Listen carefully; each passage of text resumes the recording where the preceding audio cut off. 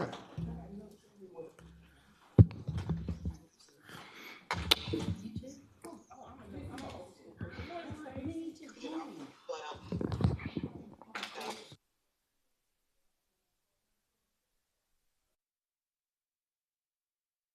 All right. Good morning, everybody. Time is now 10:03. As soon as the clerk gets back, we're going to call this recessed meeting back to order. Am I proper in my assessment that we have a meeting from last week that we weren't able to close out due to a lack of quorum? Closed meeting affidavit, yes, sir. You can add that on to this meeting here. Attorney Plunkett, should we add it on now towards the end? I think you just need to add it on, and then we can take that motion at the appropriate time. So either do it right now or to the end. We'll do it at the end. Okay. All right. Madam Clerk, call this meeting back to order. Madam Administrator, the floor is yours. Yes, sir. Good morning, Mr. Mayor, members of the governing body. I'm just asked that you be patient with us as we kind of rotate the actual items on the meeting that we have today. I would like to start off with SPLOS 9, which is actually number 3 on the agenda. Not much of a change on our SPLOS 9 recommendation. We just received one request, so one adjustment. And that request is for the boathouse renovations. And I think that it was some discussion as it relates to bonding. So you will see on there the amount that it will cost to bond any changes to the boathouse. And then, of course, if you increase any funding, you would have to consider that the changes based on the percentages would actually change for Blythe and Hephzibah accordingly. So the new total for SPLOS recommendation for SPLOS 9 would be $424,613,000 if there is a consensus to add this item to the list. Other than that, you've been provided with the actual SPLOS list with this added to it as another adjustment or recommendation. And of course, we're just waiting on the governing body's directive to tell us if they want to consent this and how they would like to proceed for SPLOS 9. Thank you, Madam Administrator. I'm going to call for a consent among this body to add this item for the boathouse renovation. First, I'm going to recognize Commissioner from the 3rd, Commissioner Rice. I was just going to. All right. All right, calling for consent. Is there any objection to adding the boathouse renovations to the SPLOS 9 package? Hearing or seeing? Pardon me? I'm going to get to him. All right, Commissioner Johnson. Thank you, sir. I just have a couple questions before we get that far in. Administrator Allen, how does this additional money play into the bottom line of the SPLOS package compared to last week? It adds makes it 424, so it adds about roughly, I have that number over here, but it was 407, so it adds about 17 million to the bottom line. And is that in addition to like Carrie Mays and the other projects? No, sir, those were not consented at the last meeting.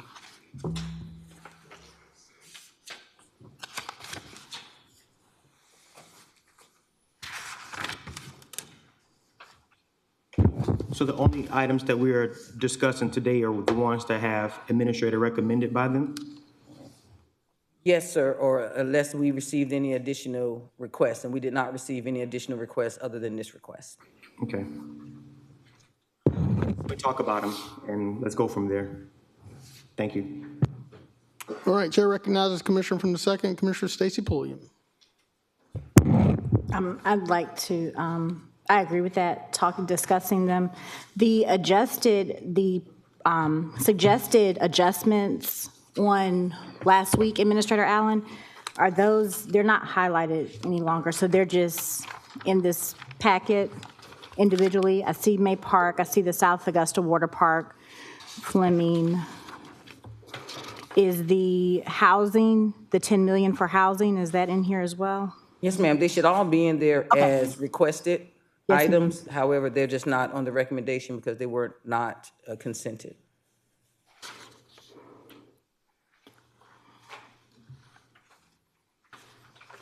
Okay. So for affordable housing, I would like to present that to be consented as well, the 10 million. And Mayor Johnson, Yes, ma'am. may I please address my colleague, Commissioner Johnson? Sure, you may. Thank you. Commissioner Johnson, when you put the 10 million, or you suggested the 10 million for housing, was that just to build new properties, or was that to help with blight reduction? Can you go a little bit further into a description as to what affordable housing, that 10 million was to, the things it could be allocated towards? At the floor, Mayor Johnson? Do I have the floor? Yes, sir. You have the So floor. the idea behind this is that in some cases, the city of Augusta has partnered with private developers to build affordable housing. And I know that in some instances, a couple 100,000 is what the incentives were that the city added into multi-million-dollar projects.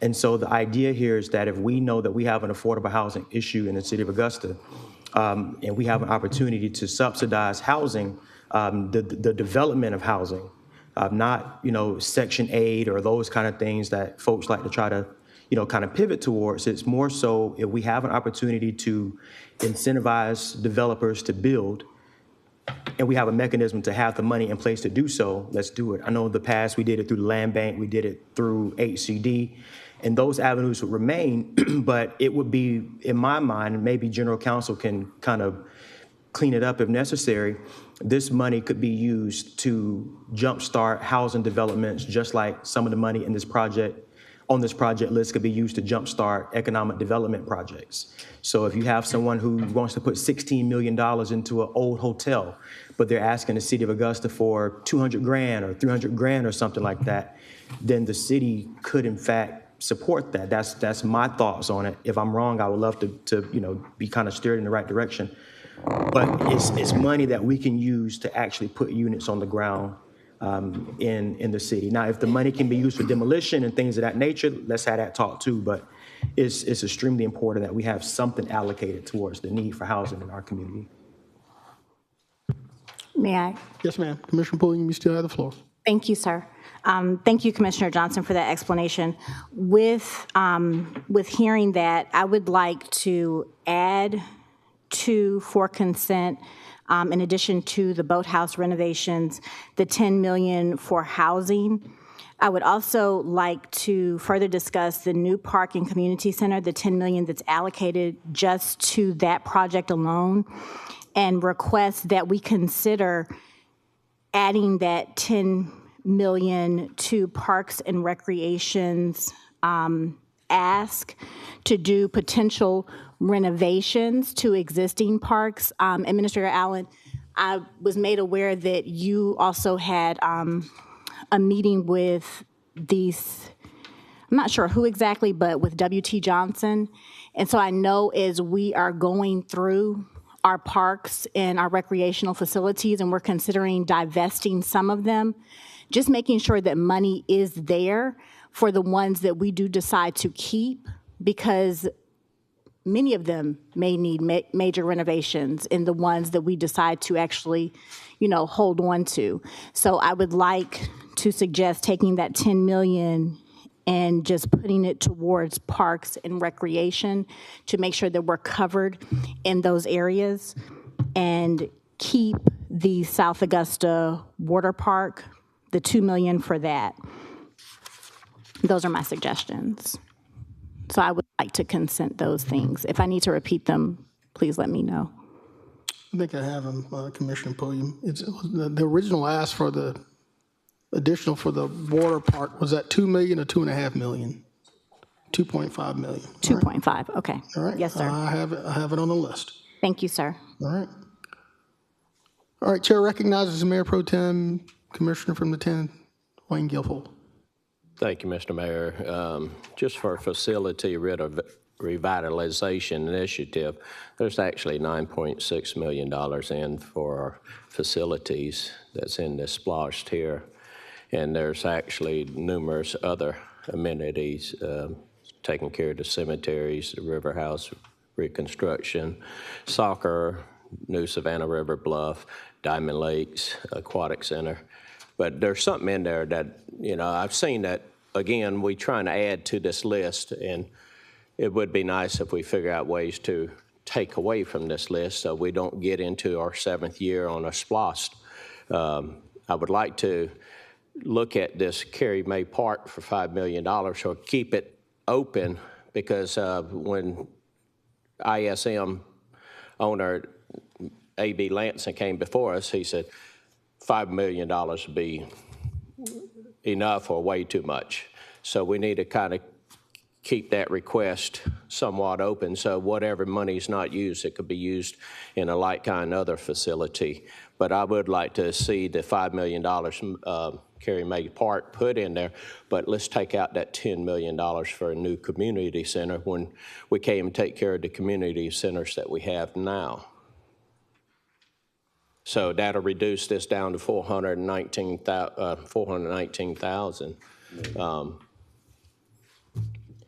So I don't know if that's but as far as doing a $10 million low-income housing, that's a non-starter for me. Doing an indoor tennis facility is a non-starter for me, because what we're looking at is out there in McBean, out there in Blythe, we put in new tennis courts, we put in pickleball courts. We're trying to put different venues at every one of these facilities. But to put an indoor, I don't even know of an indoor tennis court that anybody has, number one. Commissioner, that has not been requested as of yet. That's right. Okay. So I'm just saying that last week's SPLOST request, but anyway, I would like to see that Carrie Mays and take out that $10 million for the new community center. And then when we get the information back from ISM, as far as the underutilized parks, we should be able to recoup some of our investments as far as selling, closing down the properties to where we don't have to maintain, et cetera.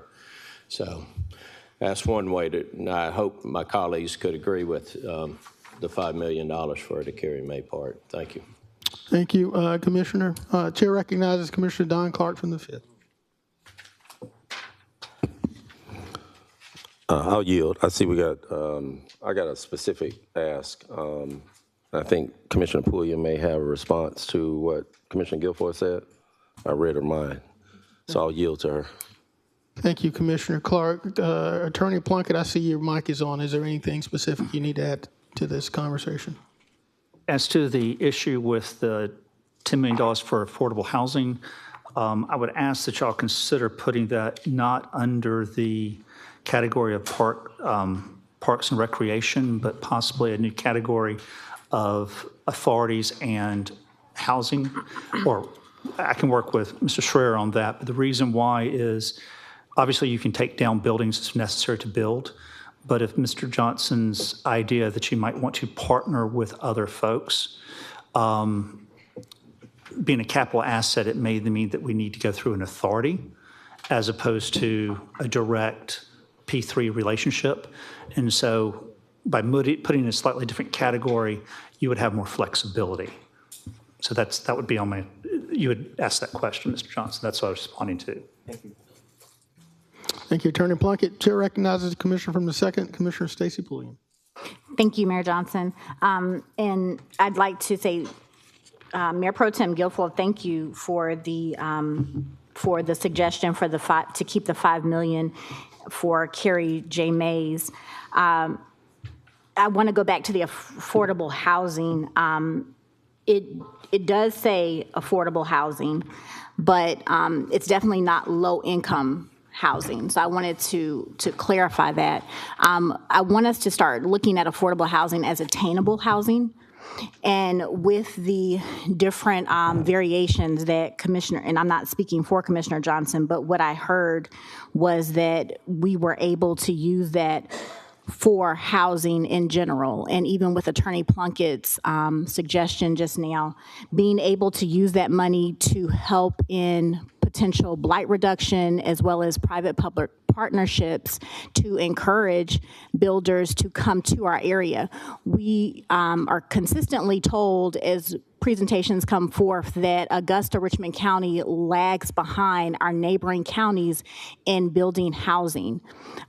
This is already a crisis. It's been a crisis. It was a crisis before COVID. COVID made it worse.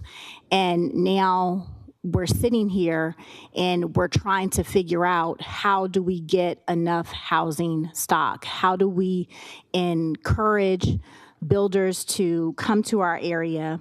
And as we're doing that, and we're also eliminating blight, this $10 million can definitely be used as a tool to move us forward in the housing industry. Augusta, Richmond County is growing, and industries are coming to our area, even with the ask from economic development in helping with sewage and building that infrastructure out in South Augusta.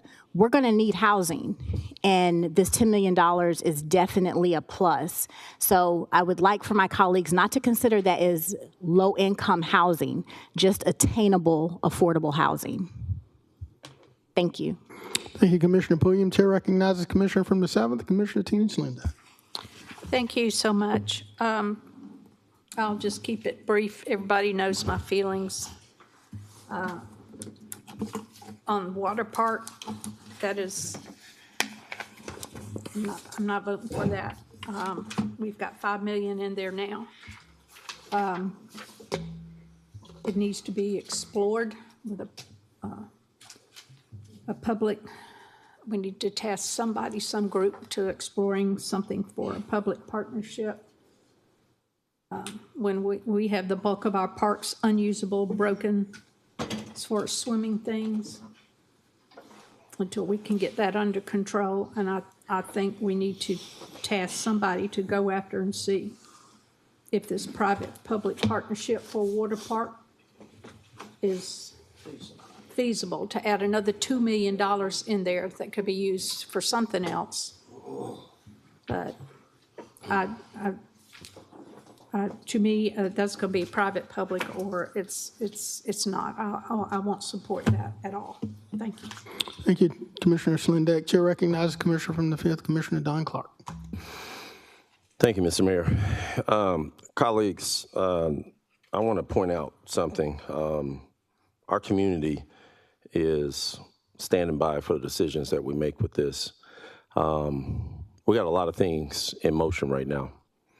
And this SPLOS is dependent upon some of the decisions that are going to be made on some of the things we have going on, specifically the audits that we have on some of our departments, specifically the fact that we're doing an ongoing assessment of our inventory of parks, specifically the fact that we're trying to determine cost savings with, our trash, our utilities, and different things like that. Our community is dependent on us to get this right. The one thing that I can't help but continue to feel with this process, and I've kind of cleared my conscience on the fact that this is not just a new guy jitter type deal, but it feels like we're really rushing through this. And I don't like the fact that there's so much at stake, and there's so many things that are consecutively going on right now that we have to clean up. We got to clean up our house. And to continue to rush through these decisions and then throw such a large additional burden to our community, we got to be more responsible on that. My thing is, we need to really make sure that we tap into what we truly need out of this SPLOS. We need the data that's going to come from the efforts that are going on right now with the audit, with the assessments and everything that we're doing at once. And we need to make sure that we make the best decisions for our community. Right now, and this is just Don Clark's opinion, I feel like we're just throwing things at this, and it's getting further and further out of control. And I'm going to tell you, I'm in lockstep with what a lot of the community's feeling. We're rushing through this, and we need to take our time and be a lot more thoughtful and responsible from a fiduciary standpoint. So I'm going to make a motion to push our SPLOS decision back to May. Not to put us under the gun and the pressure of trying to balance all of these competing efforts that all tie into one another, and try to make a mistake and rush decision. So I'm talking to all of my colleagues here, but I'm also talking to our community members that we need to get this right. We need to ensure that we're responsible in every step, because we don't know what's going to come out of these audits. We don't know what's going to come out of these assessments for the parks. We don't know what's going to come out of a lot of these things that we have going on right now. And we need to slow down, and we need to be responsible, but more importantly, we need our community to understand that we are unpackaging years of decisions that are right now colliding at once. And for us to rush into a decision, shame on all of us involved if we allow that to happen. Mr. Mayor, my motion is for us to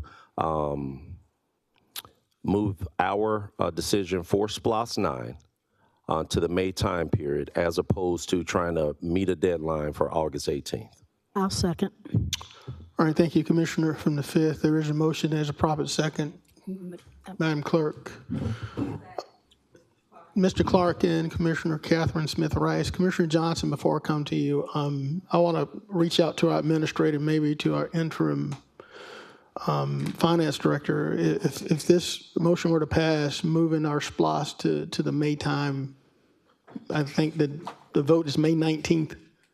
If we move it to May, the only thing I will caution you about is once you vote in May, once the citizens vote, if they do not approve it, you have to wait 12 additional months before you can come back with another recommendation, which may cause a delay in your collections because our collections for SPLOS 8 end toward the last quarter of 2025-26.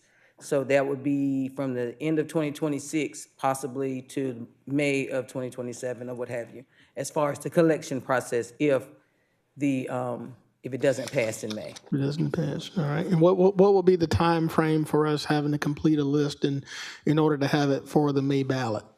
We would have to work back from that date and get with the Board of Elections and everyone involved to kind of put the schedule together as we did previously. All right, thank you, Madam Administrator. Chair recognizes Commissioner from the 3rd, Commissioner Catherine Smith Rice. Thank you, Mr. Mayor. I want to, I appreciate where Commissioner Don Clark's coming from the 5th.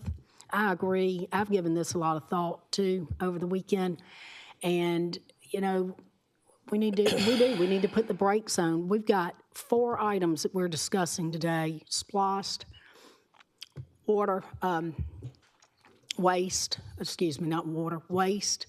SPLOST, and then and streetlights. We've got 4 big agenda items to discuss. We also got an audit that's out there for Parks and Recs and for HCD that we're waiting to hear from. And technically, speaking, this SPLOST, I appreciate Administrator Allen working so hard on this, and we've had many work sessions. But we've got to put the brakes on, and there is, to me, if it doesn't pass and we have to wait 12 months, so be it. It looks to me like I feel like it could pass, but there again, we've got a lot of citizens in this town that are not happy. They are not happy with what we're getting ready to talk about in a few minutes, a few others. So with that being said, I am glad that I did second it. And another thing too, going back to where my colleague from the 7th said, I'm with her on the water park. You know, riding down I-20, there's that race track or whatever. Now it's just empty with weeds growing up. I know people want to see a water park. Hey, I think they're fun too. But we can't even maintain the swimming pools and the splash pads we got. Why are we going to put a water park up when we can't even take care and be consistent with what is what we've got now? So I'm feeling where District Commissioner Slindak's coming from on that one as well. So yeah, I think holding them up until May on the SPLOST is a good idea. That's my personal opinion. Thank you, Mayor. Thank you, Commissioner. Chair recognizes Commissioner from the first. Commissioner Jordan Johnson, the floor is yours. Thank you, Mr. Mayor. I'm, want to be able to make sure that if we do move the SPLOST back, that is, we're going to start early. We didn't start early this time. We want to start early next time. One of the things, the reason why we can't maintain what we have is because this body typically kicks the can down the road with funding. I have sat here for 4.5, going on 5 years now, and I've seen department heads come to this body and ask for dollars to do certain things, and we do as we're doing now. We kick the can down the road and say, well, we need time to think about it and come back to the table, but we never think about it and come back to the table.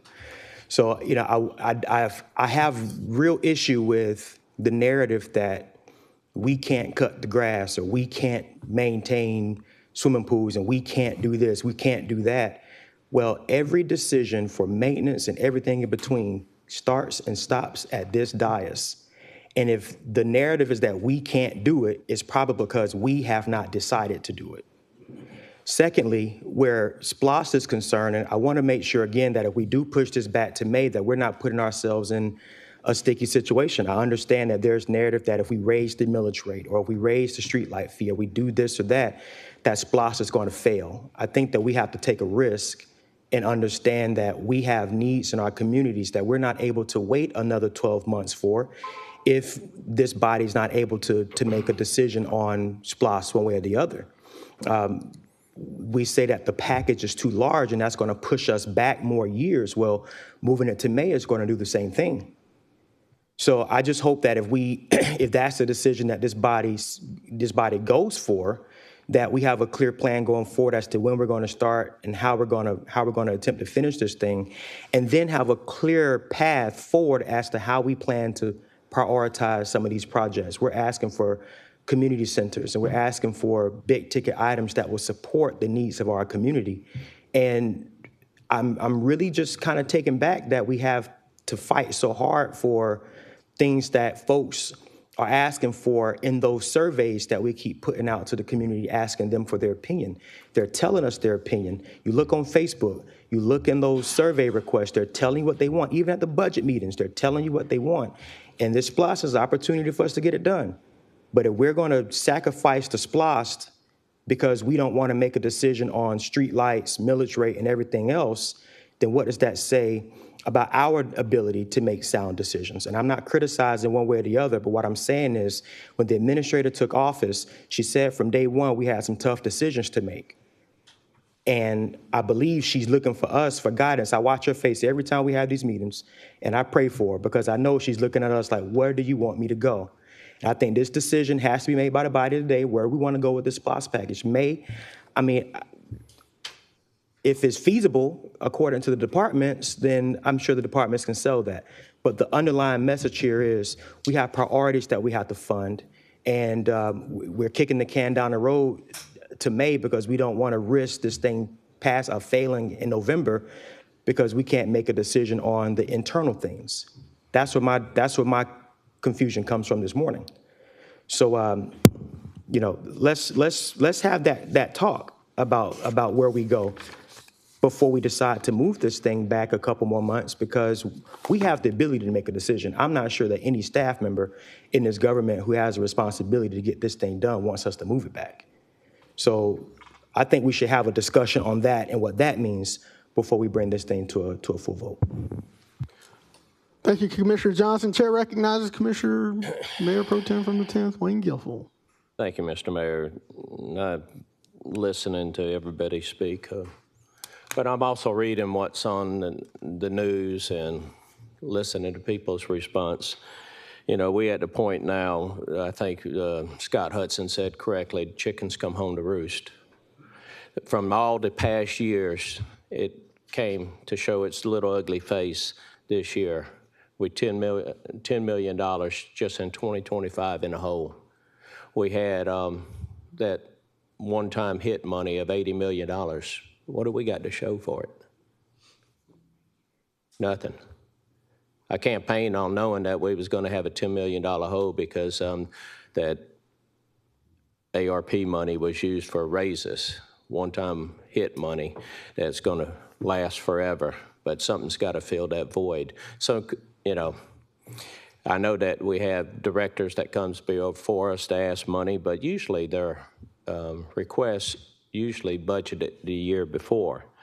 With the spa, street light, trash is a big issue going on right now. You know, people are looking at, hey, we done pick up from 2 to 1. Now the recycle's another issue. But you got commissioners behind this dais that's trying to figure out ways to lower the cost or the exposure to the end user, which is the citizens.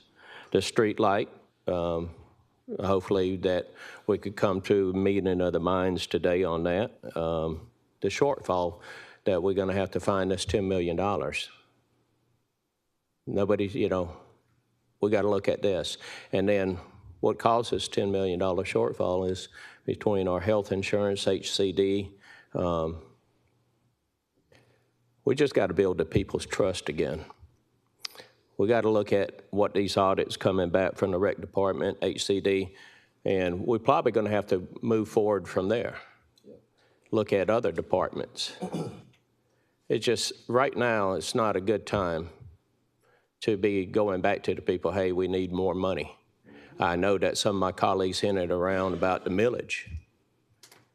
I'm one of the property taxpayers here. I don't want my property tax raised when I know that there's things that could be done.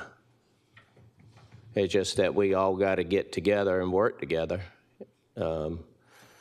We got some big obstacles ahead of us with this health insurance, for one, with next year's budget, too. And so with it moving this SPLOST off till May, we might have to move it off till November. The only reason why is we got to show the people what we're doing. It's easy to say, hey, we're going to raise millage, but I don't know if anybody count to 6 on that one. But as far as moving it up to May, let's look and see how we are doing in May. If we want to present that package to the people, if we earn the trust of the people and we show them that we are doing our due diligence as stewards of the taxpayer, that's what we need to look at. But as far as presenting this for this November, I don't foresee it. People that I'm very close with had told me, hey, I'm buying signs. And I tried to tell them, but he didn't, talking on deaf ear. So I'm in agreement with Commissioner Clark. But if the colleagues want to move forward this November, you know, vote the other way. Thank you. Thank you, Mayor Pro Tem. And Madam Administrator, for the record, when does SPLOST 8 collections end? At the end of 2026, December 31st is the last day for SPLOST 8 collections? We're estimating somewhere around October of 2026. October of 2026. Sir. All right, you got it. All right, Madam Clerk, I have a motion to move SPLOST 9 voting to the May election, and I have a proper second from Commissioner Catherine Smith Rice. Commissioner Johnson, I see you in the queue, sir. Yes, sir. Can we get the finance director to the podium, please? Yes, sir. He's been summoned.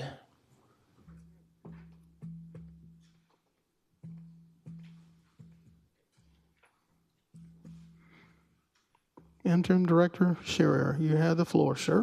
Good morning. Good morning. Can you talk to us a little bit about what moving this package to May would mean for the city, for our collections, for operations, those types of things, as opposed to doing it in November? If collections end when we're projecting, and we won't, the state determines that. So about 12 months before they project the collections will end, we get a letter, or the mayor will get a letter from the state. So we're projecting at the end of the third quarter.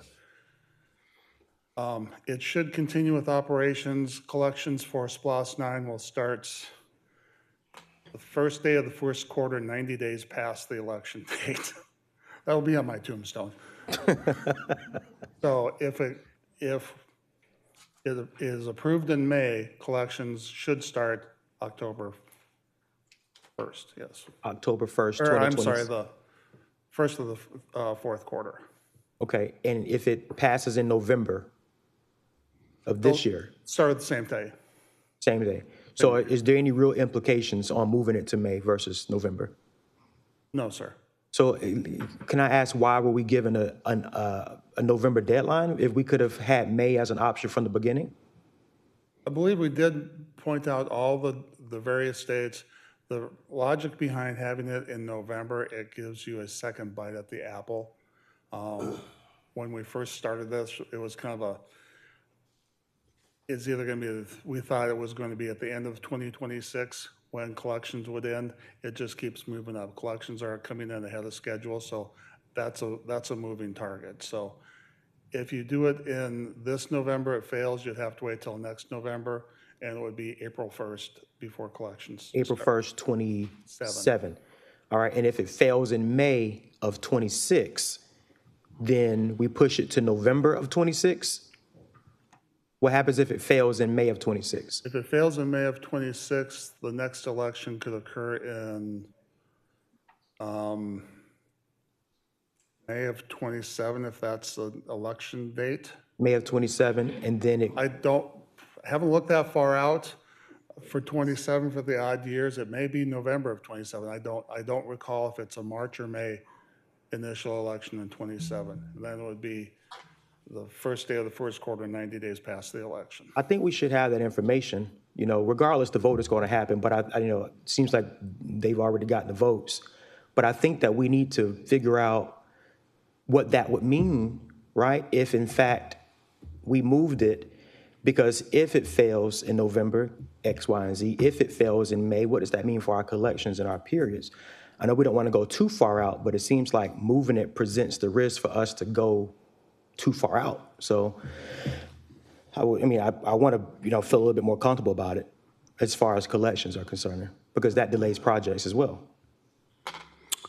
Thank you, Commissioner Johnson. Attorney Plunkett? Mr. Mayor, just for a little bit of information, in even number years are general election years. And so in 2026, we would have to have at least 90 days before an election could be held. And so typically the Board of Elections is looking for about 30 days. So it's about 120 days prior to the proposed election for May purposes. So you're talking sometime around January is when you would have to have your package done. In odd number years, when it's special election years, you only have a 30-day notice. So that's part of the issue. And then as to Mr. Schrayer is referring to, is that there are oftentimes, in some of the years you have a May ballot and sometimes you only have a March and November ballot. And so we would have to confirm that for you, but we can get that information. I don't think it'd be timely for this vote, but we certainly can provide you that information. But just want to let you understand kind of this year it's a 30-day notice. Next year it's 90 days plus time to get it done. And so it kind of alternates in that system. So that means we would have to continue working on the list to have it ready by January of next year? Basically, it's probably, obviously we'll get with the Board of Elections and I'll look to the calendar a little bit closer, but you're talking basically January is going to probably, your project list is going to be needed. So you have streetlights, millage, trash, budget, Thanksgiving, Christmas holiday where we don't come to the meetings, and we're expected to have a list ready by January? Well, it's 90 days in advance of the election, and then there's a period of time for the Board of Elections to act and this body to act. So, you could call it maybe 108 days or 109 days, but generally you look at about 120 days on those elections. And I'm working off of memory, but I'm pretty sure I'm accurate for next year's ballot questions. I don't doubt you, dear. I don't doubt you. Thank you. All right, Madam Clerk, we have a motion and a proper second to move the SPLOST 9 vote to the May 19th election. We're prepared to vote.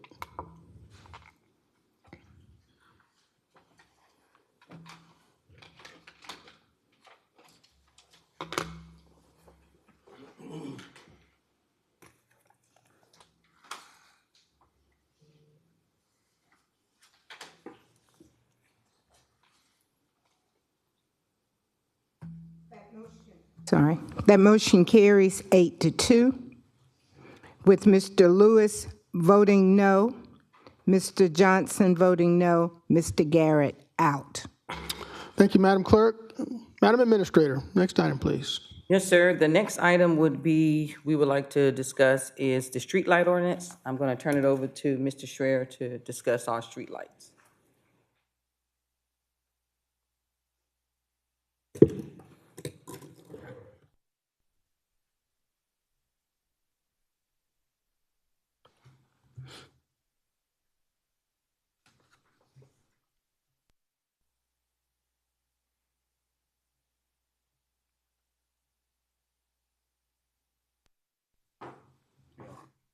Good morning again. Following up on the meeting from last week, briefly, we have the streetlight option one, which was presented last week, with raising the fees to $115 for residential, $990 for commercial, exempt, keeping that with the residential, and then implementing a $57.50 base fee. The suggestion last week was to change the rates to $95 for residential. Commercial and exempt would both pay $295. The base fee would be $45, and urban would pay $95, with $85 coming from the millage and another $10 being billed directly. But, excuse me. That would bring a total surplus of $700,000, which again would be used to offset the fund deficit for the next 2 years. The other part of the request was an annual increase. We had presented a 3.5% minimum increase, which would bring in an additional $300,000 each year. The counter proposal was 1.5% increase, which would bring in $129,000.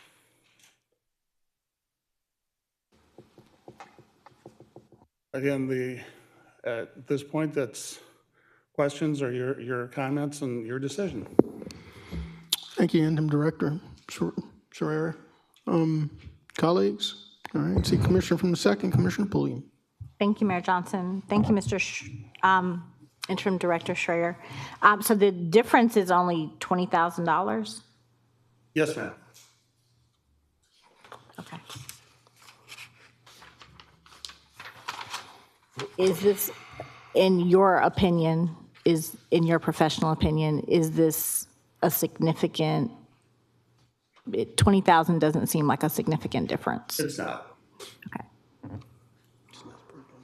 All right, thank you. Thank you, Commissioner. Chair recognizes Mayor Pro Tem Wayne Guilfoyle. Thank you, Mr. Mayor. Tim, what is the deficit that you said that we're going to have to pay down the deficit? This year, it's if we do nothing, it's about $2 million, which would bring the deficit to the fund balance deficit about $3 million if nothing is done this year. Currently, it's about $1.2 million, the deficit. All right, so it's 2 years, and then we'll be flat from there. Yes, sir, and then the funds could go for infill and absorb any other costs. Yeah, that was my main thing was the 13,372 residents that doesn't have streetlights. Make sure that we build up that count and we implement streetlights into them areas. And with the difference of the $45 versus the $95, would that be enough to pay for their power bill for the rest of that year once they get streetlights implemented? No, sir. I mean, we individual communities that get streetlights, what we raise their bills to usually do not provide enough funding for that community. So that's why we look at the streetlight system as a whole. Okay. What I need to bring this a little history for my colleagues is the last time we addressed this was 2018, I believe it was. Yes, sir. And its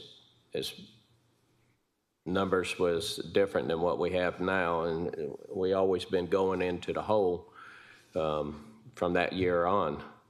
But what my colleagues, I would like to point out is that we used to charge per linear foot for streetlights in these residential areas. So if you had a corner lot, you paid twice, 3 times the amount of your neighbor to your left or to your right, which was crazy. So that's the reason why we came with a fixed rate on this. But if anybody want to play with the numbers, change it, please do so. I just knew that moving it up to $110 for residential, $115 wasn't acceptable. That was the reason why it only went up $10 on that side of it. Thank you. Thank you, Mayor Pro Tem. Chair recognizes Commissioner from the 5th, Commissioner Don Clark. Thank you, Mr. Mayor. Mr. Schreier, so we're still pending the Georgia Power audit of our light systems as well. Yes, sir. Yeah, so we still don't know if that's going to be an increase or a decrease in that regard as well, right? It will most likely be an increase, sir. Okay, so even more reason for us to try to find some ways to lower the exposure to the residents, try to find a balance so that we're not carrying even more of a deficit with this, right? Meaning more ways that we can find a way to limit the amount of that we're charging the residents or even the commercial or exempt. Right now, you said we're already in a deficit with it, right? Yes, sir. Depending on what we get back from Georgia Power, it's going to add to that? It would need additional funding, yes, sir. Correct. So this is one we just got to keep working at. I think the original intent for this one was to lower the exposure to the residents and to adjust in areas that we hadn't adjusted accordingly, right? Commercial, exempt, and so on. We hadn't adjusted those in some time, right? We haven't adjusted the streetlight fees since 2018. Yeah. If I may, the biggest difference was that with this program is adjusting the rates slightly and also including a base fee for all parcels in Georgia, Right. in Augusta. Okay, so I think the biggest thing that we're starting to see across the board is we got to establish a incremental increase that makes sense. Costs are going up across the board for everything, and for us to leave our fees at the same price, it puts us in a situation, right? That's correct, sir. Yeah. So, and I think that's just the way we got to kind of communicate this, because a lot of folks are just saying, hey, I've always paid this, I should only pay this, and blah, blah, blah, blah, blah. But it's unrealistic for any of us to expect that.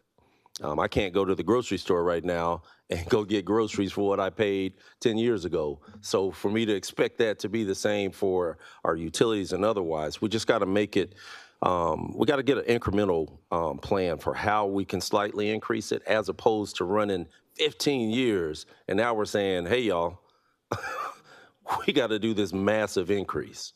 So I like for us as we're, because I think this gives us a good kind of start towards that. But if we can also make sure that we include some level of incremental increases as we go forward with this and some of our other stuff, then it's a lot more, easier for folks to take in. Yes, sir. Yeah, but I appreciate the work on this.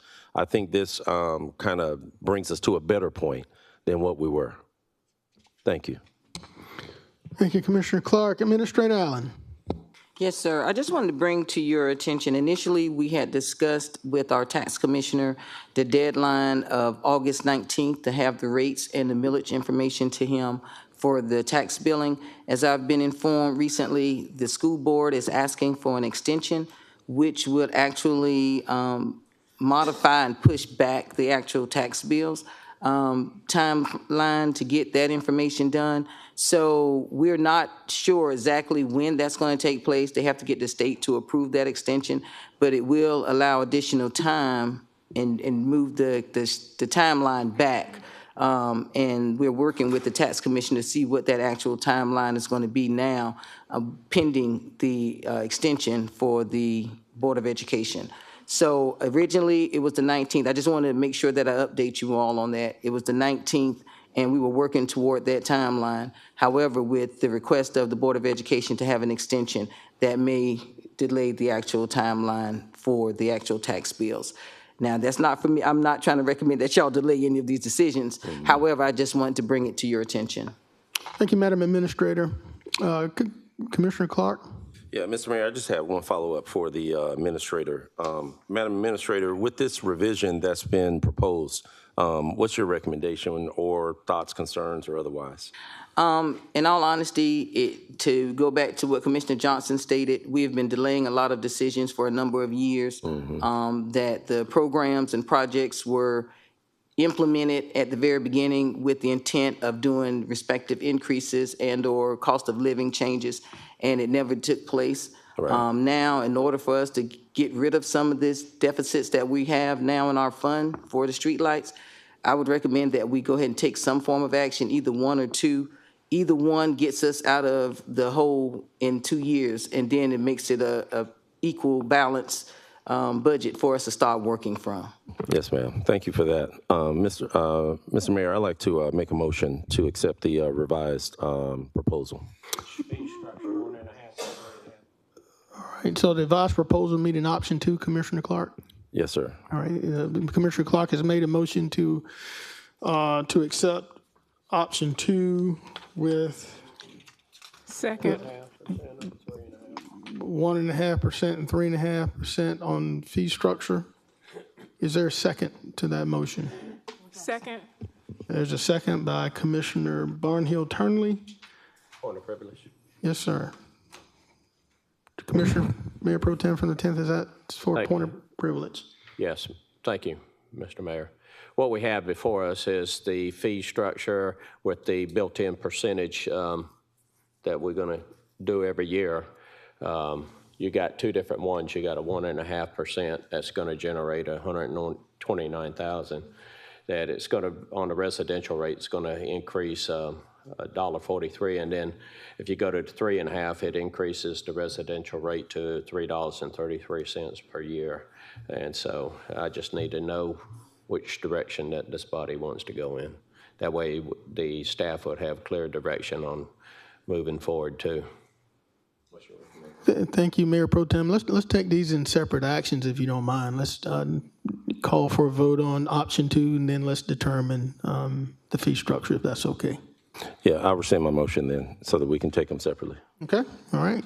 So the Commissioner from the 5th has made a motion that we adopt option number 2, and there is a proper seconded by Commissioner Barnhill-Turnley. Do you still stand by that second? Okay, all right, Madam Clerk, Madam Administrator. I apologize. We need to also make sure that we approve the resolution for this as well. All right, Does the resolution speak to, I'll wait. there's a resolution. Yes. Yep, as well as waiving the second reading. I apologize. All right, so let's move back then. Let's do the resolution first before we move into option 2. Ordinance. All right, so the administrator is recommending that we accept the resolution, Ordinance, I apologize. that we accept the ordinance without a second reading. Yes, sir. Waive the second reading. Waive the second reading. All right, is there a motion to that? Is there a motion to that? Is that substitute, sir? We got a lot of motions. I don't think it's a substitute. I think, Mr. Clark, would you just clarify your motion? Is it, Well- you were saying that option 2 is correct? Yeah, I was saying option 2, but the mayor was saying that he wanted to take them as separates. He wanted to do separate votes on each one. Right, but the option 2 is the first question, and part of that is what we're asking, is part of that motion to approve the ordinance and the waiving of the second reading. So I think that's what your intent was, option 2, Right, which correct. has other things that go along with it. We're just making sure that's on That the all of floor, that's included is the with it. ordinance is included and the waiving the second reading. so can we include that with his motion to? Yes. All right. So there's a motion to accept the ordinance, waive the second reading. Commissioner Clark is opting for option 2, and it's proper seconded by Commissioner Barnhill-Turnley. Commissioner Pulliam, I see you in the queue before we vote, ma'am. Yes, sir. I wanted to clarify. This is an additional $1.32 a year. Is that what I heard? I heard someone say $1 and some change. That's on the fee structure, and we'll be voting on that separately. We'll be voting on that next. Okay, can I get clarity on that, though, even though we're voting on that next, since we discussed both of them? That would be if you adopt a 1.5% annual increase. The increase for the residential fee would go up $1.43 a year. If you adopt the 3.5% increase, it would go up $3.33 a year. So in other words, your fee for 2025 for residential would be $95. If you do the 1.5% increase, your fee in 2026 would be $96.43. If you did the 3.5%, your fee for 26 would be $98.33. Okay. But we don't know what the increase from Georgia Power is going to be. We do not know. So if we, last question, if we held off on this until we got the Georgia Power increase, what does that do? The results of the audit will be after the tax bills go out. So I would not recommend deferring this until the audit because it's just digging the hole a little bit deeper. All right, thank you. Commissioner Pulliam, thank you. Madam Clerk, we're ready to vote. Accepting the ordinance, waive the second reading. Option 2. Motion made by Commissioner Clark, seconded by Commissioner Barnhill Turnley. Let's vote.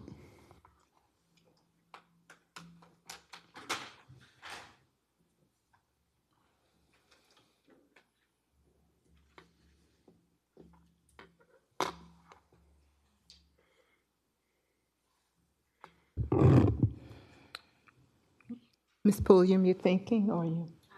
Okay. Thank you. That motion carries 8-2, with Mr. Johnson, Ms. Pulliam voting no, and Mr. Garrett out. Thank you, Madam Clerk. All right, colleagues, that takes us to the second part of this decision, and that's the fee structure. There's 2 options. It's 1.5% or 3.5%. I would love to entertain a motion on one of the 2, please. Commissioner Rice from the 3rd. I can make a motion to approve it. You can make a motion to recommend one. I'm out of the queue. Yeah. Come on, somebody. Commissioner from the 10th.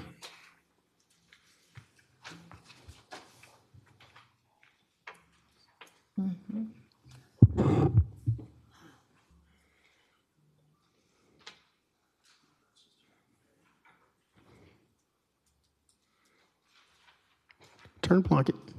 Mr. Mayor, just for clarity purposes, I was confirming with the interim finance director, since you've reestablished the rate at the 95, it is a recommendation to go ahead and set a policy to increase the 1.5% or 3.5%, but it is not an obligation of y'all to go up on or set that policy for this year. So if you don't do anything, it'd be $95 for 25, 26, 27 until you make some adjustment. What this was is a reflection that in the past, y'all have suggested we'll go up and you don't, and this is kind of setting that into a mechanism in place to automatically go up without there being some type of further discussion. And I think that somewhat addresses Ms. Pulliam was asking earlier is you can do 95 and leave it at that without any further adjustment or policy changes. All right, thank you for that clarity, sir. Mayor Pro Tem, you have the floor. Thank you, Mr. Mayor. Tim, as far as if we don't have a built-in multiplier on this thing, we're going to be back in the same position in 6 years? Based on history, yes, sir.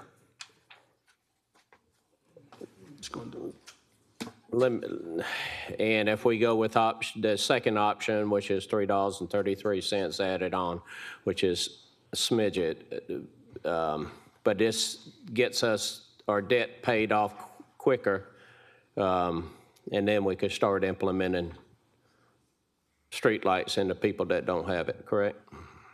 Yes, sir. If you do the $3.50 or 3.5% increase, if everything stays the same, your surplus would be $1 million each year going forward, which could be used for infill and other costs. It'll be $1 million going forward now. Let me make a motion to do that. 2026.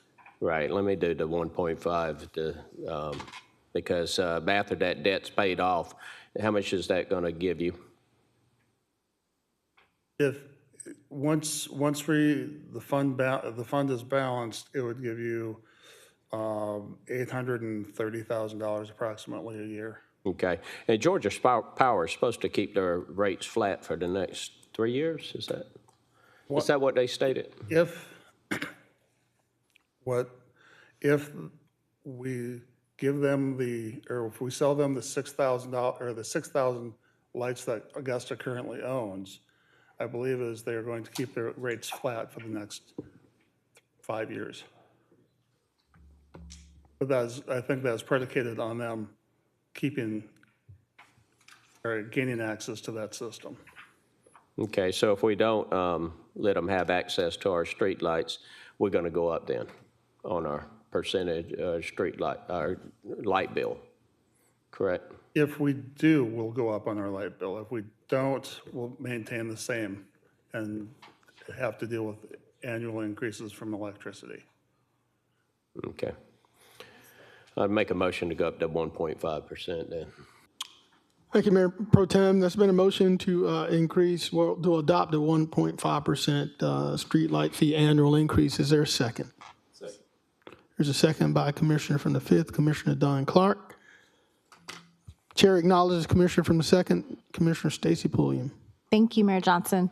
I don't believe it's in here, do you have a comparison of what you just stated, Interim Director Schrager, as far as the increase that if we, Augusta Richmond County, kept everything in-house and what that increase would look like over time versus what the potential of going with Georgia Power looks like? Do you have like a side-by-side comparison?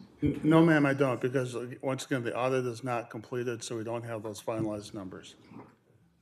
So how are we making a decision without those finalized numbers if we are consistently talking about making sure that we are being fiscally responsible?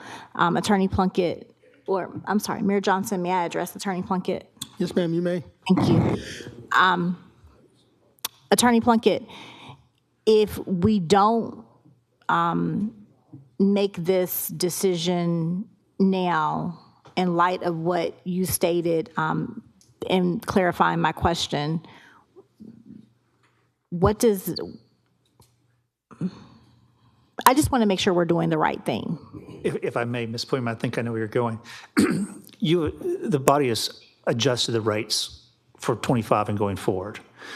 If the body wanted to wait till after the audit results come back and adopt an increasing policy, you could do it at that time, or you could do it now so that it's a bit of ripping the Band-Aid off, go ahead and get it done. So, but it's really but arguably it's something that you could defer doing that. It's just creating financial policies so that there's some continuity and expectation going forward. I'm speaking for finance, but I think that's their goal, is to have something that they can budget to and that we won't have deficits going forward. But you could wait till later on this year, you could wait till next year and adopt the same similar policy for those rates next year. Thank you, Attorney Plunkett. The audit is slated, I'm sure we've gone over this a million times, but the audit is slated to be completed when? Interim Director?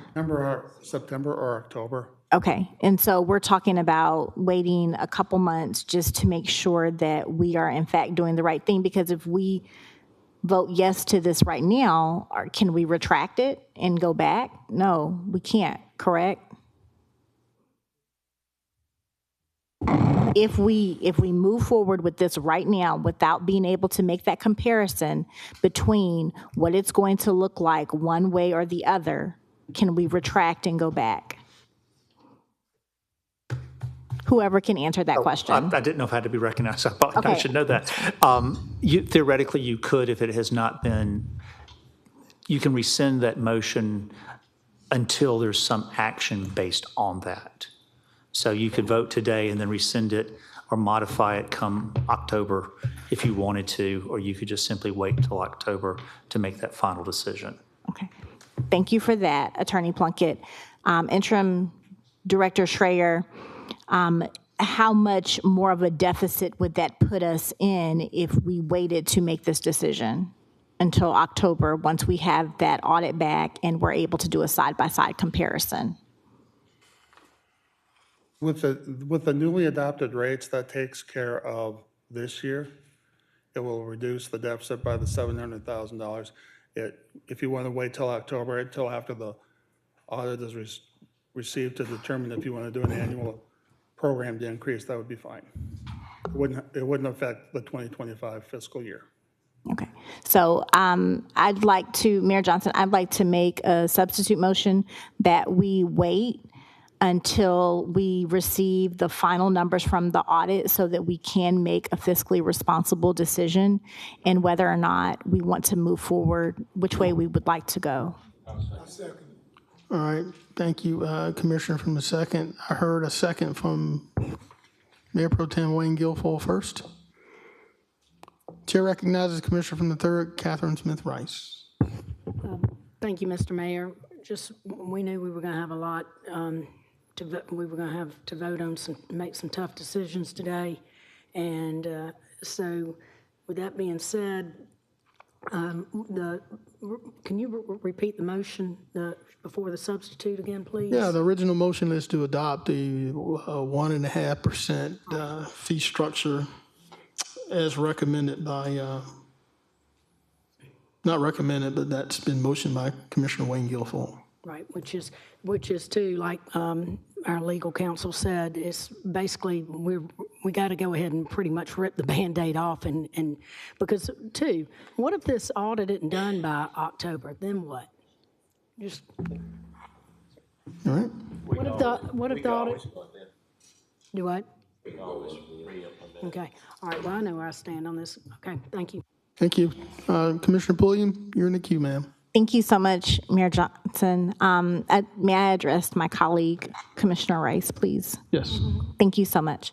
Commissioner Rice, I completely understand where you're coming from, because sometimes it is easier just to say, hey, here you go. And I know that this is a difficult decision, but I've heard even yourself saying that we need to be fiscally responsible and we need to make sure we're doing what's right for the citizens. And as Interim Director Schreier just stated, it's not going to add to our deficit. And so being able to see a side-by-side comparison, in my opinion, would allow us to be able to make the best decision, because those numbers are not going to lie, so to speak.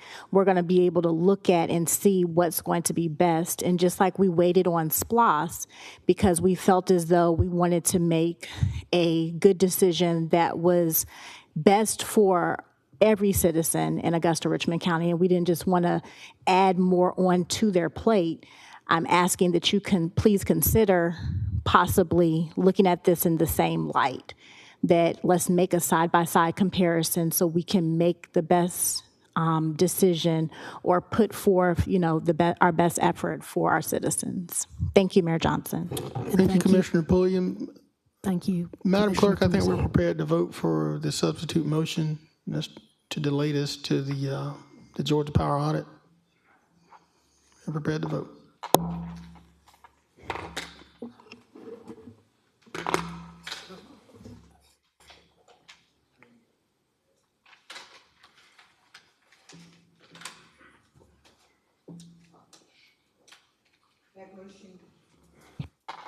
That motion carries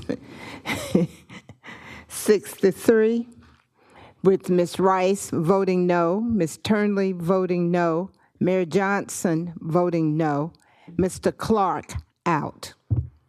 Thank you, Madam Clerk. Let's move on to the next item.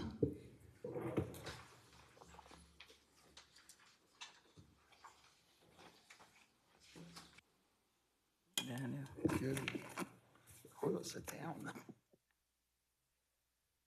Okay, let's talk about trash. Don't have much to present. Just one of those things, of course, again, that the governing body has to make a decision on. Maddie's gonna pass out some information regarding the fees that we've looked at. The proposals that we've looked at. All right, we're getting down to it. So right now, we look at the fee scenario for a full year of actually having our new waste hauler on board.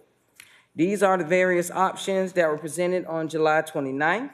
One option with the indirect ancillary cost at $625 increase per month, and one without at $450 an increase per month. So as you can see, those are the two options that we talked about on July 29th. Both of them would get us pretty much out of the red in regards to our operation. Again, this is another one of those things that we did not, when the inception of this program started, did not do any respective increases and/or movements of keeping up with the inflation rate of what is going on as it relates to the cost of business. So now we're looking at the options that we're presenting to you today. I'm actually adding an option C. I know this is one of the things that was discussed last year regarding the cost. I think that was one of the items that you looked at, the respective increase. It still, if you can say, see on this slide, brings us into a deficit, but it is less of a deficit. And keeping in mind that we're looking for various other options that have been presented, I think we discussed at the last meeting, that we need to consider further eliminating services like street sweeping or attempting to modify a contract with Coastal to actually reduce the services or reevaluate the relationship that we actually have with this fund and the landfill. Keeping in mind, waste collection and landfill are two separate funds. So one thing that we don't want to do is really intermingle those respective funds. So I know that's one of the things that we had discussed previously or was brought up to look at originally. The current year is a little different because we only have a partial year for the new hauler, and I've already started spending the current funds for mosquito control and the vacant lot program. So a number of our expenses are in flux right now this year. But these are the various options that I would like for you to consider. If we do not do any respective increase, the deficit, of course, you can see is nearly $4 million. If we do determine to proceed with option A, which was presented before, keeping out the indirect costs or ancillary costs is what we labeled them, it would give you $163,000 profit. And if you look at option C, again, it would put you in a deficit. It would put you in a better position, but it would still be a deficit altogether. But keep in mind, these scenarios do not include any of those indirect cost allocations of vacant lots, mosquito control, and/or demolition. So with that, I'll ask if there are any questions as it relates to the options that have been provided. All right, Chair recognizes Commissioner from Second, Commissioner Stacy Pulliam.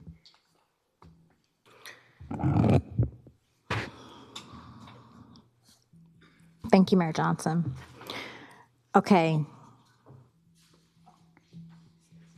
Let me see. It's so much to unpack. I don't even know if I should have opened my mic immediately.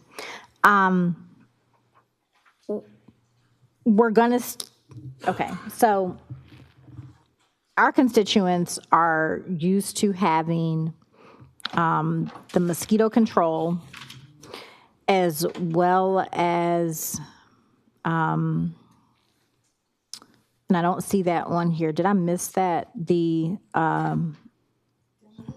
No, not the demolition, no.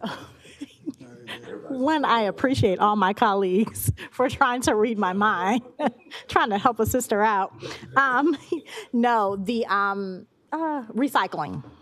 So, and that's most of the calls that I I have been receiving is for mosquito control and recycling. So how I forgot that, I have no idea.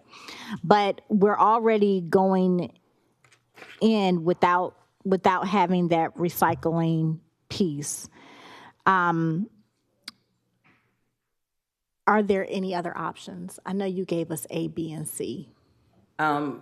Any other option would be the amount that you would like to increase or not increase. Or, I mean, all you do is put those numbers in and you're gonna calculate whether or not, how much in a deficit you're gonna be in or how much of a profit you're gonna make. I wish it was an easy conversation to have in regards to everything that's caught up with us, but unfortunately it's not. I'm just trying to bring you all every respective option that we could actually think of, to not only take care of the budget needs, but of course, not to put too much of an impact on our constituents. The goal is not to impact the constituents, but our goal is to do something that makes good business sense. And unfortunately, throughout the years, we have not made any respective modifications to this program. And it has put us where we are today. I wish it was other options. You can leave it as it is, but keep in mind that you're gonna have a $4 million deficit. I mean, we previously, last year, I think they provided up to 8 options, and it wasn't a decision made as to how to proceed. So I think it's really gonna be the will of the governing body and which direction you wanna move in. If you wanna get out of a deficit and start at least bringing in a profit, there has to be a decision to do that. Or if you wanna continue in the red, you can keep the actual current rate as it stands today. Okay, so let me back into this another way. Mosquito control.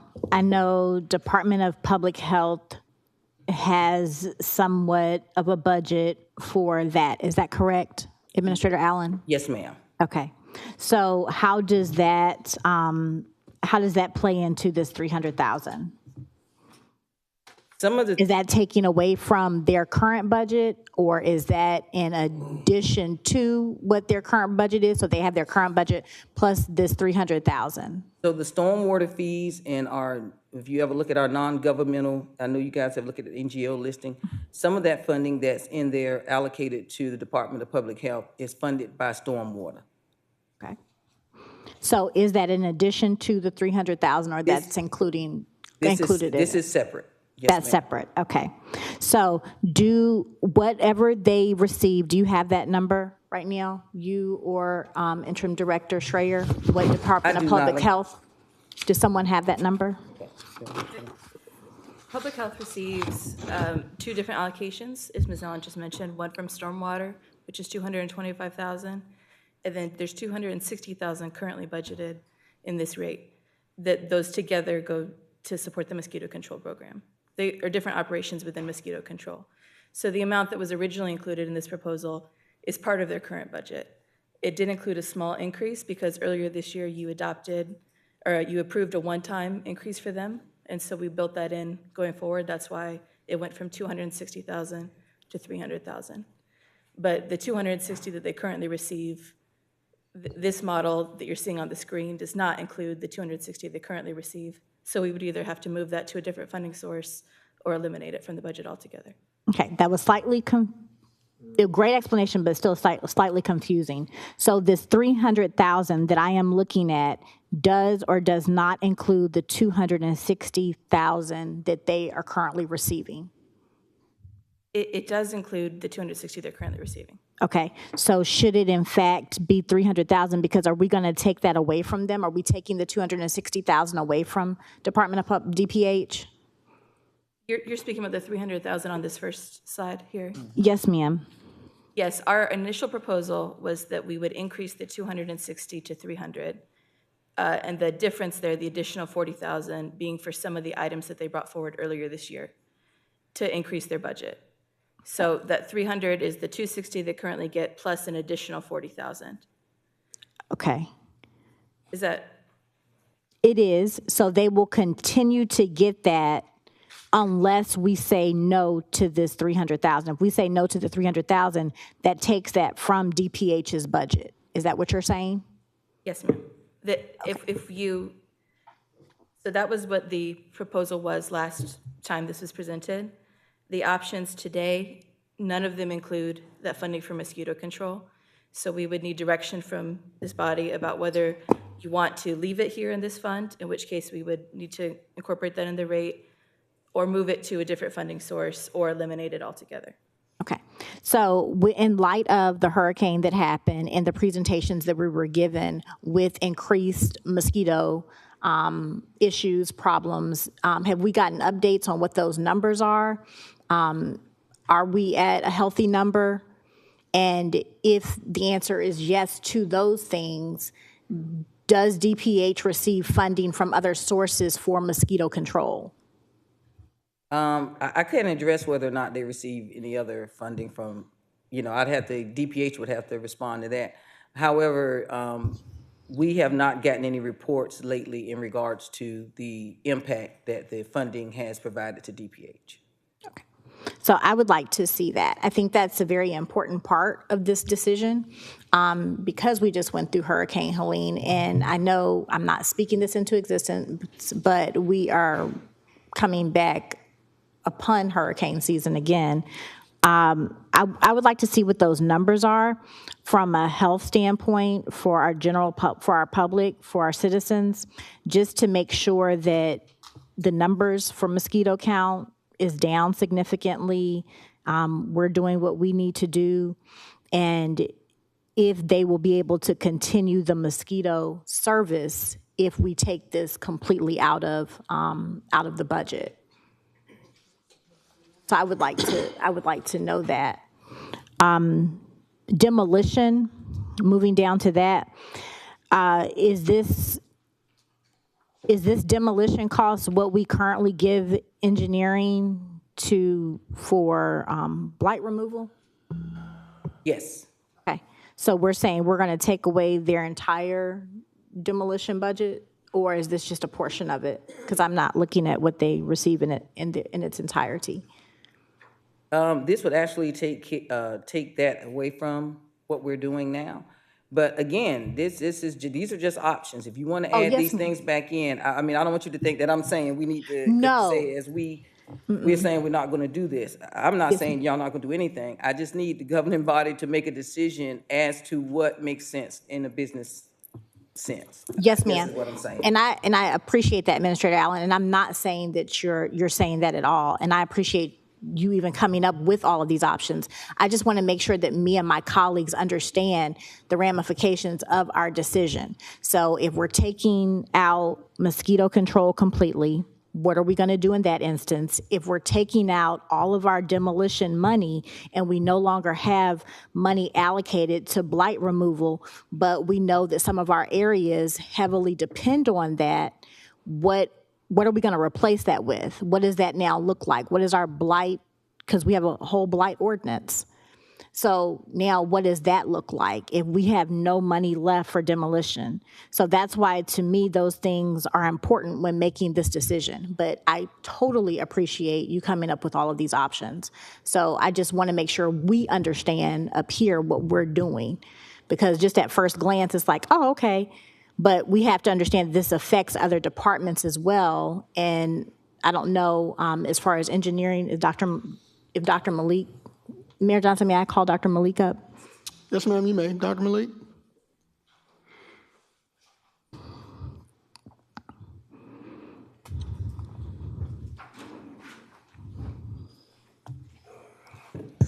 Good morning. Good morning, Dr. Malik. Is this the total set-aside budget for demolition, so blight reduction, the $750,000?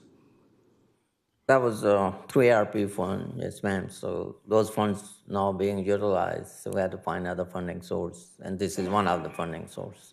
Okay, so do we have other suggestions for funding sources, Administrator Allen, for demolition? If we're removing it from here, where else could we take, where else can we get those funds for demolition? One of the options that we were looking at is the funding that was made available in one of our previous SPLOS that was allocated for blight. And that's one of the things we'll be working with our legal team to see whether or not it's feasible to utilize any of those funds for that project. Okay, so which SPLOS package was that? I think it was SPLOS 8. SPLOST 8? Yes, Okay. ma'am. All right. Mayor Johnson, may I address Attorney Plunkett, please? Yes, ma'am, you may. Thank you very much. Attorney Plunkett, are we able to, I'm not sure if you're in the loop on us taking the SPLOST $8, but are we able to take that for blight reduction, or did it have to specifically say, did it have to be titled something for us to be able to use those dollars for blight reduction in the SPLOST 8 package? I think there's some funds available that can be done, but the bulk of it, I don't think we can because of the way it's categorized. But I can do a deeper dive into that, ma'am. I apologize. I don't have a great deal of research on that since the last time we've met, but I can get you some information on all of that. Okay. How long would that take? I should be able to have it to you by Tuesday. I tried to do it earlier this week, but I'm going to be out of the office on Friday. So I'm just thinking time-wise, but hopefully I can get you an answer this week. Okay, so we could get that answer just because if SPLOST is our only possible savior for the demolition, I'm not sure if that is. I'm sure you and Dr. Malik are working to come up with other options, but we definitely need to know how we're going to replace that, because to just stop demos, I don't know what that's going to look like. We're already behind. So that's my ask. My ask is to figure out mosquito control and figure out where we would then pull money for demolition. Thank you, Mayor Johnson. Thank you, Commissioner Pulliam. Chair recognizes Commissioner Don Clark from the 5th. Thank you, Mr. Mayor. Hey, so this is another one that we really have to dig into, and we really got to establish a, appropriate level of increases. Dr. Malik, I know you sat back down. I apologize. I didn't. The black shirt or the gentleman with the camera, I thought that was you still hovering over there from my peripheral. All right. Hey, when was the last time we increased our waste collection fees? So it was set in 2012 or 2013, and then when I was tasked to take over in 22, I look at that. So I asked for $10 increase just to offset some of these vacant lot, all that. So that was 2023, but that was really not a holistic increase. Right. Yeah. So, in this one right here, with the mosquito control, we say mosquito control. What activates, I guess, a response in mosquito control? Because I don't see mosquito trucks out on a consistent basis. So just for, public statement, can you clarify what responds? I mean, what do we do to get that activity in motion? Or what does a resident have to do to get that in motion? So there's two parts to mosquito control. One is supported by the stormwater, which actually you'll see the action when resident call 311, and then we call the mosquito control. They come out and spray all that. Other is the public health part. That is supported by the environmental services, which is 225 presently. So, but back to your question, for citizens, they can call 311, and 311 will call them, and they're very responsive. In addition to that, when the commission decided to give in 260, up to 260 from stormwater, they were required to take some additional responsibilities to help the program. So they do inspect private detention pond as a part of the service, which is like 600,000-700,000 ponds in a year, and they issue the letters and all that.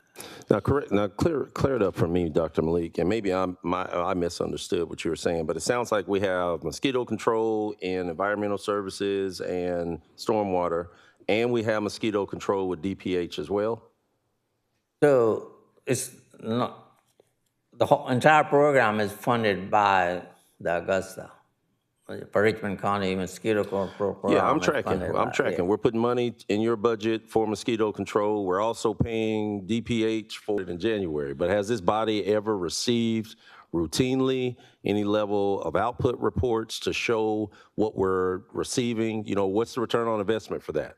Are we getting any reports that show, hey, we've identified different species, that are unknown, or we've mitigated risk, from mosquitoes and so on. Are we getting anything, or have we ever requested that?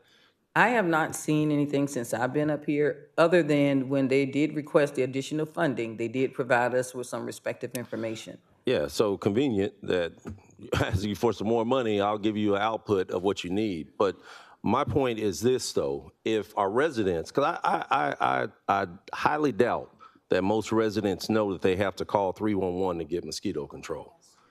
What I always thought was, and maybe I'm telling my age a little bit, but I know when I was a little boy, I used to see mosquito trucks come down the street, and we'd have to get out the street from playing because it would fumigate the whole block. Right now, we're saying that the only way that we can activate this service and the only way that we can truly get a return on investment with that small pot of money is, hey, everybody call 311 and they'll come out and they'll fumigate your area, possibly. I think we need to, listen, folks want to pay for trash. All this other stuff and enhancements, that's great and it's wonderful, but Environmental Services has a program to address this because you all are also addressing the ditches, the retention ponds, and so on, right? Yes, sir, for engineering, yeah. Correct. But again, this is another thing that we need to clean up. I don't want to be paying for things that don't impact me with my trash.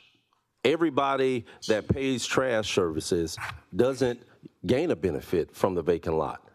Everybody that pays for their trash services doesn't benefit from demolition in their neighborhoods. So again, we have another level of offset that we're thrusting upon everybody, but that only benefits certain areas or otherwise. I'm not saying that they're not essential services, but we gotta offset this thing appropriately. We need to increase these rates appropriately so that they stay in what is market rate standards, and it doesn't put us in these. If people don't recognize and realize this red is bad, this red means it's a deficit. We don't want to see red with paying for any of these services. So we got to get to a point to where it makes sense. If we're scratching our heads up here to make the decision, I guarantee the residents are saying, what in the heck are we paying for? So all I'm saying is, can we please simplify this? And can we please get us to a better place of digging out of the hole that we're in? But more importantly, let's position services assigned to where they belong. I don't want to see finance with a grass cutting fee tied to his budget. Doesn't make sense. But to put it with the trash, and then the other thing about this trash thing, and I think we're losing sight of this, and I'm saying this for the public more than anybody, because I know you know this, Dr. Malik. We're a player in the game of trash services.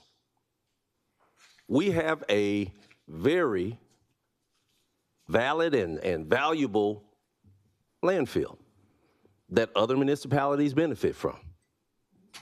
If we're not adjusting our rates of what we charge them to use our landfill, and then putting the cost on the back of the residents to pay for the fact that we're in a deficit, y'all make it make sense. This is not, listen, we have to look at this appropriately.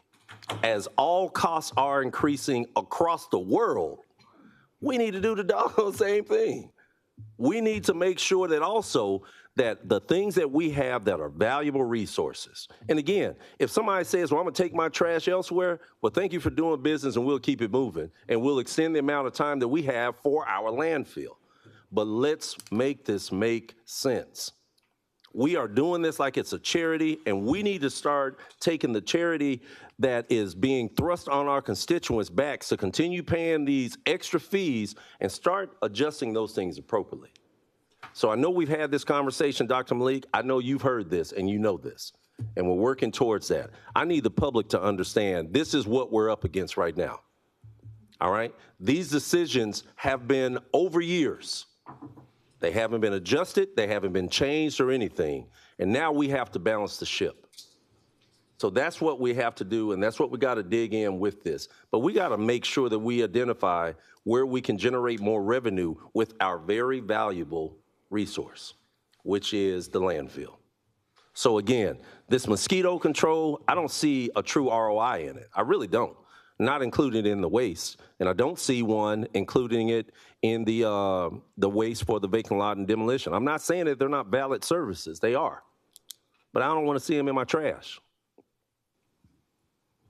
My 2 cents on it, but we need to really, if we're going to dig into this, let's get rid of this red and let's start generating some benefit to our revenue. Thank you. Thank you, Commissioner Clark. Mayor Pro Tem Gilfoyle from the 10th. Thank you, have the Mr. floor. Mayor. And I agree with my colleagues what they are talking about. We're just trying to find out if we're paying for trash, let's focus on trash. Dr. Malik, I had sent you out an email about 2 weeks ago to the contractor to see how we could reduce our exposure and in turn reduce it to the citizens. One of the questions was the bulk and yard pickup is alternate them first and third week for the yard waste and second and third or fourth for the bulk waste. And the second question that I had was to extend a contract from 5 years to 9 years, which from a business perspective, you capture the depreciation, plus you got stability of reassuring that you're going to be somewhere for a certain amount of time, which it gives you security at that point. And with that security, you should be able to offer savings. Have we got a reply back from this contractor? No, sir. I submitted that question or request to them by the next day. No. And I have not. I sent it on a Thursday. You sent it out on a Monday, I believe it was. Yeah, I mean, maybe a day or two. But they have their request. I have not heard from them. I have a brief conversation with their management.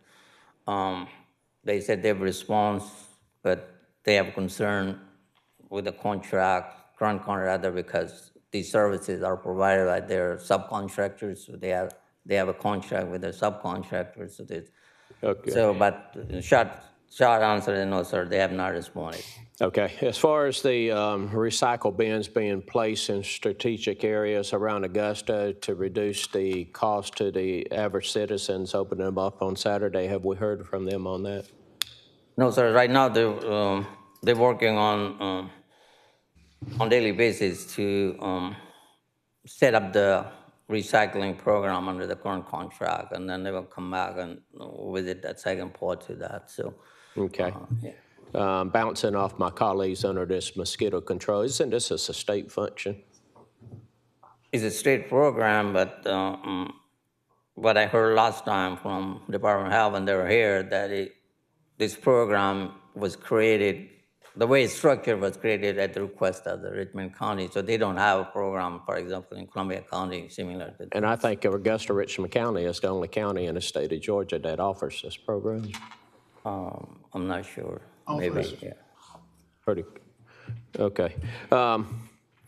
We run two different accounts out of that landfill. One is the 541, which is landfill, and 542, which is the solid waste collections, correct? Yes, sir. Okay. So what is the anticipated fund balance as of December 31st this year? I'll defer On either that to account. finance. Yeah, I will defer that to finance. So, you know. Okay. Do we have finance that has that available? Because this question wasn't, I know y'all wasn't expecting that question. Mr. Schreier said he could get that information to you. Okay. Because what I was looking at, can either fund afford to absorb the loss for 1 year? And if yes, how much could they absorb? The only problem that you have is as you stated, Commissioner Guilfoyle, these are two separate funds. That's right. So you don't want to, the landfill may have have funding available in the fund reserve, but the solid waste may not. But you can't intertwine those two respective funds. So you couldn't utilize the funds from landfill to offset the payment for the waste collection. Okay. So as far as the landfill, under your disposal costs listed at $4 million, how many tons of materials does that pay for, Dr. Malik? And what's the cost per ton for that disposal that you had to figure in to come up with this $4 million? So I had to look at that, but this whole program on waste collection was set up by the body of the time, and there are resolutions attached to that. And so these services which we just discussed as part of that in that resolution, and the landfill fee is part of that. So it was at $3 million, but if you look at the cost escalation, so it comes to around 4 million. So that's what this number is really tied to that resolution. So whatever decision this body makes, then through the legal, we had to come back and modify that resolution and those policies. Okay, so my question was, how many tons of materials did that $4 million pay for? Yeah, I have to bring that number. Okay. I can email you. And as well as the cost. What is the actual operating maintenance cost per ton at the landfill? There you wouldn't have. It's around, it was around $30 when I took over and I run it, That's our cost, Yeah. or is that what the average company that comes in pays? So right now our $30 standard rate is $40, and then there's a discounted based on the volume. Right. It was the way it was structured previously. So I modified. I came to this body to adjust the rates. Like in 23, so rate was adjusted. Before that, it was all the way up to 23.50. It was all the way up to $23.50? All the way down to $23. Okay, down to $23.50. Now it's $30 a ton. Right, so we push it up to $7, and then it's $5 to $7 was adjustment that was done in 23 with the approval of this body. Okay. The solid waste on here is paying for environmental compliance. What is that money paid for? So the landfill has all permits, Right. air, land, water. So that's what Wouldn't that come out of the landfill budget versus the solid waste? Oh, you mean the collection? Sorry. Yes. So those are again part of the policy because environmental services department or the program has built in to take care of environmental issues other than the landfill. So those are the compliance, like underground storage tanks. There are industrial stormwater permits, and so any other environmental issue comes up. So that was part, again, built into that policy and resolution that was adopted to create this program. Okay. So I did email you last week as well as far as what we charge per tonnage for, this is on the landfill side, charge these contractors and these big haulers, and it goes up to certain tonnage. It reduces the more tonnage you have. But I need to look, I know that you had replied as far as doing a 100-mile radius of what other people charge. With us increasing that landfill side, would that reduce any of these cost on this slide here, Dr. Malik? So, again, it's up to this body decision, but I did provide all the information, and actually, I think it was yesterday, I sent the Three River regional landfill, which is across the river, not really across, but in Aiken County. And Right. Their rate is 37, I believe, some change. I'm just Is that going for from 1 to 100 tons, or how is that that's tonnage figured? So that's the per ton rate, tipping fee. Okay. Yes, sir. Yeah. I mean, previous discussion was 10% surcharge Right. to the commercial, and if the intake stay the same, then it's that 10% probably going to generate around $1 million, $1.2 million, and again, it's up to this body. Has to, if that fund need to go back to the collection, then that's going to take another action. with the legal input, whether, those funds can be dedicated to offset this. So with this contract that we have with Coastal is $18,451,100. And so we look at it, it's costing us $9 million. Out of that $9 million, $4 million of it is for disposal fees. So we have $5 million to operate this program that we hired a company to come in and do. How can we reduce that exposure? So, at present, we can't reduce, it's 19 million, 18? Yes. What yeah, I'm looking at. 18 point something. Right. Right. So it's tied to the contract. So previous attempts, RFP has those options, and like every other week, bulky waste or later on, but that time the discussion at the floor was we need to have weekly service for the right. But this is that's why we didn't put in this contract. Right, Dr. Malik. This is a whole new contract with a whole new company, correct? So it's the same company who was serving zone 2 and 3, and now they're serving 1, 2. Right. So if we had opportunity to modify this contract, wouldn't it have been a good time before we both parties signed it to get out any of the waste or the things that we are held to that shouldn't be in there? I'm not beating you up by any means, because I don't want you to call me later and say, hey, I'm not. I'm trying to ask questions to get a clear understanding that the governing body did the contract with Coastal, and that was the perfect opportunity where both parties could agree.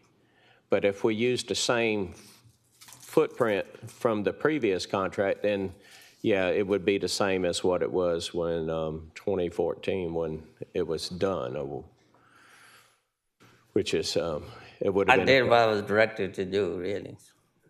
4 times, back to back. Okay. You were directed to actually go out for bids for all 3 zones with one contractor. Right, but the contract. Right, and weekly service. Okay. I hear my colleagues on the side. I'll let them discuss this then. I like to see where they're coming from. All right, colleagues, let me remind you, we've been at this for a while now, so let's kind of wrap it up and either come with a decision or do something. So, we've been at this one night, and we have an item to address. So, Chair recognizes Commissioner Stacy Pulliam from the second. Thank you, Mayor Johnson. I see that the suggestion is with these ancillary services, demolition, mosquito control, vacant lot. The suggestion is to move it to the general fund or eliminate it. If we move it to the general fund, Administrator Allen, are these costs going to be incurred by the citizens? I guess you can look at it like that, because it would still be something that they're paying their tax dollars for, because it won't increase, I guess is what I'm saying, but we'll have to make some tough decisions as it relates to the budget itself. Okay. Because they will be offset by the general fund. Okay, so they won't be eliminated, they just won't be on the trash bill. Exactly, yes, ma'am. Okay, all right.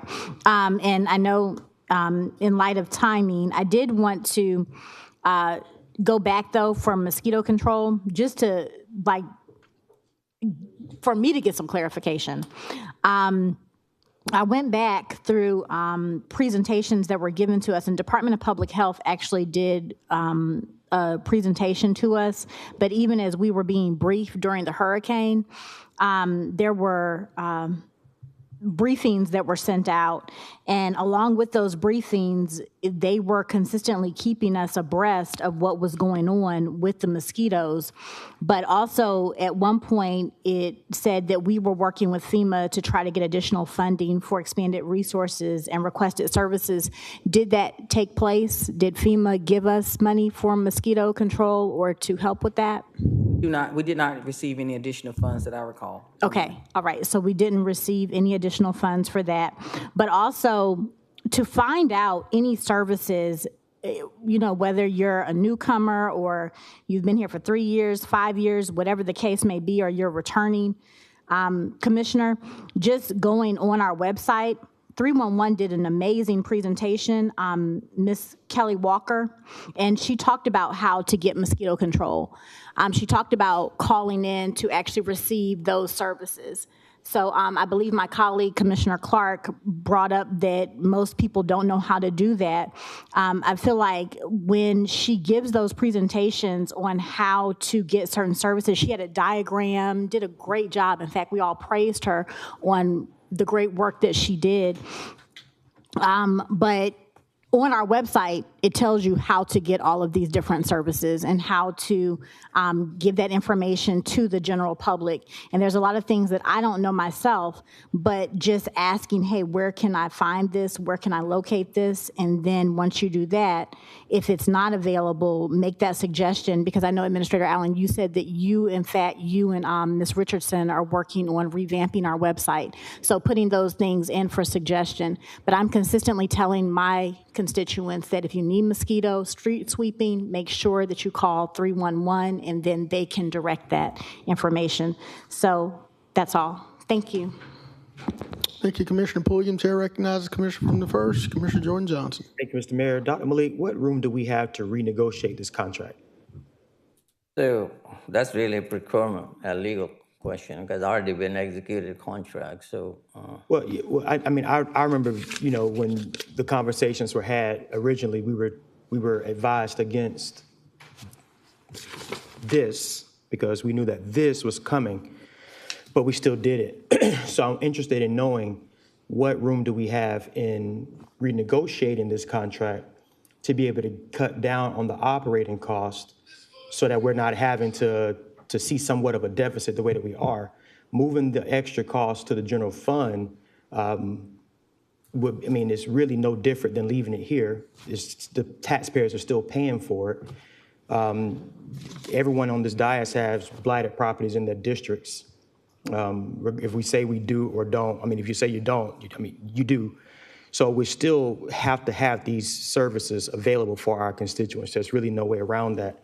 But I'm really interested in knowing how would we renegotiate this contract, so to speak. I imagine that we're not able to get what we need as a city to provide services to our constituents to include recycling, because recycling was one of the biggest things talked about here.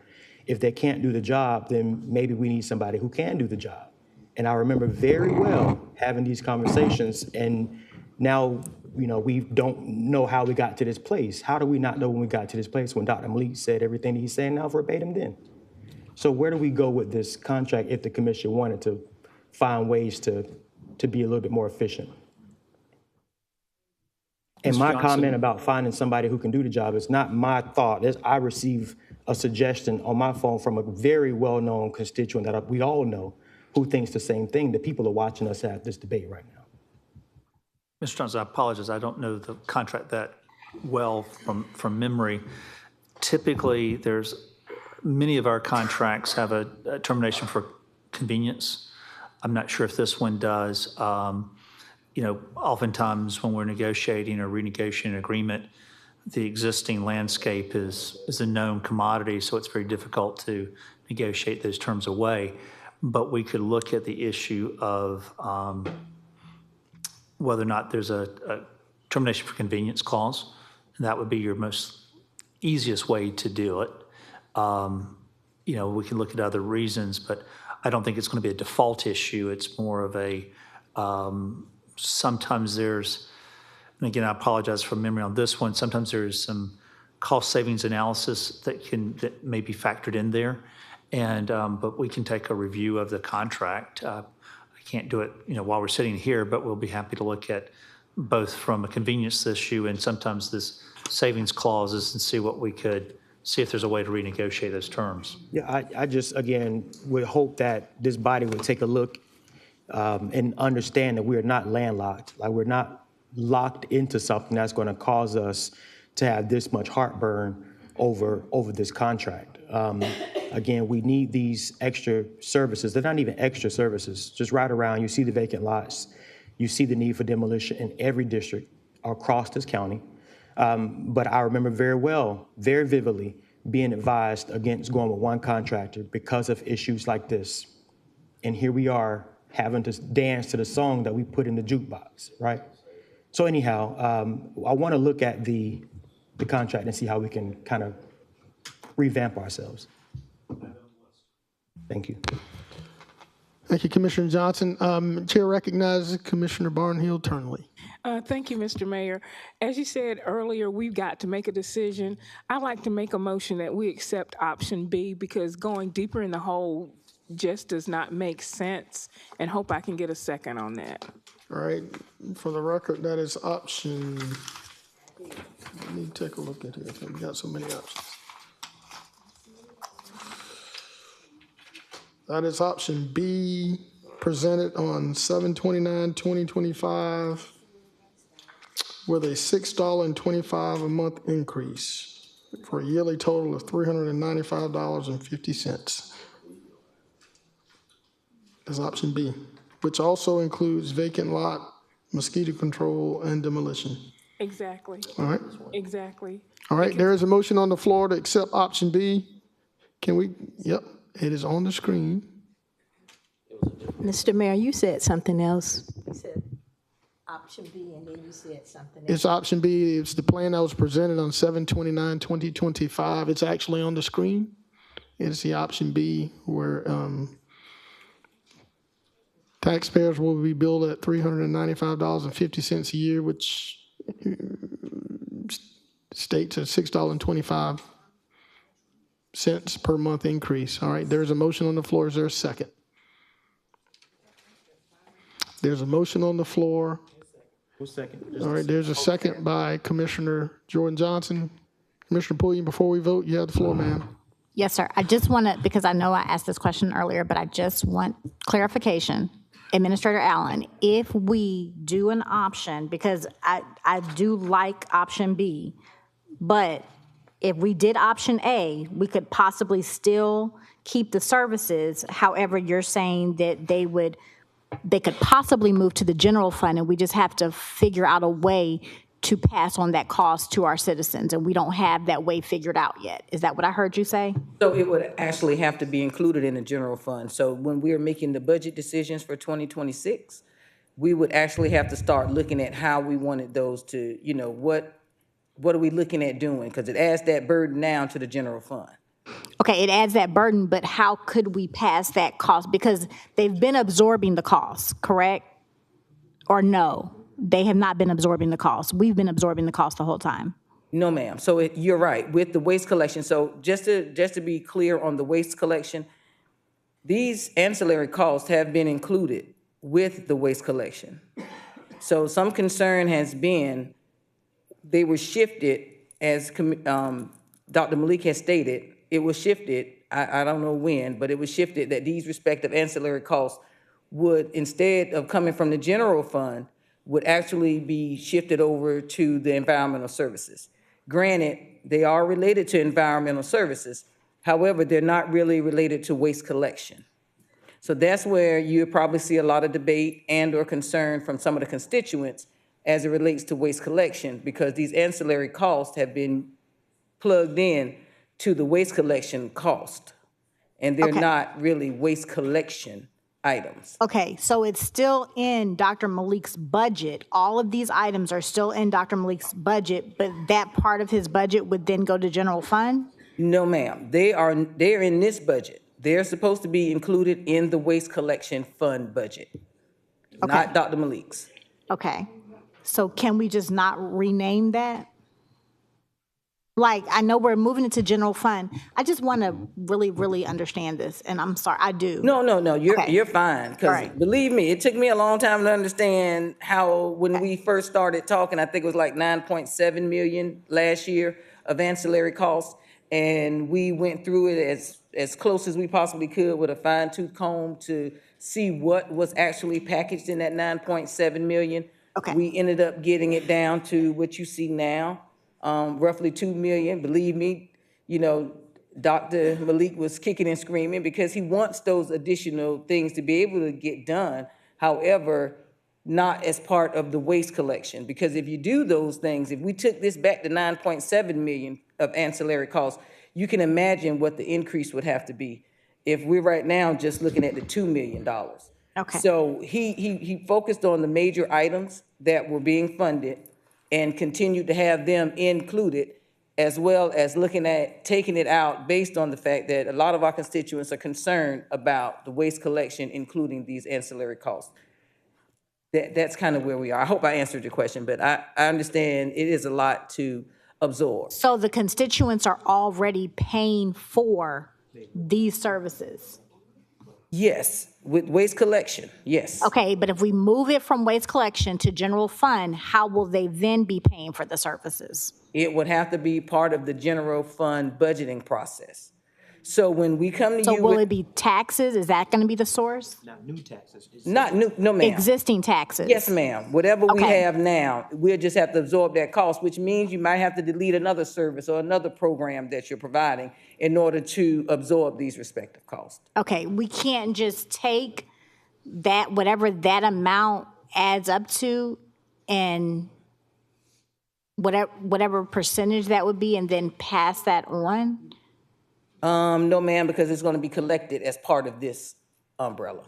Do you see what I'm saying? We'd have to have I see what where you're going. You would actually have to have a whole different part. You may even have to look at another increase in your millage or something, if you're gonna look at something like that, that would allocate specifically those funds to do those ancillary costs. But even if it's an increase in the millage, it's really not a different to the citizens that are receiving trash collection because they're still paying the same amount. We're just moving it from one bill to another bill. Is that what you're saying? If you do that, yes, ma'am, you would be moving it from one bill to the, well, it'd be the same bill, but the line item where it says millage would be one that would change as opposed to the actual change for the waste collection. So technically, there is no increase because they're paying the same amount of money. It's just moving from one line item to a different line item. Well, if the millage doesn't increase, it's just making a decision on what services you're going to eliminate from your proposed budget. Right. Okay. I want to make sure the general, like, our citizens understand that. Does you see what I'm saying? Yes, ma'am. So if we are not in fact increasing what they're already paying and we're saying, hey, you can keep the same services, but in keeping the same services, we're taking it off of your waste bill. We're taking it off of that, right? Off the waste collection, off of that line item and putting them under another line item. But you're going to have the same services. Attorney Plunkett, did you want to, I'm sorry, I'm not supposed to call you. Yes, ma'am. And Dr. Malik may be able to confirm this, but there are certain properties that may or may not actually have to pay a trash service. There's certain exemptions. So at the entity level, I think your answer is correct. You're just shifting it from one line to another.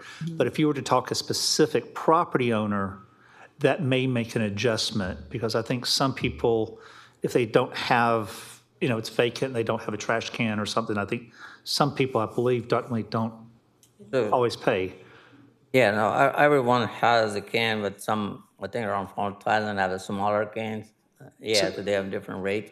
But if I may, I really need to add for clarity, then in 2012-13, $310.50 rate was set. It was not just only for garbage pickup. That rate included the cost of these services.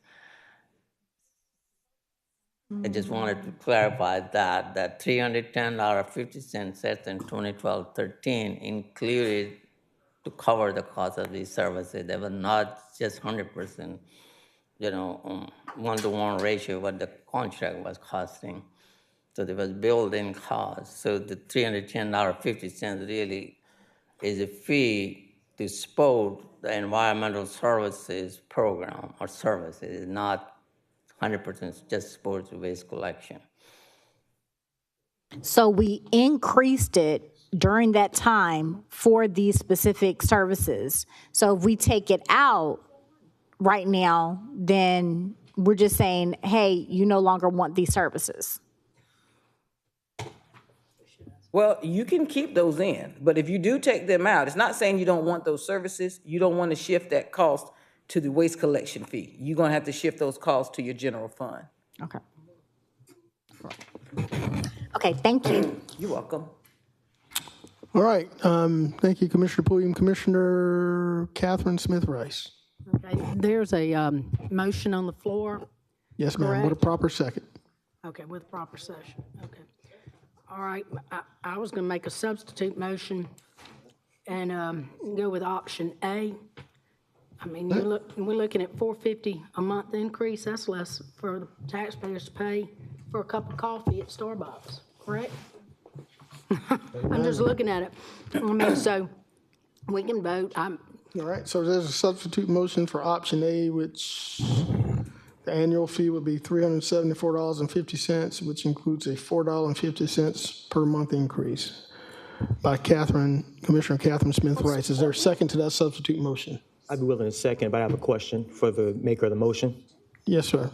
So with that being said, and this is to the maker of the motion, what do you suggest we do with the ancillary costs? Move to general fund or eliminate? You asking me that? Yes, ma'am. Looks like that's what we'll have to do. I mean, so with that option, you have to decide whether to move those costs to the general fund or to eliminate them. Do we need Do we have to decide that today, Ms. right. Allen? Do we have to make that decision? No, sir, it does not. But when we start discussing the budget process, which we've already started, you can incorporate your respective requests to have some of these items, ancillary costs, shifted to the general fund. I guess my concern there is why would we vote to eliminate funding today from one source without having a decision made on if we're going to move the funding to another location? That's exactly what Commissioner Pulliam was just mentioning. So if in the event that we decide to take option A and during the budget we decide to not fund these ancillary costs, then we just essentially voted to not fund ancillary costs. And is that what we are prepared to do today? So that's why I'm asking, I think it would be prudent upon us to make the decision whether to move or to eliminate today so that when we get to the budget, we're not back at the same place. And it'll help us make a better decision as well. Well, Commissioner Johnson, the commissioner from the 3rd, has stated that they'd rather make that decision later. Now, if you don't want to second the motion, I can request someone else second it, or we can vote it up or down. Today, Well, I just think that it is real. It's just tricky, you know. It's just tricky that we'll vote today for that option without having a clear idea where we want to go with the ancillary cost. I mean, we're going to vote to move forward with this contract with no clear understanding of a future funding source. Until we get to the budget, where we are already talking about an additional deficit, I can bet my next check that the conversation is going to be to defund these things. We're talking about a 10% or 8% budget cut across the board. I want us to make a decision on this. I mean, these are critical services that we're getting ready to potentially eliminate from our community. And we're just going to make that decision a couple weeks from now, but we can make it today. Well, there's been a motion on the floor to adopt option A. Is there a second to that motion? I still have, I know we want to move it along, but the question has been asked, Mr. Mayor, of what this body wants to do with these costs. I think that's a decision for the body at a later date, as the administrator has stated that that decision does not have to be made today. But it is on the floor, and there has been a motion to adopt option A. So is there a second to that motion? Hearing. I didn't second that motion. Huh? I did not second that motion. He did not second. He said he will second if. I said I would second, but I had He would questions. if it had his questions answered, so there's no second. The question is still on the table. All right, so there's a second by Commissioner Tanya Slindak. So there's a second. And All right? that, Mr. Mayor, and that is strictly the $4.50 monthly increase. And as we have been instructed by Administrator Allen, we do not have to make the decision today on the other part, correct? That is correct. I am hearing that. Okay, there's where I stand. Thank you. All right. Commissioner Johnson, you still have the floor, sir. Last question, and this is to Dr. Malik. What is your overall budget right now for demolition and vacant lot maintenance? So in 2025, no funds are allocated None whatsoever. to demolition, yes, sir. Okay, what about for vacant lots? So there are 350. $350,000? Yes, sir, yeah. Okay, all right. So out of that, there's 150 coming from the waste collection and 200 is cost recovery. Thank you. All right, Chair recognizes the Commissioner from the 5th, Commissioner Don Clark. Hey, I just want to say this last thing. So, and I hear all the colleagues up here. I hope the constituents hear that we're trying to fight for what makes sense and to kind of balance this instead of continue to carry a deficit. Commissioner Johnson, to your point, when budget season comes up, we got a lot of decisions to make. We got a lot of things we got to clean up. Yeah, period. And the thing about it is there's a lot of things in our budget that we need to make the hard decision to either discontinue or determine where things fit appropriately. And again, I've said it about 3 times today already. We're dealing with an abundance of issues from years past that we got to clean up. And what better time than now? So I'm with you, Commissioner Johnson. I don't think we should just throw it out there and just kick the can down. But when we get ready to do this budget, we got to dig in, folks, and we got to clean up. And we have to make stuff make sense. If it does not make sense to everybody else, because I'm telling you, when we peel back some of these other layers of some of these other costs, I'm telling you, you think we're having a long, drawn-out conversation about trash right now? Wait till we start peeling back the layers of stormwater and everything else that we have. So I'm just saying, buckle up. But I need our populace, I need our constituents to really tap in and really start sending these messages out to everybody. Because right now the narrative is all over the place and people don't understand anything.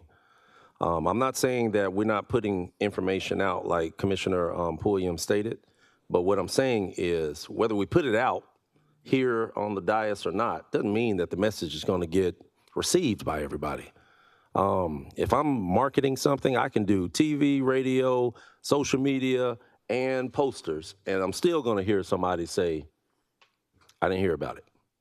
So all I'm saying is it's going to be the consistency. It's going to take us as well. But we gotta get to some balance with this stuff. Removing these makes sense because the average person was surprised to even hear that this was included in their trash bill. So, Madam Administrator, I appreciate you and the team. Dr. Malik, I appreciate you as well for the continued work that we're going to have to do to dig into this. And at the end of the day, this is what we're all here to do. So thank you and the team again for all the recommendations to getting us to this point, and we're just going to have to make the decision so that we can help balance this thing forward. Thank you, Mr. Mayor. Thank you, Commissioner Clark. Madam Clerk, we have a substitute motion to adopt. First, option A, for the $4.50 a month increase with an annual bill to our constituents of $374.50. We're prepared to vote on the substitute motion.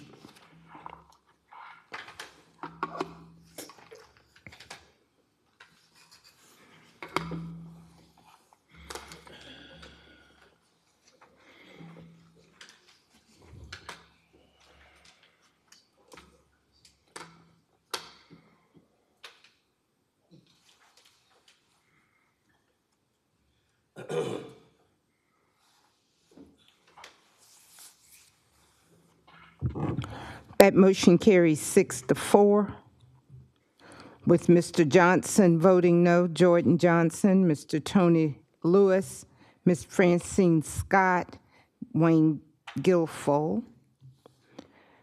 Voting yes, Stacy Pulliam, Catherine Rice, Tanya Turnley, Don Clark, Tina Slindeck, Mayor Johnson. Thank you, Madam Clerk. Madam Administrator, we need to move on, but for the sake of time, we've been at it for a while. This is probably the toughest conversation we're going to have. Is this something that we want to continue with today? Is that your recommendation? It's up to the body, since we know that there may be additional time based on the fact that we are waiting on the tax commissioner's office to give us a date with the Board of Education extension request. All right, colleagues, we've been at it for at least a couple of hours now, and I know how sometimes tempers and short fuses flare when you haven't eaten, and we got another meeting in about 45 minutes. So would you guys like to continue, or would you like to perhaps reschedule the fourth part of this for another time based on the administrator's information regarding the tax commissioner's answer regarding the school board's decision? Mr. Mayor, Yes, ma'am. Chair recognizes Commissioner Barnhill Turner. can we reschedule based on the timeframes, based on the Board of Education? The answers they get from the state about the new drop dead date? Right. We certainly can, but you may want to put that in the form of a motion so we can make sure that we vote on it. Can you put that in the form of a motion, please? Okay. I make the motion that we delay discussion on other topics dealing with this until we get the new deadline from the state. Second. All right. There's a motion, there's a second. Madam Administrator? Yes, sir, just clarification. The interim finance director has just informed me we would have to at least do it by next week. So if we could just roll this into our meeting on next week, commission meeting, and the reason is we just have to get some other documentation and things prepared. So even with the extension, knowing that it's going to be in September, we probably need to go ahead and try to close this one out, if we could. Okay. That's all right. fine. With the understanding that it will be next Tuesday. You good with that motion? I amend it to include next Tuesday. I'm not sure what the exact date is. 19th, our next commission meeting. August Next commission 19th. meeting. All right, there's a motion and a proper second. Colleagues, we're voting.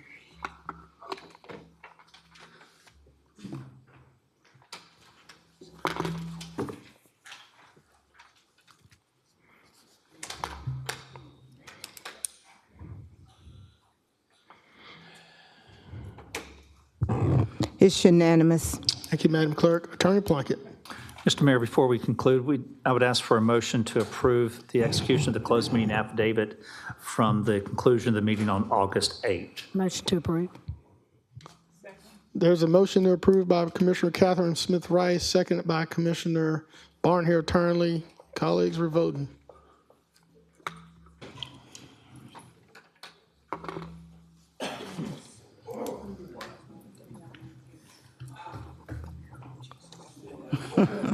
Call on him.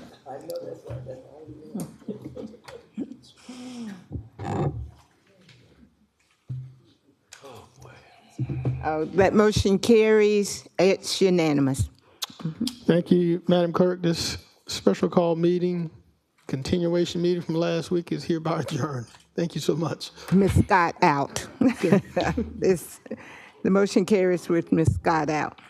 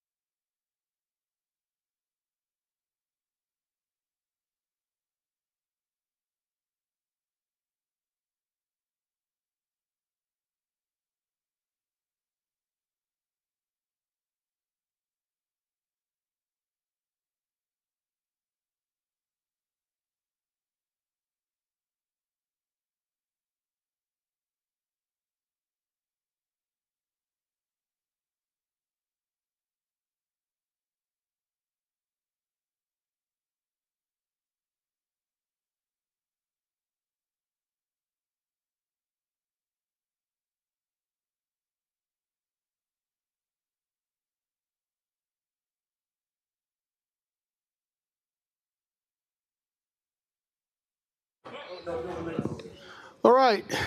Good afternoon, ladies and gentlemen. The time is now 1:07 p.m. And it's a delight to be able to start committee on time today. Madam Clerk, I call this session to order and turn it over to the Public Services Chair. Thank you so much. Public Services.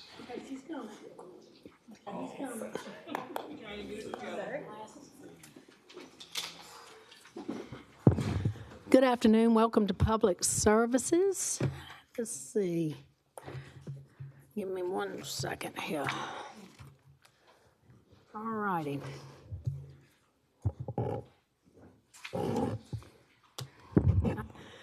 Mr. Mayor, I got to grab my glasses for a second. Sure.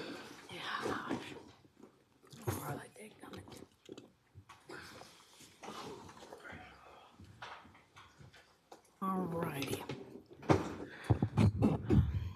Madam Clerk, are there any additions or deletions to public services?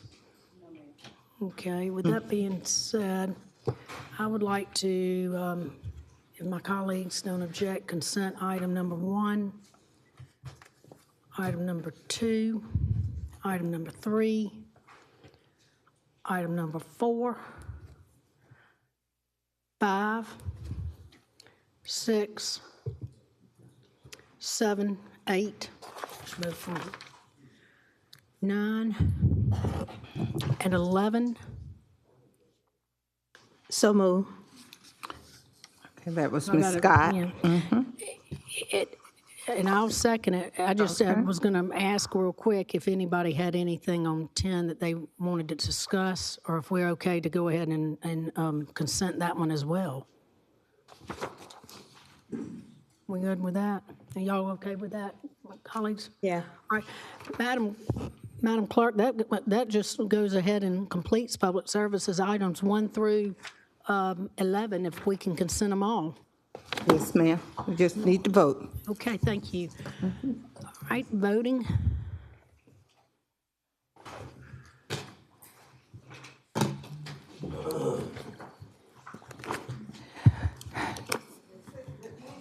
Chair. Okay, for that many items, that completes public services within a matter of, oh, you did? Okay, all right. Still at the commission meeting. Public services lasted less than 3 minutes, so that concludes public services for the day. Thank y'all. Okay.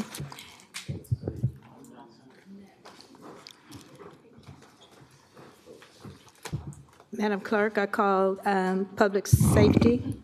Yes, ma'am. Is there any addition or deletion? No, ma'am. If it's okay with my colleagues' committee, I would like to consent 1 and 2.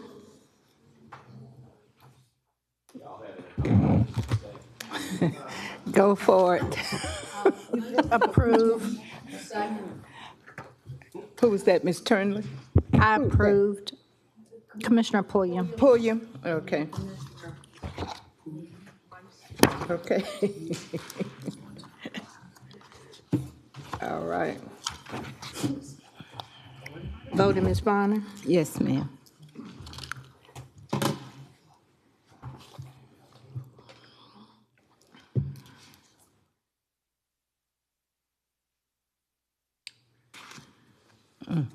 Garrett's out. That motion carries with Mr. Garrett out. And Ms. Bonner, I believe that's all for Public Safety. Yes, ma'am. Oh, yes, I do. I do. I do. Okay. Ms. Bonner, I'd like to call Finance Committee to order. Yes, ma'am. Any additions or deletions? No, ma'am. Mr. Johnson is not here. Mr. Chandler is here. Mr. Guilfoyle's here.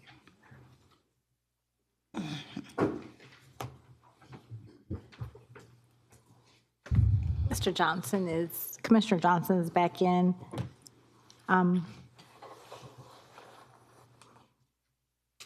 Would like to, I would like to, if it's okay with the members, to consent Item, unless we wanted to hear more on it, item number 1 and number 2. And 3. So items 1, 2, and 3. Second.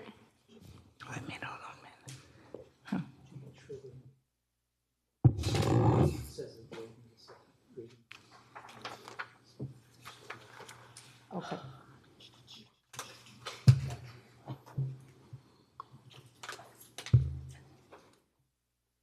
Okay. Madam Chair. Yes, ma'am. The attorney advised that we note that item 2 is the waiving of the second reading on this vote as well. It's in the caption. Yes, ma'am. Okay. All right. So that's Mr. Guilfoyle and Ms. Turnley. Are you voting now, ma'am? Yes, ma'am.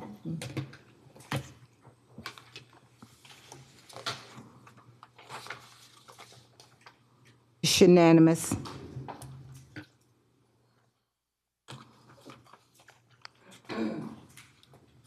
Item 4. Yes, ma'am. Okay. Item number 4. Item number 4, discuss conducting a full audit. Okay. This was brought by Commissioner Rice. Commissioner Rice, you have the floor. Thank you, Madam Chair. Yes, I'm bringing this back up. It seems that I've got a question for the finance director or interim about, and back in, and maybe you can help me, director, on this one, but back in May of 2023, actually, if I'm not mistaken, it was May 3rd, 2023, I had made a motion to approve to get a operational audit, and if I'm not passed.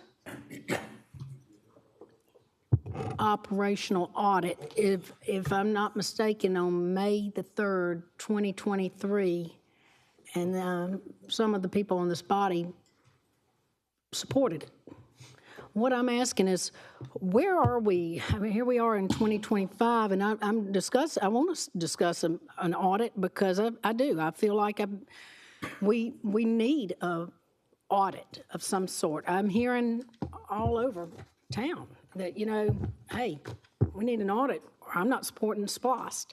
But getting to my question, what happened after that May 3rd, 2023 motion that got passed on this operation? Because I went through notes and talked about the operation audit and its method and how it examines departments and how how departments conduct business and what we're looking for. Whatever has happened with all this? Good afternoon. Yes, that operational audit, we did go out for bid. It was bid number 23-142. And in December of 2023, a motion was approved canceling that bid.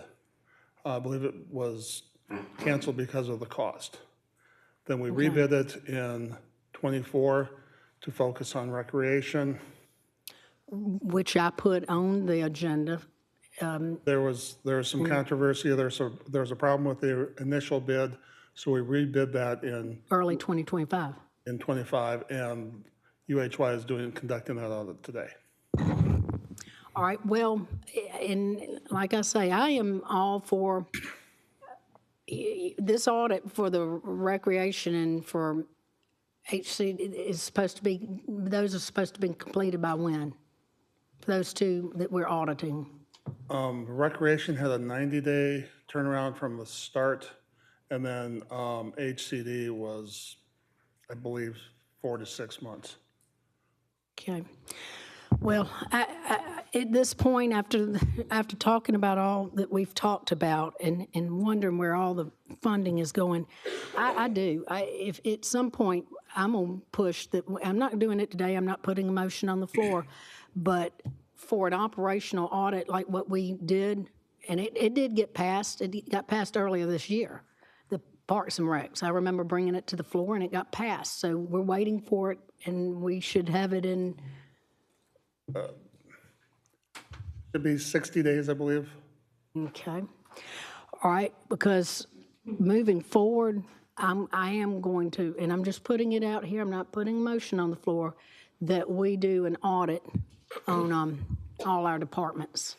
I'm not saying forensic, but I'm saying an operational audit on the rest of our departments.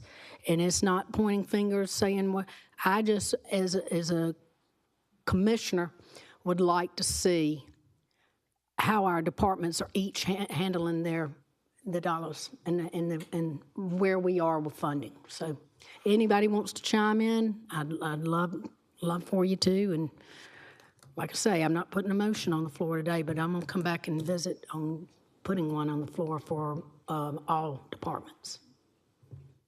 Okay.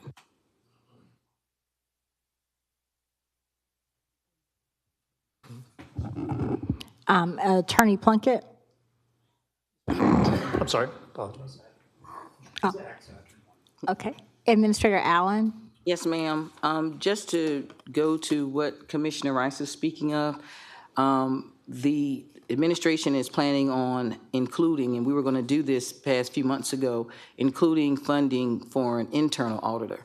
That's more in line with what someone would be on call as far as what we can actually assign them to look at various operations in various departments. Currently, I too am frustrated. I see the citizens ask for audits. I see, forensic audit, operational audit. I do think they need to understand the difference. With the operational audit, it's more of looking at effectiveness and efficiencies that a department are utilizing. Financial audit is what we actually do yearly with Malden and Jenkins. Forensic audit is if you do suspect any respective wrongdoing or something being maliciously done. And I don't disagree that we need to look at audits, and that's why we need to have an internal audit process. We did have internal auditors years ago that worked strictly for the government. However, it did get outsourced, which probably needs to be outsourced, right? You think about it, needs to be somebody independent that will be on call to go through the various departments that you guys assign them to look at each year and say, okay, this is the 4 or 5 departments this year we want to look at, next year we want to do this. And they'll also be available if something should come up like we did with the Housing and Community Development. We would have had somebody readily on board that could have been assigned to it, as opposed to going through the process of procurement, which we rightfully have to do. It puts a delay in it. It just, I get frustrated that it takes so long for us to get started with the respective audits. We need to be able to have somebody that we can contact immediately and say, I need you to go in there and look at this department and the operations of that department. But I do think, to your point, Commissioner Rice, it does need to be, if it's going to be an operational audit, they need to understand what form of audit they're going to be performing when they come in as the internal audit. And an internal auditors normally look at your operation and your processes and things that you have in place. So you can make it an internal audit along with the operational audit. Just, we have to definitely define what we're going to be looking for them to do. But we are planning on bringing that proposal back to you for us to go out for bid to have an internal audit so that we can utilize. How long do you think that'll take? It's basically going through, unfortunately, the RFP process, but however, you'll have that person or that agency on board so that when you need them to do something, you don't have to go out for bid again over and over every time someone wants to look at a various department. Right, and thank you for your feedback. It's very important that we do this moving forward. We do need to make sure that we are transparent. This community, Augusta, Richmond County folks, they need to be seeing that, hey, their money is not being put to something where they don't know. That's what's the problem. I mean, you hear about stormwater fees. We've been up here talking for almost 2 hours today over things that most of my constituents are complaining about. And if it comes, I pushed for a forensic audit. Many of y'all know that a couple of years ago, and so did a colleague of mine. And it never, nothing happened there. But we did push for it. But I'm just saying, we've got to do better. We've got to do an audit. We just got to. That's where I am. And I would love for my colleagues to chime in and have discussion about it, because I think this is the day that we need to be talking about it. And hopefully we can get on board and most of us agree to do this, to have an audit for all these, for all departments. Okay. Thank you, Commissioner Rice. Mayor Pro Tem Guilfoyle, you have the floor, sir. Thank you, Madam Chair. I guess this question, is for the administrator then. We actually procured to have a auditor do the rec department. I think Ms. Williams' 1-year anniversary ought to be coming up any time now. That's how long it's been. And I just don't know what the holdup is, because people are questioning, hey, y'all said that y'all were going out for audit, and 10 minutes later, we still haven't heard anything. But it's, we are controlled by what the staff does or does not do. The reason why we don't have a audit completed with the rec department is I don't have an answer for. I know that Tim said it'd take 90 days to do the rec department audit. How long ago did that start? About 30 days ago. What was the delay on the procure side to find a auditor? Because we already had 2 from last year for the same subject.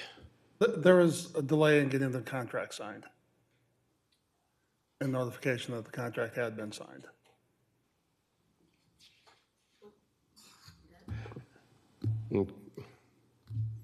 All right. As far as the HCD audit, how are we coming on that one? They started that one 3 weeks ago, I believe. Okay, and that's a 4-month process? It's going to be 4 to 6 months just because of the complexity. Okay. But as far as the auditor's request of information, we complying with them? We not delaying when it's a 24-hour turnaround on the requests, et cetera? Tell me how does that work? How does that work? I have weekly status calls with both audit firms, and as of, I think I have them both tomorrow. Last week, there have been no complaints. They're getting the information they need on a timely basis. Okay, is the auditors in this building? The recreation auditors will be here this afternoon and will stay through Thursday.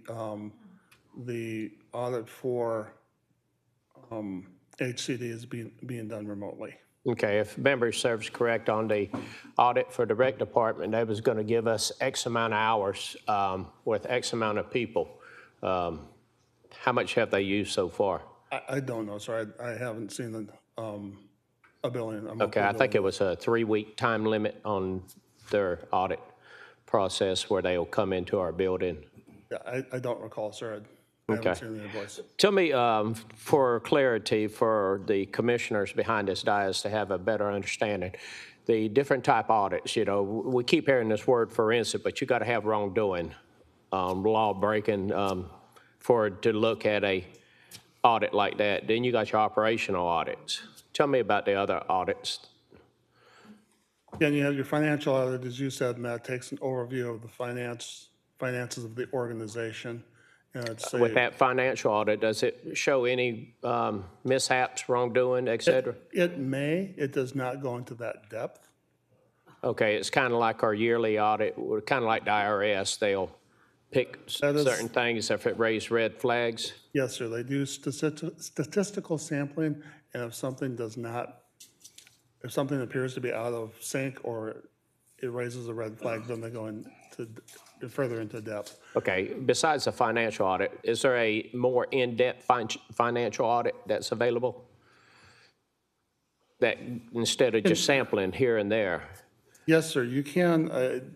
Our financial audits for the organization as a whole, if you want to do a financial audit, in-depth financial audit for a specific department, we can do that, and that reduces the scopes of the audit and can be more focused. There's also a compliance audit, which we're doing now with HCD, and we've given them specific things we want them to look at to see if there's compliance with what the programs are. Again, with recreation, we give them a specific list of items we want them to look at and to see if those processes were done properly. With both of them audits that you had just mentioned, is it shows any misuse or wrongdoing of money? I don't know yet. We haven't received the audit report. But you have gave them the list. In that list, does it show any misuse of money? What they would be looking for? We have given them the scope, which asked them to review the information and to make sure it was in compliance with our processes and our guidance. Okay. So we have not received that report yet. If there is any misuse or mishandling of those funds, it will show up. Okay. I do realize that not every department needs to be audited. And as far as, let's say, the clerks, risk management, finance, it's the department that actually gets in grant money or has money passed through where money is spent throughout that department. That's the departments we need to focus on, because just by doing a shotgun approach, it's not going to be financially affordable, number one, and it won't be positive in the end when you knowing that you audit in a department that doesn't need it. What we did with the first audit, the one back in November of '23, that was a compliance audit or operational audit of all the departments in the general fund, and that were controlled by the governing body. And that was done on a 4-year rotation. So finance, if they were picked in year 1, we'd be audited again in year 5, unless something were to come up that raised a red flag. Okay. I think every department should go through an internal or operational audit on a regular basis. Okay. As far as our yearly auditor of our government, how long have they been with us? Do we actually change them out every so many years? We go out for bid every 5 years. Malden and Jenkins is starting their second or third term with us. They change with a financial audit. As you stated earlier, it's gives them a chance, having them as a longer term, gives them a chance to understand us and where to look. Also, when they do this, they change out the auditors in the field. I get new kids every year. Okay. And then it also goes through an internal peer review. Every year, a partner that is not associated with Augusta in any way takes a look and reviews the audit. And then the firm is also subject to peer review. And I don't recall how often they are, but in that case, another firm that is recommended by the AICPA comes in and pulls some of their audits and reviews those audits. Okay. Thank you for that explanation. Thank you, Madam Chair. Thank you, Commissioner Guilfoyle. Okay, and so are we receiving this as information? I'm in the queue. Oh, I'm sorry, Mayor Johnson. Thank you, Madam Chair. Madam, may I address the administrator, please? Yes, sir. Madam Administrator, you mentioned that we were doing an RFQ. Is this something that we can have part of next year's budget? Because I think it's vitally important that we have these incidents occur. We can't wait for weeks and months to be able to take action. When do you, I know you said you didn't know, but do you think this could be part of something that's 2026 to have someone on board? Yes, sir. Okay. Madam Chair, thank you so much. I yield. Thank you. Thank you, Mayor Johnson. Commissioner Johnson. Thank you, Madam Chair. Director Schreier, what funding source was used for the audit that we're doing over at Parks and Rec and HCD? As from my budget out of the general fund, we had $300,000 allocated for, started out for the operational audit and then just got weeded back to the internal or the recreation audit. Okay, when did we vote on that, on the audit for Parks and Rec? Do you remember when that was? I know we. It was earlier this year. When I made a substitute motion that day to do a full audit of the entire government, and you made mention that it was going to cost, you had a figure in mind. Do you remember that figure? And for the entire government? Our government. I don't recall, but I think you said 70 something or something like that. Based on my conversation with several audit firms, an internal audit function at the level of which we should have is going to be about $500,000 a year. I don't recall what it would be for. And that would be, and you could not do the entire government in 1 year. That's just practically impossible for and it would cost more than the $500,000. Okay. Thank you, Madam Chair. Thank you. Commissioner Clark, you have the floor, sir. Yes, ma'am. Thank you. I know I'm not on this committee, but this is a pretty valid conversation we're having. Ms. Allen or Interim Director Schreier, at one point in time, didn't the government have like an internal auditing team that was embedded in the governmental functions? Yes, sir, we did. Okay. That was more than 20 years ago. Okay. Yeah, and I think, so when it comes to the auditing, right, and we got two specific departments that we're auditing for, I guess, about the same issues, different because one has more related to grants and all that kind of stuff. And you had said that the audit for HCD, and maybe, hopefully I wasn't, I didn't mishear you on this one, but so that's more of a compliance audit? They would be both considered compliance audit. It's because of the nature of HCD and the grants and the types of grants. That's a more in-depth, that'd be a more complicated audit. Well, and I think in this one, the invested interest is making sure that we identify, because, we had a significant hit that we've taken because of, mismanagement or however, because right now we don't know what happened, clearly. The compliance audit that we're doing right now, is that going to further reveal, or is that just going to tell us on the surface, oh, we're pretty good? I mean, because the way you described it, it's like they'll take a sample.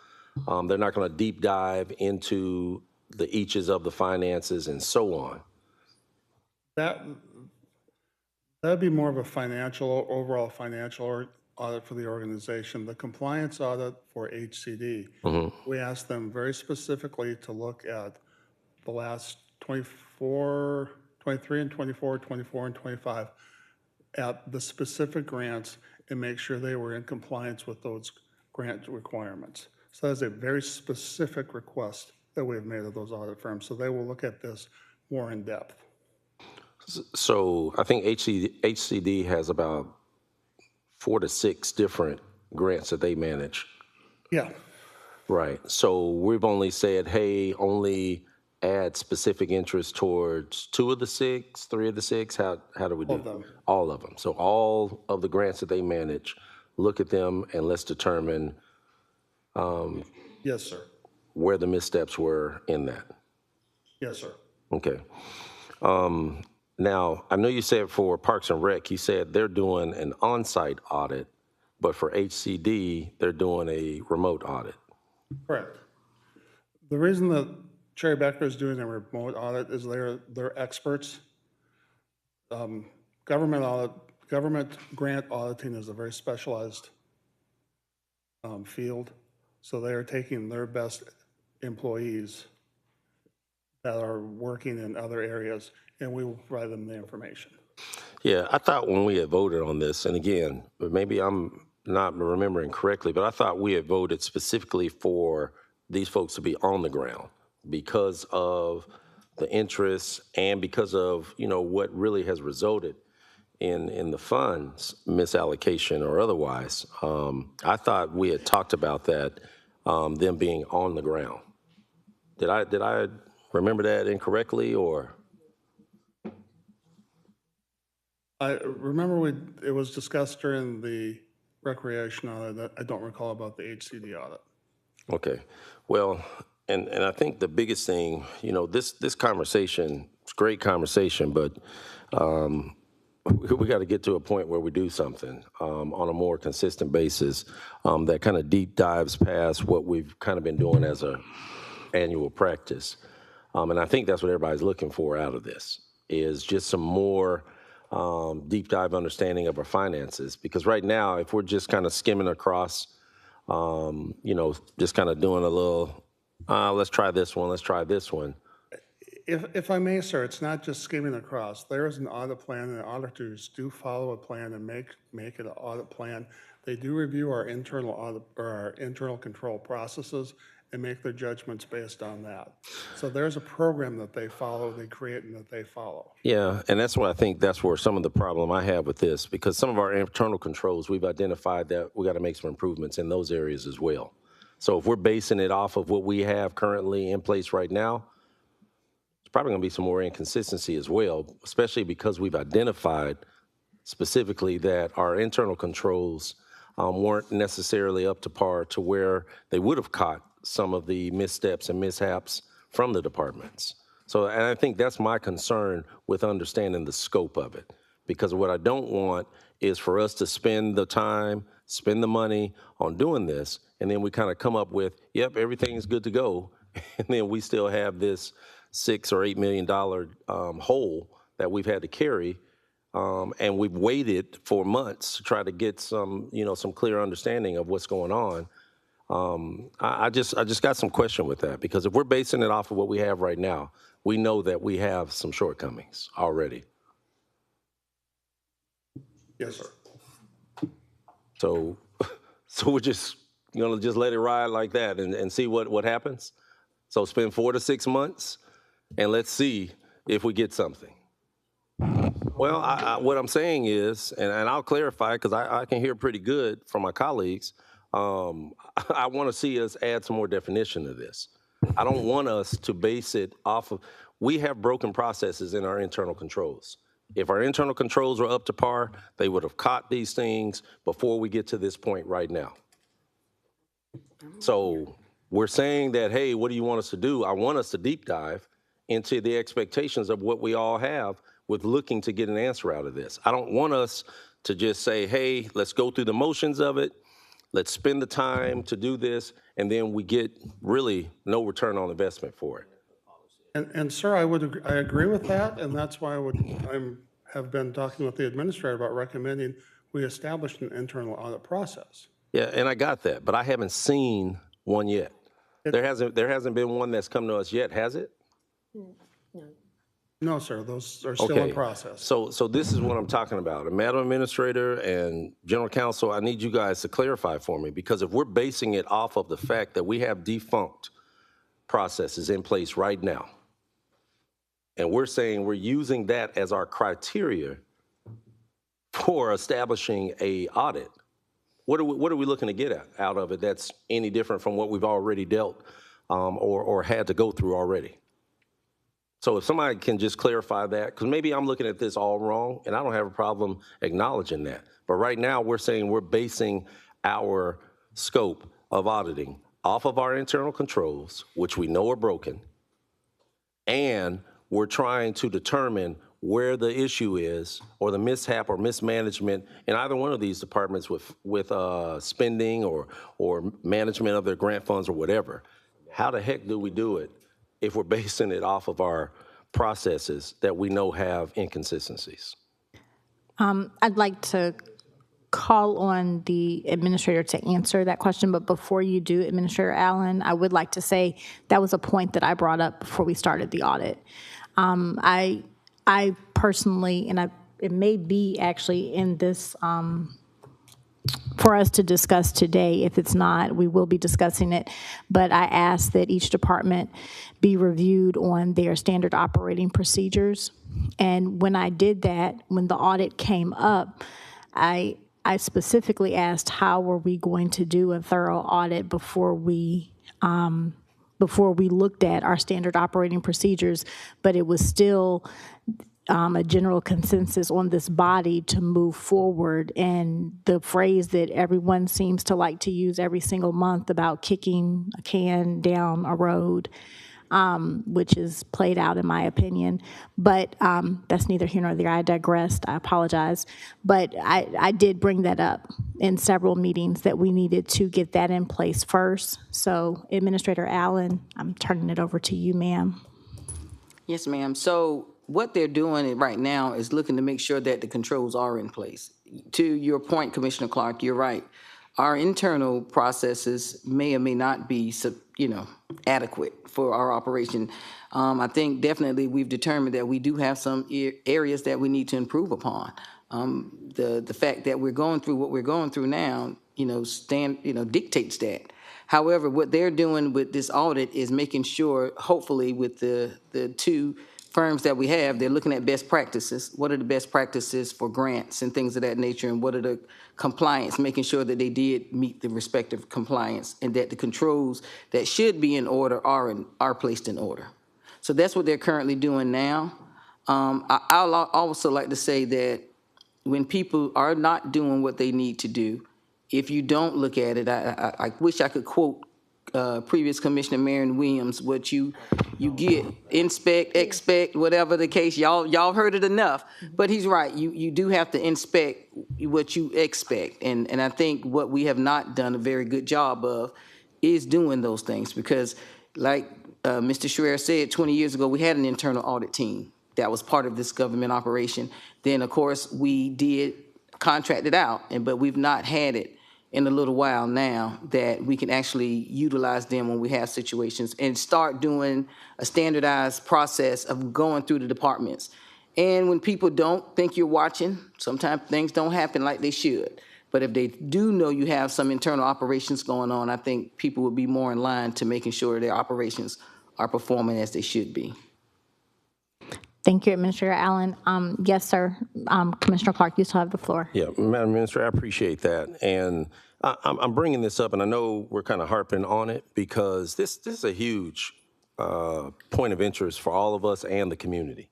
We're taking a hit on this thing, and that's adding to a pretty significant deficit to close out the year. I'm bringing this up as a point of emphasis, so let's get it right. And let's make sure that we don't go 4 to 6 months down the road, and then it's like, yep, yeah, we're good. We made a mistake, but we're good to go, you all. We made our corrections, and no, I mean, we really got to lay this thing out. And that's why when Mr. Schreier had said, basing it off of policies, current policies, that are dysfunctional and already established to be broken.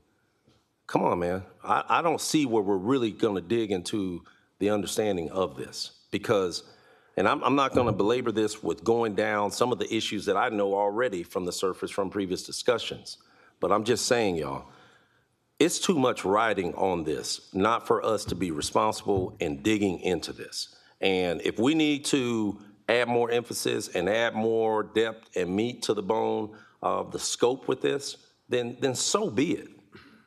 But I don't want us spending the money and time and we don't get a full ROI. Because what you explained to me was a compliance audit, and I don't think a compliance audit was what we were looking for in this one. I think audit of digging into their finances and understanding specifically where the mishaps. And I don't know what the wording of that is, Tim. You have the CPA background, and I defer to you on that. But what I'm saying is, what you described, I don't see where that's going to benefit us in this situation. My opinion, my thoughts on it, but I'm telling you, I'm going to be highly frustrated if we go 4 to 6 months and we get some results that yield very, very limited understanding or yielding the obvious.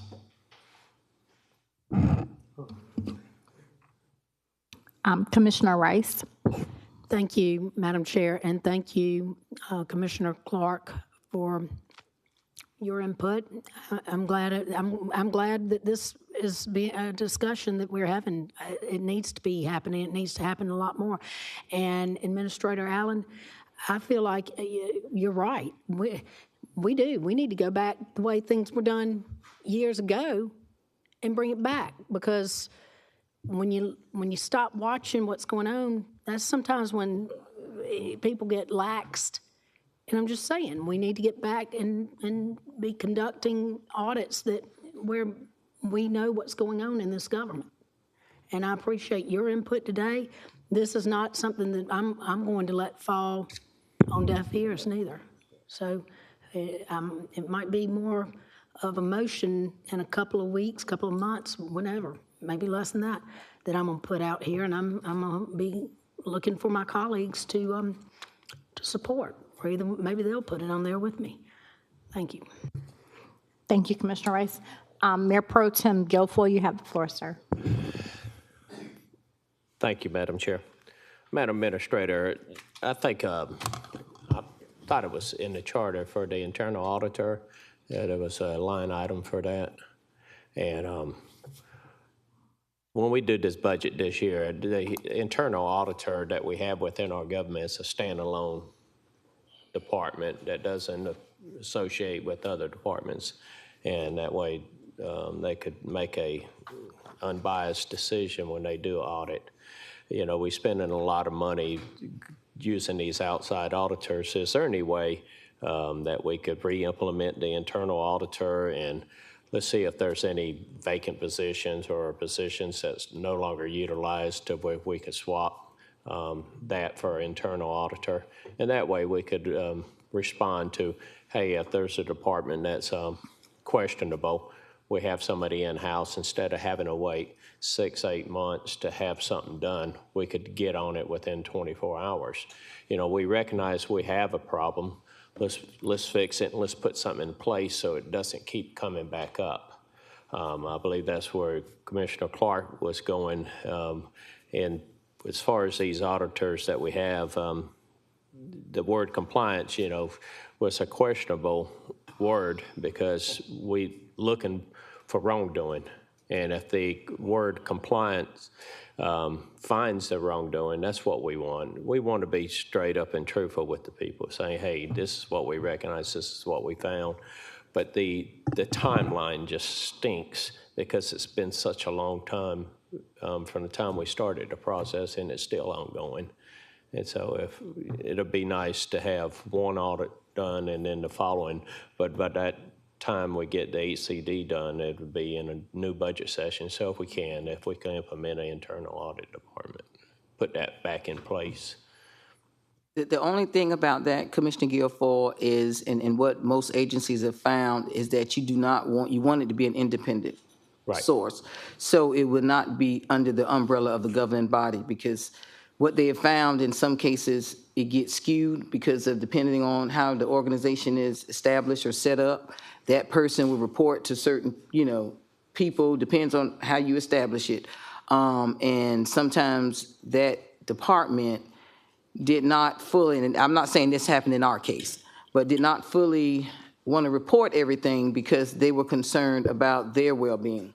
Whereas an outside agency would be independent and unbiased, as you stated, and would not, they're not going to risk their licenses or anything else. They're going to have to tell you the exact facts of what they find when they do those audits of those various departments. So we actually had an internal audit department in our government before? Yes, sir, we did. We did have actually people that work in the government that were assigned to be internal audit department. But then eventually we outsourced that function. For what reason? I can't state. I'm asking you questions that you wasn't even as administrator. No, sir. I think, Mr. Shred, do you know why they started? I don't know. I know that I think it was right around consolidation that the internal audit department went away, and we started hiring a CPA firm to do that because 2 of the old internal auditors were on my staff at one point in time. Okay. Well, we're going to have to do something. There's no doubt about that. And if we could figure in the budget to have money set aside for our internal auditor moving forward, that way we don't have to procure. We already have somebody on the sideline, and we got a procurement director in here that could probably respond to that on the process how that's done. Thank you. Thank you, Madam Chair. Yes, sir. Thank you. Okay. Can we receive this as information without objection? Okay. All right. I'm sorry, what was that? Can we receive this as information without objection? It was to discuss it. Why don't we delegate the administrator to this coming year's budget to plan on trying to figure out how we could do an internal auditor budget for that. Okay. I now have commission, that was in the form of a motion. Do I have a second? Good. I can't second because I'm not on this board, but I would. Okay. Do I have a second? I'll second it. Okay, I have a second. I do still have commissioners in the queue. Commissioner Johnson? Thank you, Madam Chair. I want to kind of pause on voting on that. I mean, it's already a motion and second, so to go forward anyhow. But the administrator just kind of laid out that that's probably not the direction that would make most sense for us to take to avoid unintended meddling or any type of skewing of results of any kind of audits. I think she laid it out very well just now. I think we can get the same results by not adding an entirely new department into our government, which apparently has an $8 million deficit, and we have positions on freeze to do department transitions and whatnot. So I think that we should kind of scale back on that ambition and still understand that we can get the same results by asking for a forensic audit. But the issue with finding a forensic audit is that you have to state specifically what you're looking for. And I think if this body has an idea of what we want to see, then we should communicate that with the finance department and our administrator so that we can get to where we want to go. But I just want to say it again, that the administrator just laid it out for us that having an internal audit department is probably not the best route for this governing body to take. And I imagine not only just for the financial implications of a long-term department, but simply because you don't want the folks you're watching to kind of be overseeing their processes too.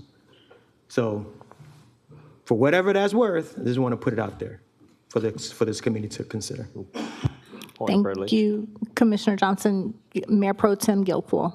I believe I was asking the administrator to, set money aside so we could procure for an internal auditor to look over our departments. That way we don't have to wait 6 to 8 months to find one, and we'll already have one on the side, and that was the reason why I brought up the procurement director here. I don't know if we could do something, hire a company just to be on the sideline ready to go without having to go through the months and months of process procuring it. That's where I was going, Commissioner Johnson. Can you restate your motion just for clarity? Mayor Johnson, I'm sorry, I'm sorry, Madam Chair. Commissioner Johnson? I thank the Mayor Pro Tem for clarifying his motion. That is in alignment with what the administrator is saying. So I'm just asking if he could restate that in the form of a motion so that we can get it right on the record. Madam, my motion is to direct the administrator to set the funding aside to where we could procure an auditor to do our internal audits, nobody in-house. That way we'll basically have them on call. Okay, there's a motion. Is there a second? I second it. Sorry. A restatement. Restatement of his motion. And we still have the second. Guilfoyle and Ms. Turnley. Okay. All right. Thank you. And we're voting.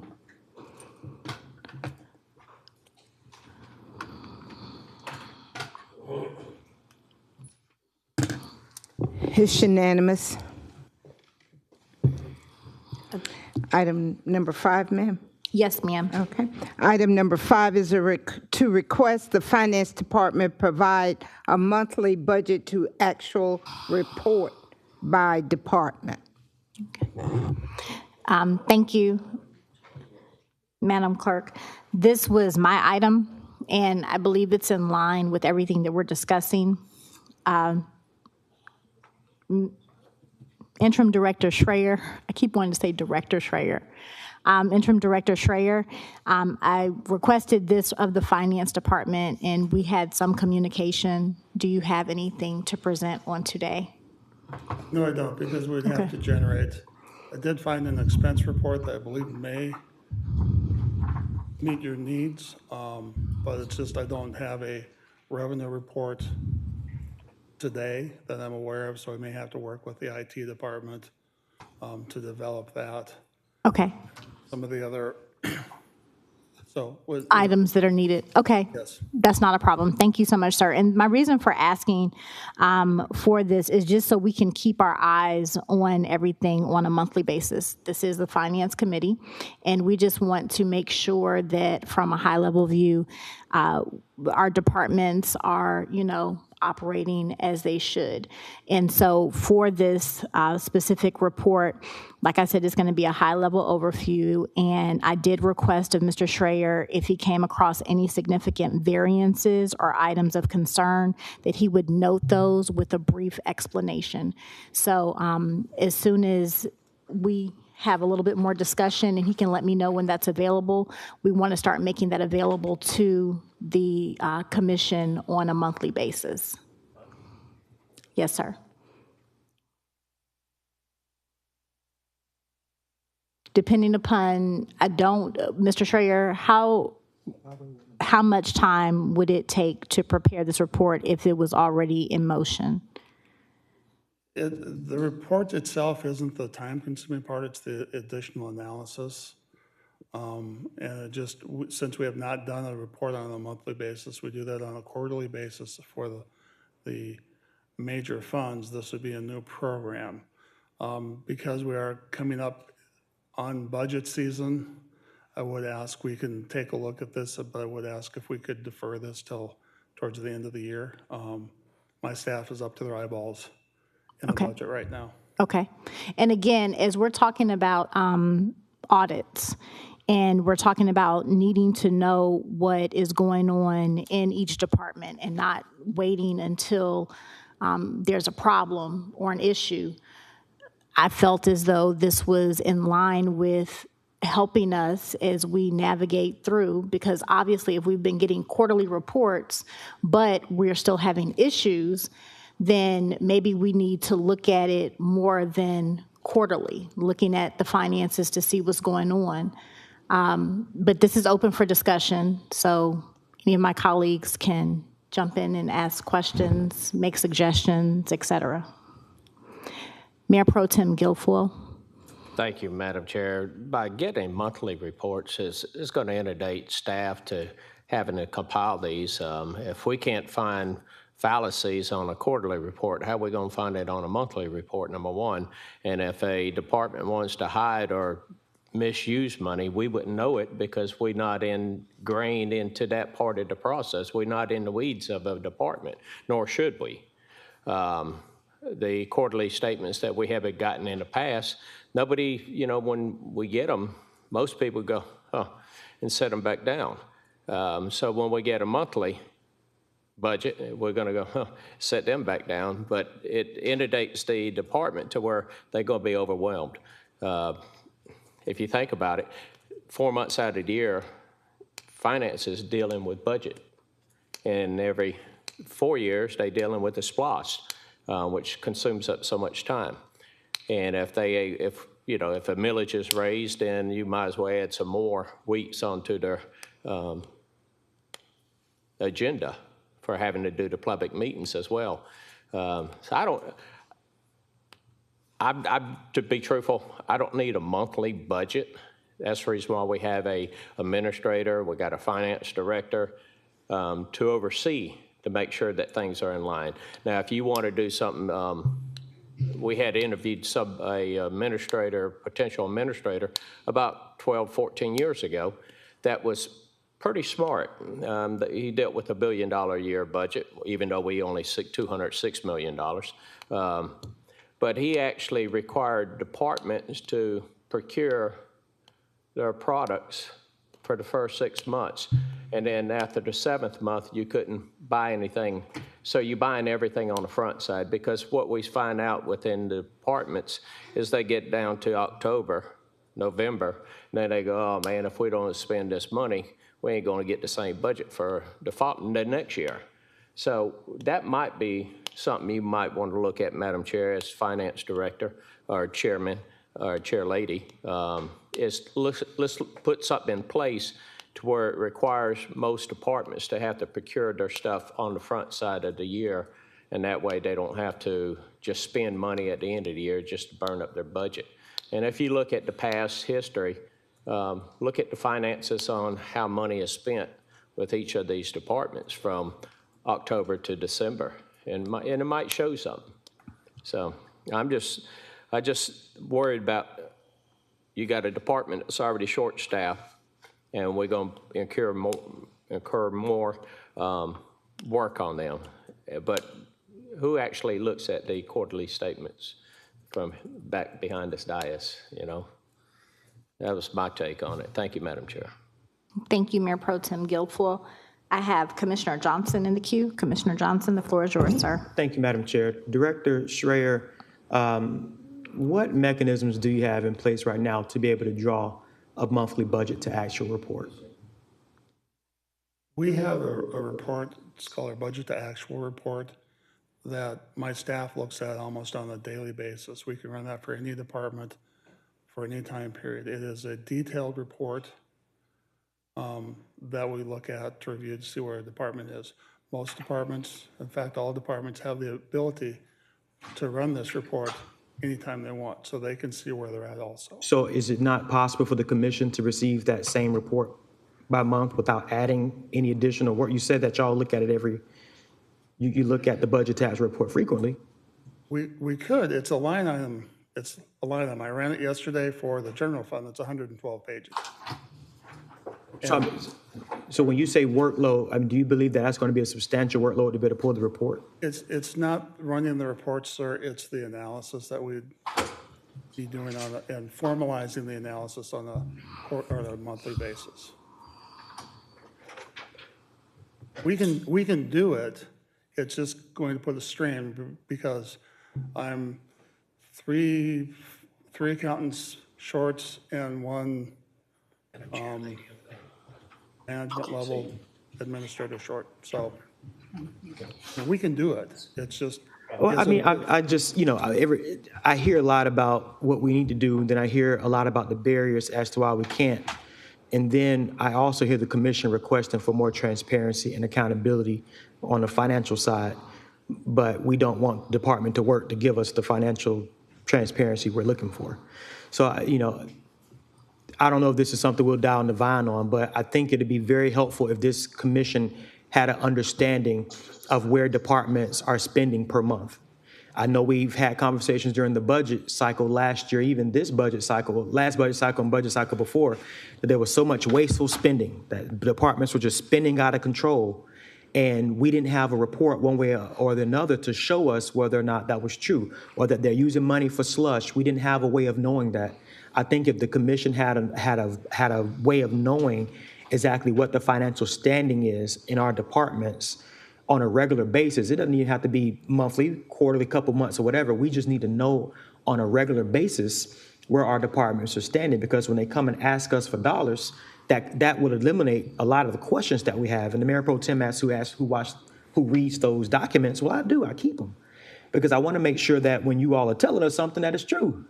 So the fact is, I think that if we want to move more towards transparency and whatnot, we can't be for an audit, but not for looking at monthly reports in our departments. And we can do that, if I may. We can do that. It's just, there's a difference between looking at a department at the department level and doing a deep dive into it at the expense level by each expense account. So what we do on a typical analysis is look at the salaries and benefits. How are they doing on that? How are they doing on the purchase services? Where are there any fluctuations in that? If they're under, why is that going on? Maybe all their contracts come due at the end of the year. So we look back to the prior year and make sure that's the case. Or it was something miscoded. So I'm not saying we can't do it. And if you'd like, I can run the report for the entire government, our budget actual for the entire government, and have it for the body next Tuesday. Motion. Okay. I'm making that a motion to approve what the interim finance just requested, what just suggested. Okay. Do I have a second?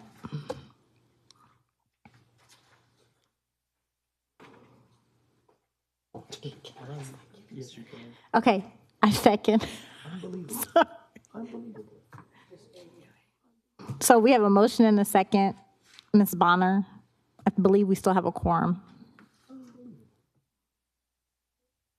Do we? Yes, we have.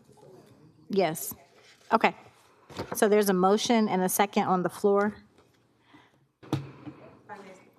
Director to run a report by Tuesday, financial report. Yes, ma'am. That's the motion. Do you need Commissioner Johnson to restate his full motion? No, ma'am, I don't. Okay. All right, we're voting.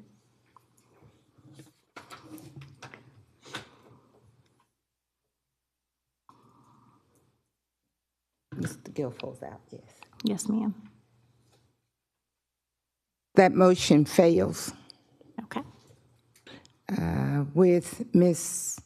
Turnley voting no, Mr. Guilfoyle out. Okay. That concludes Finance Committee. Thank you. It's coming back, Tim.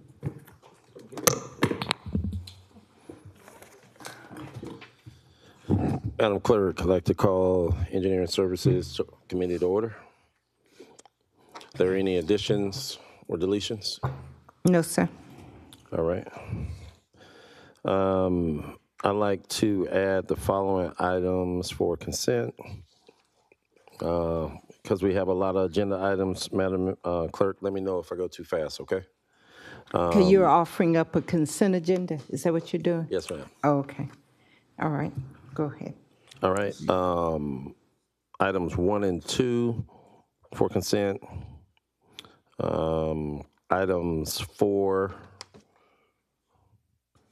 through 10, add to consent. Items 12 and 13, add to consent. Items 12 and 13. Yes, ma'am. Okay. 12 and 13 for consent. And then items 15 through 18 to consent, and item the number 21 for consent. Okay, that would be 1 and 2, 4, 5, 6, 7. We did 8, right? 4, 5, 6, 7, 8, and 9. Yes, ma'am.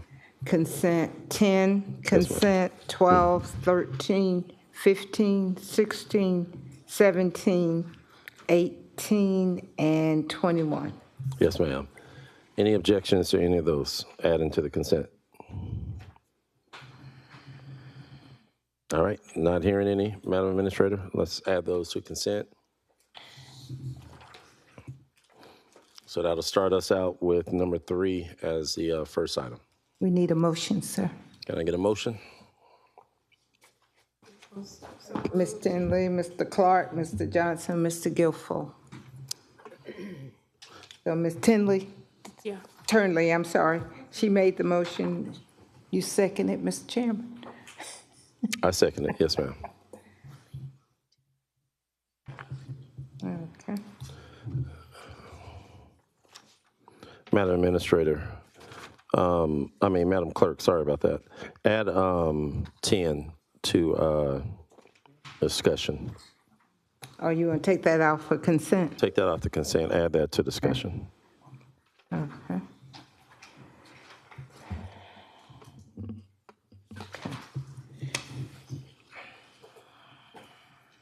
All right, we're voting.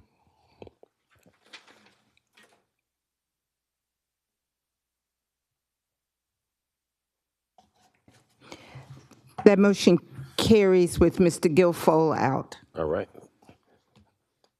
All right, let's get started with number 3, Madam Clerk. Okay. Item number 3 is a motion to approve that portion of Dogwood Terrace Apartments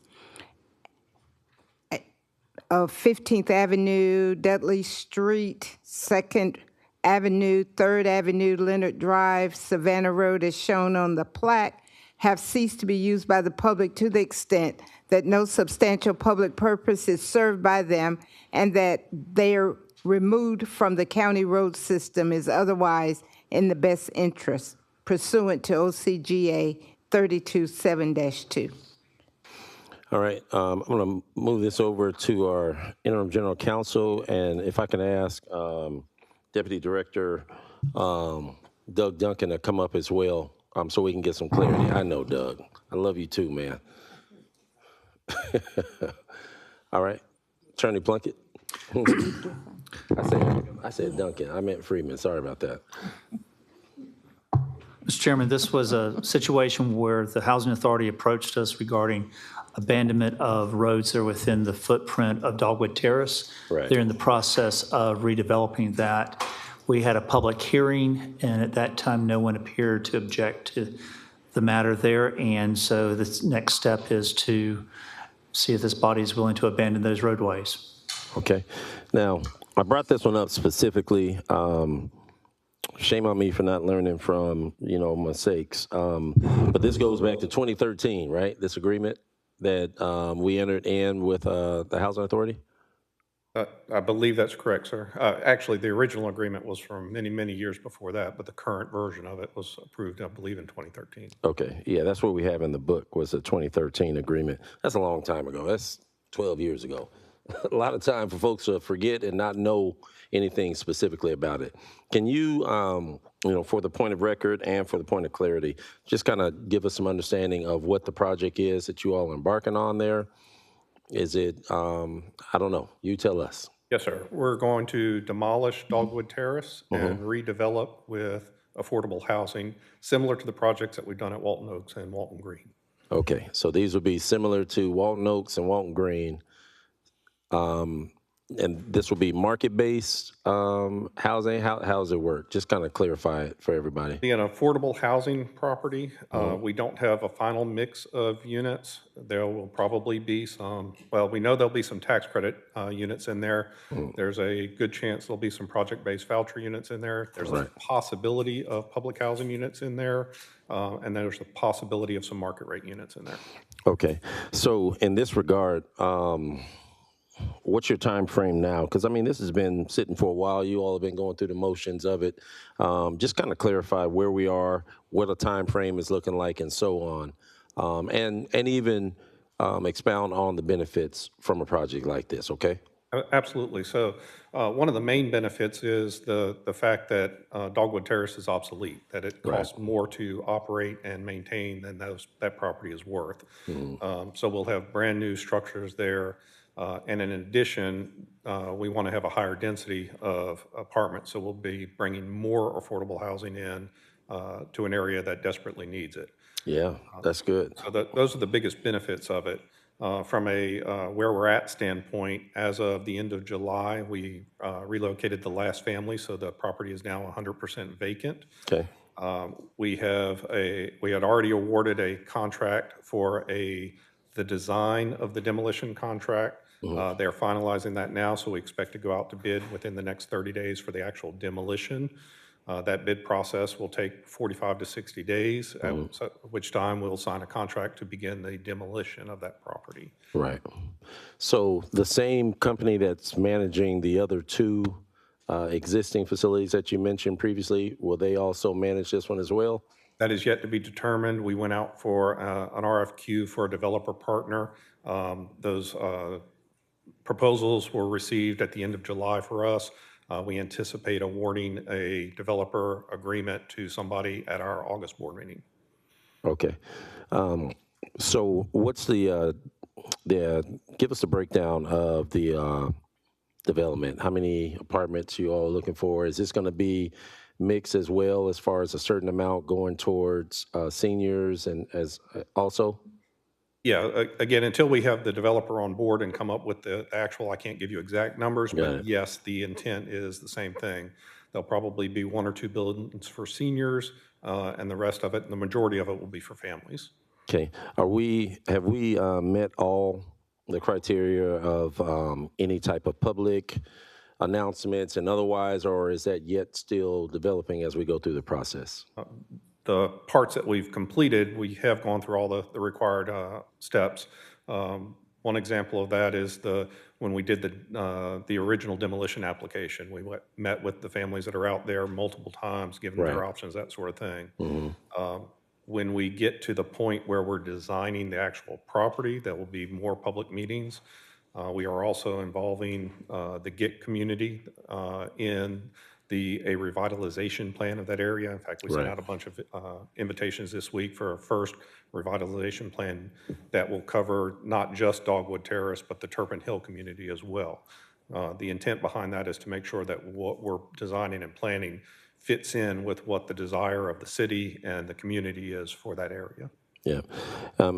And I'm going to ask you as well, if you could make sure that you all include us, and I'm sure you all probably are already thinking well ahead on this, just include the invitations for that to the commission so that we can assist with, the communication of it, but more importantly, so that we can stay abreast of the development and the plans as you all kind of mature them going forward. Just to clarify, we did invite the 2 commissioners that are in that district. You're asking for an invite to all the commissioners?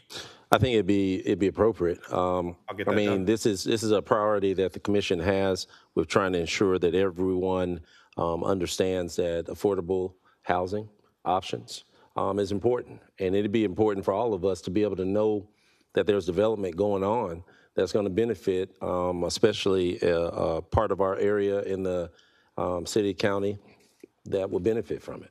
Yes, sir. I'll get those invitations sent out to y'all this afternoon. Thank you. I appreciate that. Colleagues, I see we have Commissioner Scott in the queue.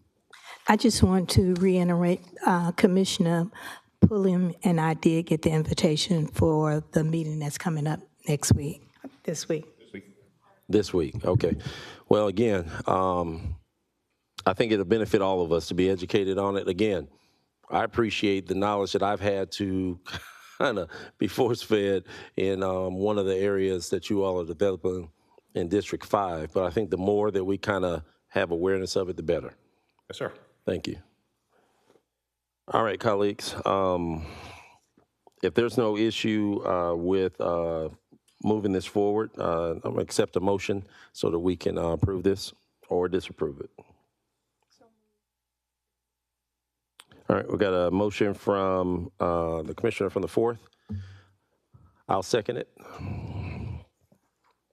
Madam Clerk, let's vote. Okay, that's Ms. Turnley and Commissioner Clark. Yes, ma'am.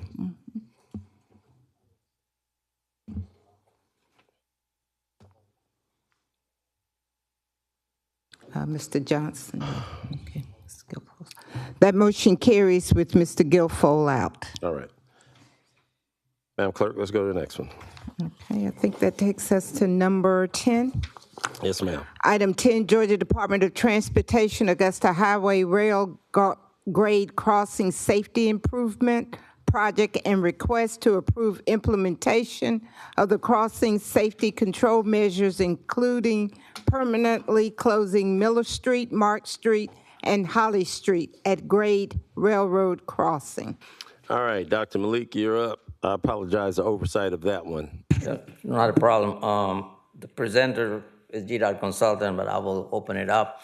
So this is a request. It came previously to this body a year, 2 years back, and the consultant is working with GDOT and CSX.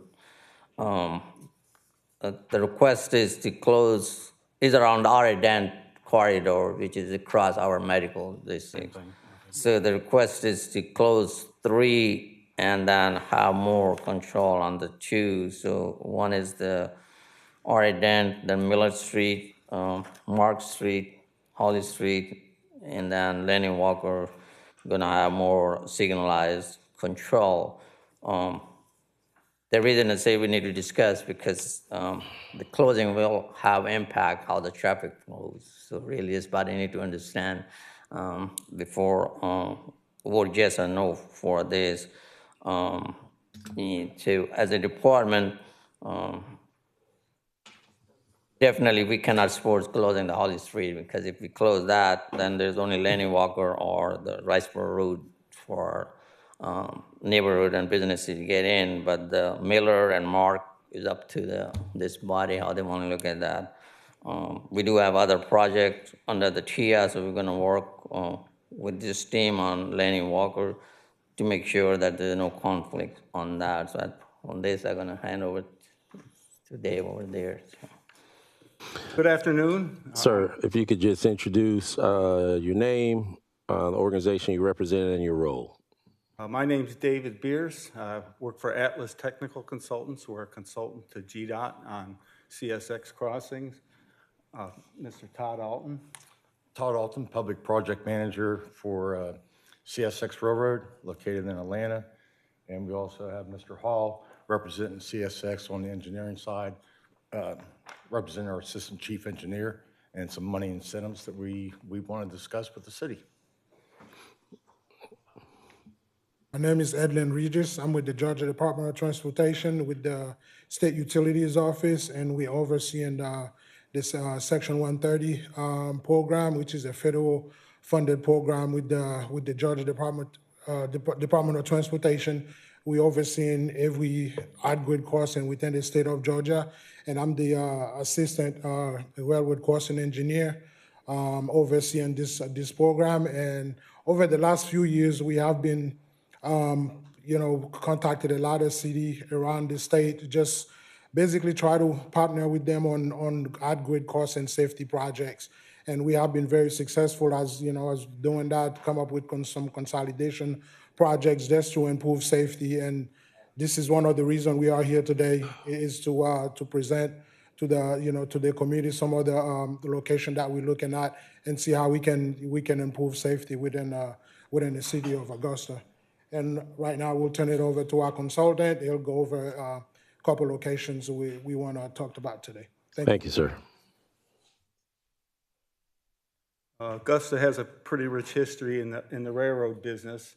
Mr. Malik gave kind of an overview of the crossings we're talking about. They're up on the screen. It's the 5 crossings located between Walton Way and Wrightsboro Road, but not including those. There are 5 flashing light crossings at those locations. I want to emphasize that this isn't a complete package. You can kind of consider it as a menu, maybe pick and choose what things you might be interested in. Edlin talked a little bit about the program. Just when we use the term passive crossing, we're talking about a crossing that has only signs that tells you that the crossing exists. You don't have any warning that a train's approaching or on the crossing. Active warning device crossings can either be flashing lights or flashing lights and gates. The Section 130 program that Edlin talked about, it's a set aside from the Highway Safety Improvement Program. And we do signing and marking projects. We did all the CSX crossings in Augusta, in Richmond County about 10 years ago. Probably going to do all of them again in about another 3 years. Crossing elimination projects, which would be closures. Installing active warning devices, which is typically flashing lights and gates. GDOT doesn't hardly ever install flashing lights anymore. Some projects also just mitigate hazards or block crossings. Block crossings were added to the bipartisan infrastructure law that Congress changed, allow these funds to be used for that. Another big change in the bipartisan infrastructure law was the increase in the match that GDOT can match a railroad's incentive for closing a crossing increased to $100,000. So if the railroad makes an incentive offer of $100,000, GDOT can match that up to that amount. So that would be $200,000 for a closure. Couple pending projects we have. These are in the works and kind of independent of what we're proposing to you. GDOT's programmed a project at Kissenbauer Road. It's a flashing light crossing on a big crest. The project's going to install gates and mitigate the crest, reduce it. Another crossing we're looking at is 8th Street over by the arena. It's a passive crossing. There's been 3 crashes there. Our program's very crash driven, so we respond to that. So kind of what we're proposing, and again, you can kind of look at these one at a time if need be. It's not an all or nothing thing. And at Dantignac, upgrading the control equipment. There's a very old style of track circuit and crossing control equipment there. Miller, Marks, and Holly Street, we're proposing those to be closed. They each have about 500 vehicles a day. Mr. Malik, we had a conversation about this about a week ago, and he mentioned that he had some concerns, particularly about Holly Street, because of the geometry at Wrightsboro Road.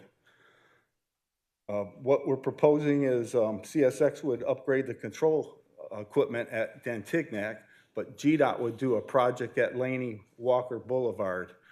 They would install gates and upgrade the equipment there. Kind of as we were developing this proposal, we learned about the ATIA project. So certainly we would need to coordinate any work that GDOT might do on its project with the ATIA project. Kind of what would happen, GDOT would take responsibility completely for the installation of gates at Laney Walker Boulevard. Have a, engage CSX with the preliminary engineering agreement, take their estimate,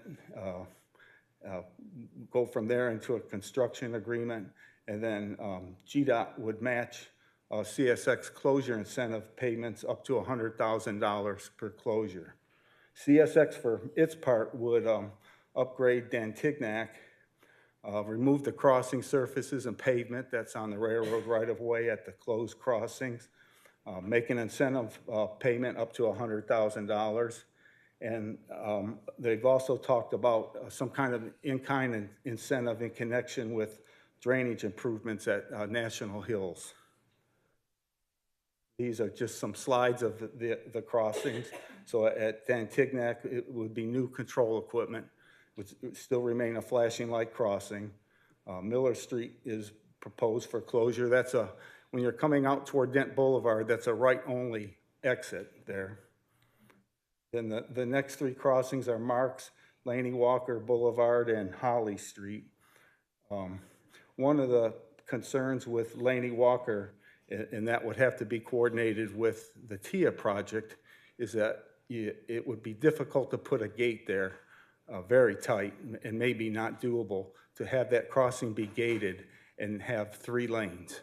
There's a maximum 38-foot gate width. It might be able to be squeezed in or not. Also, this is just kind of a zoom in at Laney Walker. Kind of put a red line. This kind of shows maybe switching Laney Walker to, instead of being 3 lanes westbound, 2 lanes maybe in a bike lane. Again, I'm not ruling out that you couldn't continue with 3 lanes, but it would be very, very tight. One thing that also would have to be done is there need to be some adjustments to the wireline signals at the intersection to make room for a gate in that quadrant. So we're prepared to take any questions on any crossings. And that would extend to even other crossings maybe that we haven't talked about. All right, colleagues. So we got a presentation about this. Dr. Malik, I want to bring you up as well. I know we're still kind of in the early phases of this, and you all still need to provide some recommendations from or to GDOT. Can you kind of clarify some of those? Yes, sir. So, there's some sort of additional safety measures that are needed. So we work, engineering is all for it, but my concern is with the Holly Street, because that's one of the main, seem like entry or primary for a lot of people come in and out, giving the next is Wrightsboro Road, which is really skewed intersection and all other things. So the Mark and Miller, we need to look at the impact to the current traffic flow, and if there is really not significant impact, our recommendation is to close it as they are proposing on that. So those are the two we probably have to have more discussion with them to see, and also maybe we have to talk to these businesses. I think there are businesses right there adjacent to that. So. Yeah, and my biggest concern, like you said, the traffic flow, the impact to businesses and otherwise, on top of, all the competing projects and construction that we have going on as well. So, Mr. Regis, right? Yes. Okay, so Mr. Regis, hopefully, we're looking for you all. I mean, you all are great partners with us, on doing some things, but we'd like to really kind of dig into making sure that this isn't an overwhelming impact that we come to regret. So I know we do traffic studies, but I know you all do as well. How would that work? Would you all do one and we do one as well for validation, or how would that work? I mean, it can go both ways. I mean, you guys can, Dr. Malik, we can work with him as far as, provide, what we have as far as a traffic study. And we can have our consultant working on it. We can provide something, and they can provide something as well, and we can, bring it to the table. We can look at it. Okay, so Dr. Malik, I mean, you're in the we pole. got to. Yep, you're in the pole position on this to really kind of give us some more needed information. Yes, sir. So that we can really kind of make the appropriate decisions on this. Appreciate you gents coming in, and again, appreciate all the partnership from GDOT. I'm gonna pause because I do have some colleagues in the queue for some questions. So if you all could stand by. Commissioner Scott from the 9th. Thank you, Mr. Chairman. This is more of a statement than anything. I know you talk about closing some streets and stuff, and we do have businesses, we have communities, we have universities, we have high school, we got a lot of traffic, and to say, yes, this is something that we're going to do, and we just hearing about it. Right. We definitely need to have some community meetings about what you close and what you're not going to close, and by closing some streets, how do citizens get around that closure of those streets? So, Dr. Malik, I would like to, I'm going to put Commissioner Johnson on the spot. I think you and I, we need to have a deep dive in this conversation to see exactly what you're going to do. Perhaps go to the area where you're proposing to close. Not saying it's a bad idea or a good idea, but we definitely have to have some community engagement on what you want to do. Thank you very much. But I do applaud you all trying to do something need to happen, but I don't know exactly what need to happen. And we also need to bring in our community partners, maybe from the university, from the high schools or something. I'm just not sure exactly what right now. Right. That's totally understandable.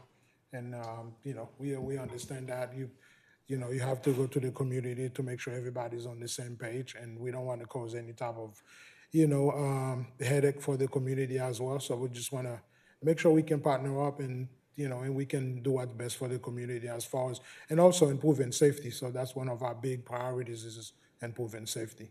Yeah, for sure. I know it was presented as a proposal, but we weren't expecting any kind of vote on something this big. Sure. Our understanding is you'd need to talk to your constituents and the community. Yeah, and as you all go further into this, Dr. Malik, to Commissioner Scott's point, let's make sure you all do all the due diligence so that when we do have the community discussions, we're presenting a holistic plan. But I think she's absolutely right. The community definitely needs to be informed of this. Commissioner Scott, did you have, are you going to take the lead on setting that up, you and Commissioner Johnson? I'm just saying, don't bring some good ideas around Thank here. you. No, I'm just Well, joking. I am not on this committee. I know. I'm not on this committee. But we'll just write Commissioner Scott in on a part of that, because this one is going to impact a lot of folks. I mean, the schools, the churches, the businesses, the residents. But we just want to make sure that you all get all the information so that when we do have the discussion with the community, we're presenting it holistically as opposed to, hey, I'll get back to you with this and that. All right. So, Dr. Malik? Yes, sir. You can take the lead on that, sir, on continue to get the information. Commissioner Johnson, you pulled out. Are you good? All right. Thank you. All right. Any objections to receiving this as information? All right. No objections. Madam Clerk, we're going to receive this as information with the understanding that engineering has some more work to do with GDOT, and then you will bring it back to us from there. Yes, sir. Thank you. Thank you, gentlemen, again. Thank you. I just wanted to add one thing on the CSX side. The city has came to CSX for requests for installing additional drainage pipes in the National Hills area. I understand it's susceptible to flooding. It gets flooded a lot. So CSX is willing to partner with the city on cost savings. Instead of having your contractor do the work via jack and bore, if CSX were to do it, it'd probably be half the cost, and we could do it as an open cut. But we'd like to discuss all of these options together with the crossings and the drainage pipes, and so we can roll everything into one if we can. Well, I'm telling you, you can't hear all these ums and ahs and ohs up here, but you definitely got everyone's attention. So, Dr. Malik, if you can please get with him so that we can get an agenda item, and we can talk about and deep dive into that. Yes, sir. Yeah, we're working with them, and that's Commissioner Slandek's thing she knows. So we have two parts to that project, and that's the bottleneck. So I really appreciate. Yeah, but again, working on CSX, that. appreciate you all kind of clarifying that and the partnership as well, because it's going to take all of us to get this done. Sure. Thank you. Dr. Malik, you have anything else before we conclude this item? No, sir. Yeah, we'll set up the community meeting, but before that, we'll do the traffic impact to that. So we're ready to all the questions community may have. Yes, sir. All right. Thank you, sir. Madam Clerk, that was received as information without objection. Yes, sir. Next Item number 11, motion to approve entering into a construction agreement with the Georgia Department of Transportation for Broad Street, Green Street Lighting Improvement Project. Also authorize the mayor and clerk of commission to execute a construction agreement and its associate documents. All right, Dr. Malik, get back up again, sir. You need those gentlemen before they get out of here, Dr. Malik? Yes, sir. No, I have their contacts. I'll go with them. Yes, sir. All right. This is, engineering is always looking for the funds and whatever's out there, try to get these funds. So these are the funds coming from the IIJA, Infrastructure Investment Job Act, federal government. So Augusta area has, I believe, around $5 million allocated over years. So we work with Columbia County to get some funds, what we need here, and street lighting is one of the eligible that. So the funds already been kind of allocated to Augusta, and this is the step to GDOT to transfer fund to us. It will help both projects to offset some of the costs we have. All right. I know the mayor is listed on here with the clerk. Mr. Mayor, you have any issues, objections, or otherwise for your action to play on this? No, sir, I don't, Mr. Chairman. All right. Colleagues, are there any questions or concerns before we bring this up for a vote? All right. None heard. This is proposed to be in a motion. Can I get somebody to motion it and second it? To move it forward. All right, we got a motion and a second. Madam Clerk, let's vote. The motion was from Commissioner Johnson, seconded by the commissioner from the 4th.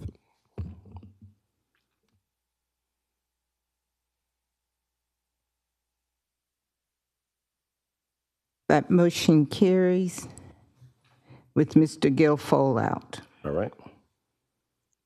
That takes us to 14. Yes, ma'am. Item 14 is a motion to install a drain at 1912 Ellis Street. All right. Doctor, this is probably going to be utilities as well, but I'm going to turn it over to the commissioner from the 1st. Thank you. So a couple days before Hurricane Helene hit, we took a trip out to Ellis Street, 1912 Ellis Street. This is an ongoing situation. It's an engineering issue. Ms. Johnson, who lives at this location, has been living there for decades, and she's been experiencing some issues with drainage. And we've gone back and forth on how to help Ms. Johnson. And I think the ultimate goal or the ultimate resolution is a big infrastructure project, which is what we're planning to use some SPLOST money for. But in this regard, we went out to Ms. Johnson's house a couple days before Helene. I believe it was probably that Friday or something like that. And we were literally in her front yard sweeping water out of the yard because it was up to our knees. And actually, it went so high up to like her porch area. And so the reason why this is on the agenda is because Administrator Allen came, Mr. Jackson came, I believe Dr. Malik was there, folks from the engineering department was there. They even brought the truck out to suck the water up out of Ms. Johnson's yard. But it was, there were 2 action items from that meeting that was supposed to be placed on the commission's agenda. Number 1 was to remove the large tree from outside of the right of the way, to remove the large tree from the sidewalk/right of way in front of Ms. Johnson's house. And one of Dr. Malik's staff members recommended to add in a drain. I don't know what kind of drain it was, but it was a drain that could alleviate the flooding from Ms. Johnson's house. And we were moving in that direction, but it needed commission approval to get done. And so I'm adding this back on the agenda to get that done. I understand that a larger project is needed. The Cranston report showed that a larger project is needed, and that's why, again, we were allocating money into SPLOST for this. But the SPLOST timeline that we have doesn't benefit Ms. Johnson whatsoever. And so I wanted to put this on the agenda to make sure that we were able to get the tree removed and we were able to get this drain installed from Ms. Johnson's yard area into the proper drainage area for this area. So I believe Dr. Malik may be able to add some additional context here, but ultimately that's the decisions that were made then that required commission approval, which is where we are today. Okay, Dr. Malik, you want to come add some clarity? Madam Administrator, if you could be prepared as well, if there's additional. And just for the record, that was Administrator Allen's 3rd day on the job.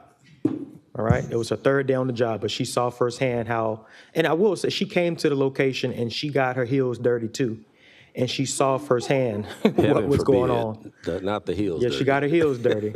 But nonetheless, this has been an ongoing problem even since the Andy Cheek days. Yeah. So hopefully we'll be able to get something done here.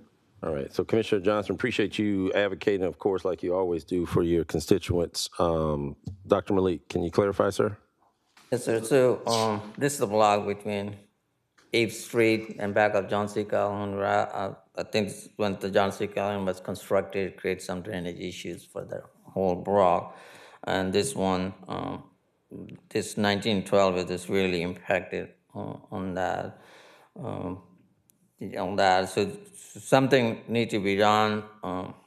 This is, the drain going to be on the private property. So if we, city going to assist, it's going to be one time assist. Still, they have to keep up with this drain.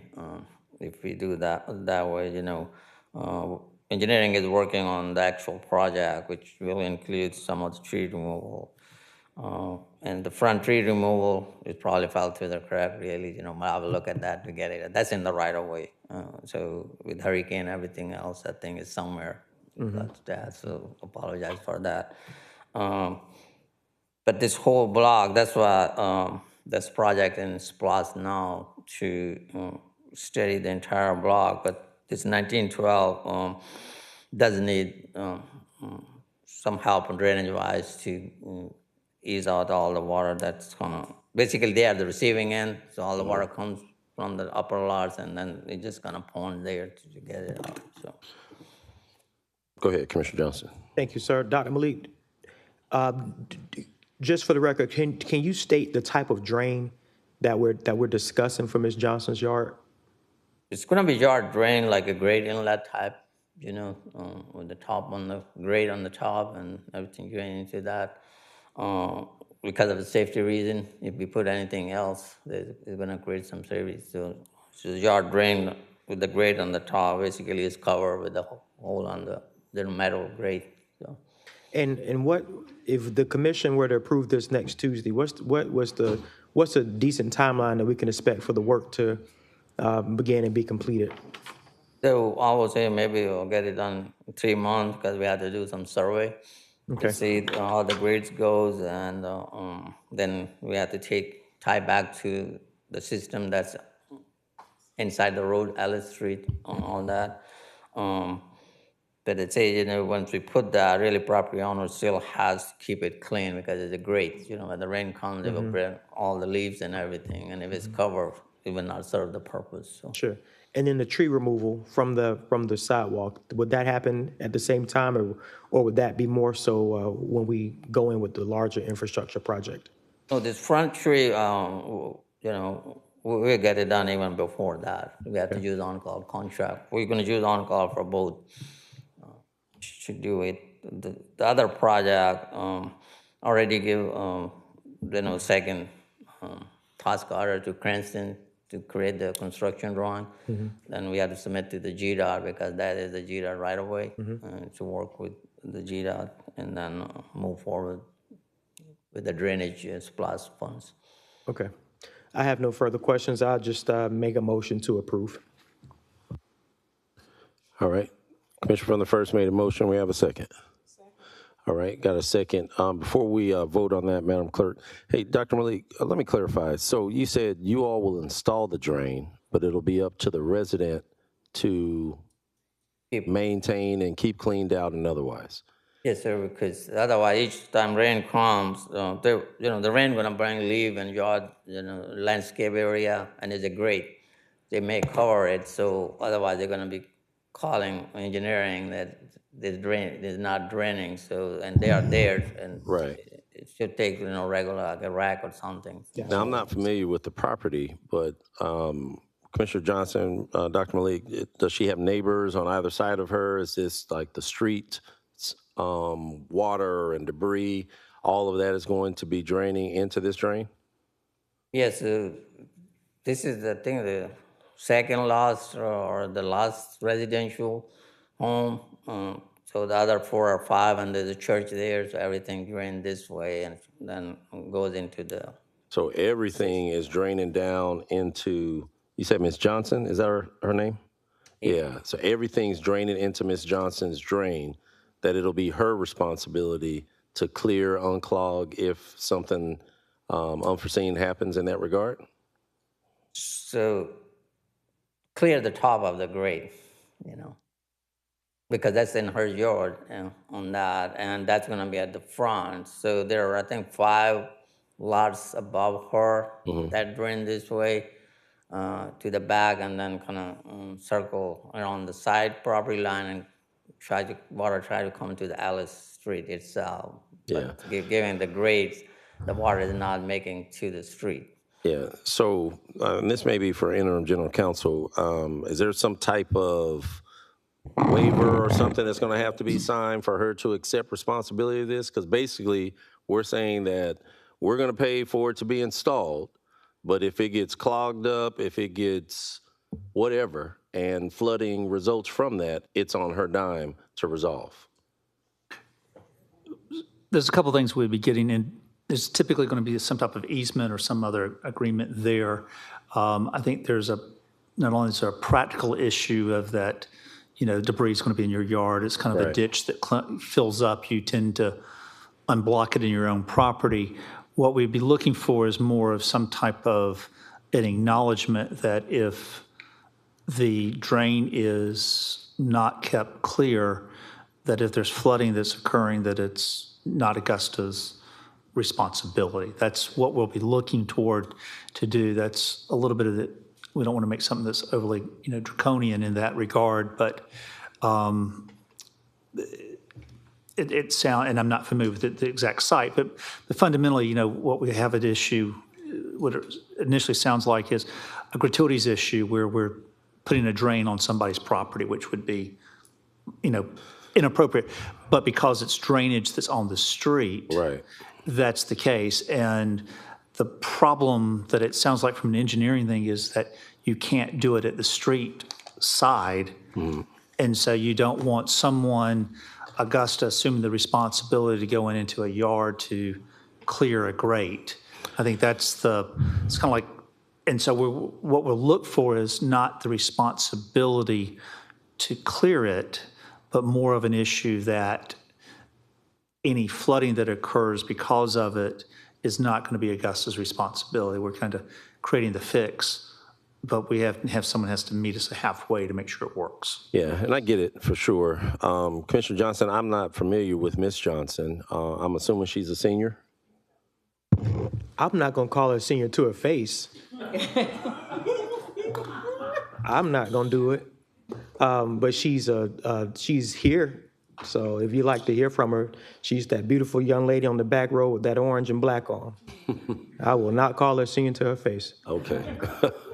Well, I wasn't trying to put you in a situation. Put that back on you, sir. Yeah, I appreciate that. I can always depend on you.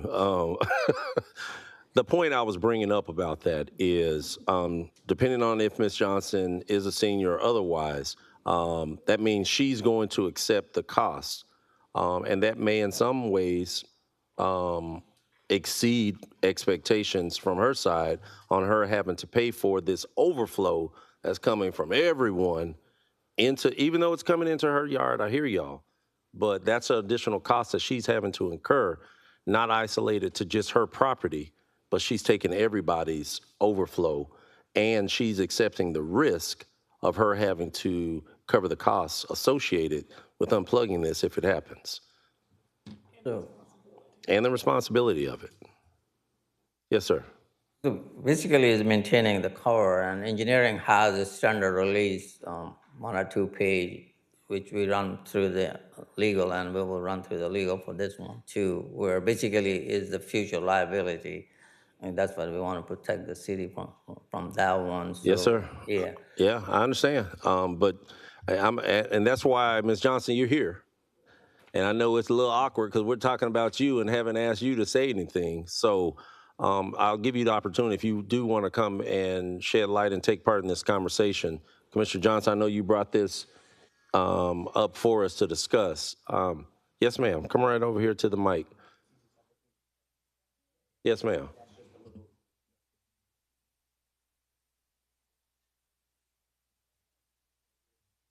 Sorry, we don't have theme music for you to walk up here to, okay? We'll work on that for next time.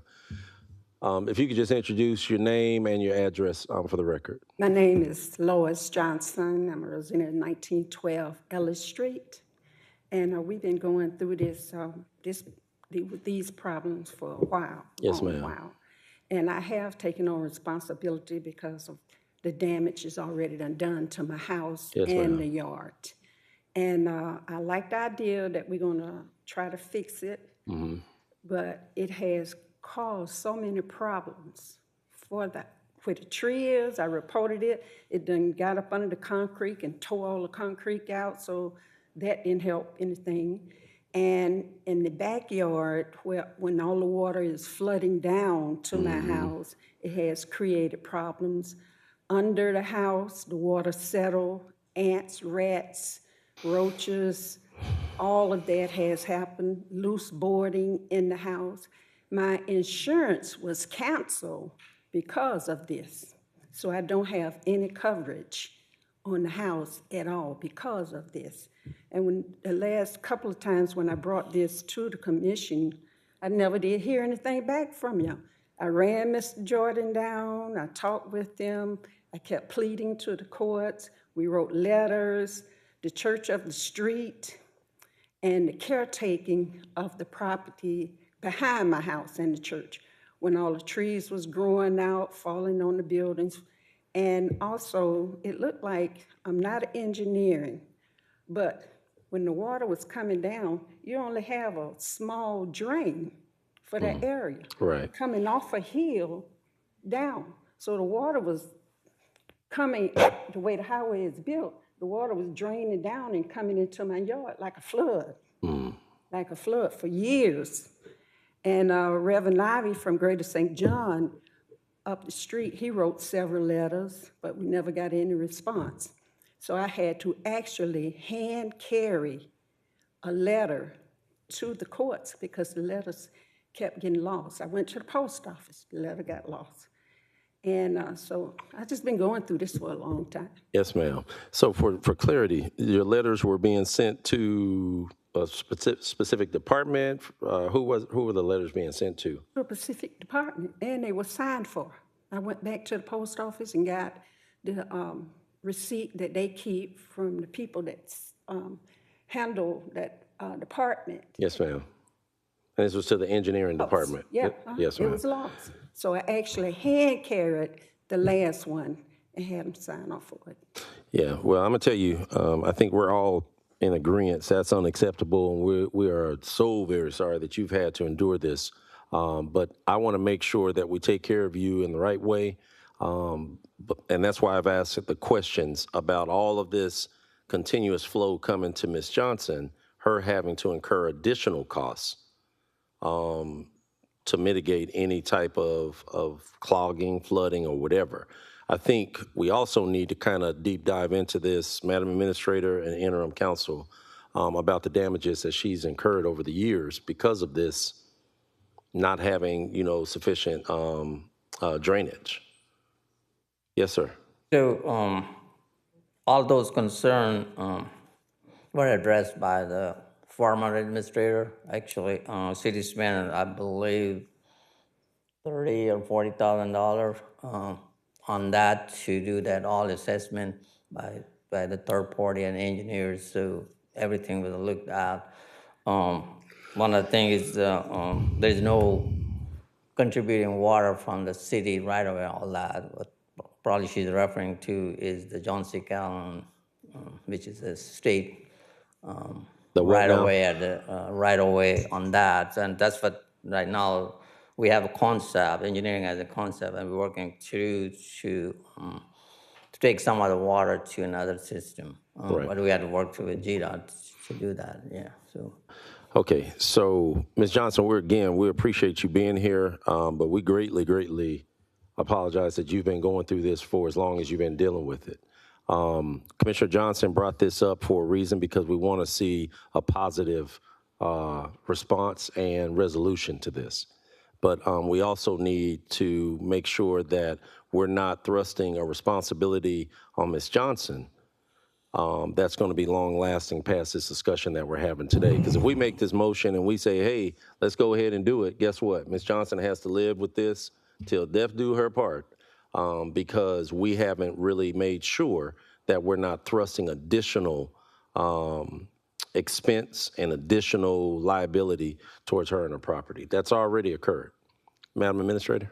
Yes, Mr. Chairman, is it possible that we go ahead and move this to the full commission and have all that information cleared up before we bring it to you with the respective where the funding is coming from? I know Dr. Malik stated SPLOS, but just look at it because Commissioner Johnson's right. This has been an ongoing issue, and true, I did go out there looking at it, and it was pouring down, raining that day.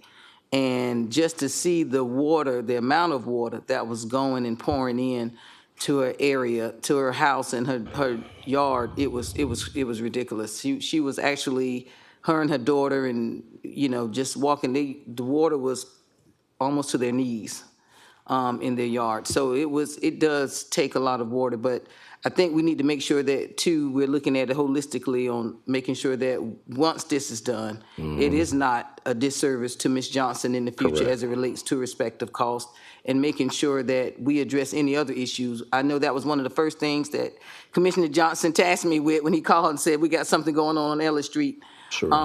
And what we found out is due to, we had an engineering company come in and look at it and make an assessment. We had several conversations. Again, he's right. This started with the previous administration, and it was found that, due to the fact it wasn't because of a city reason, it was no liability on the city's behalf.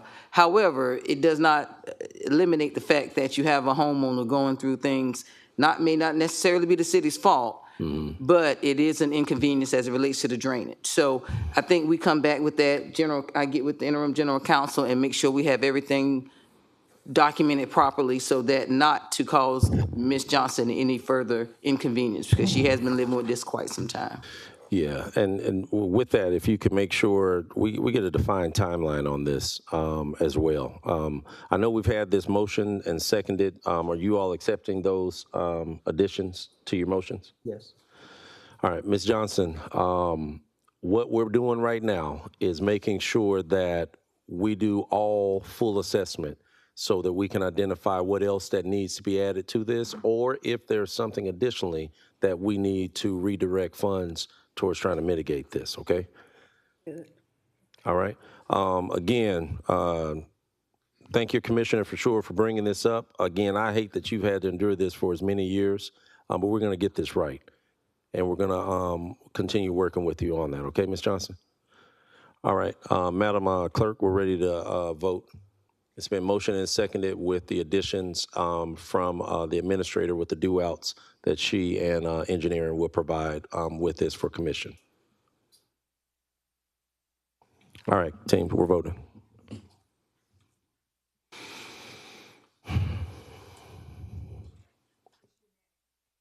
It's unanimous. Mr. Guilfoyle out.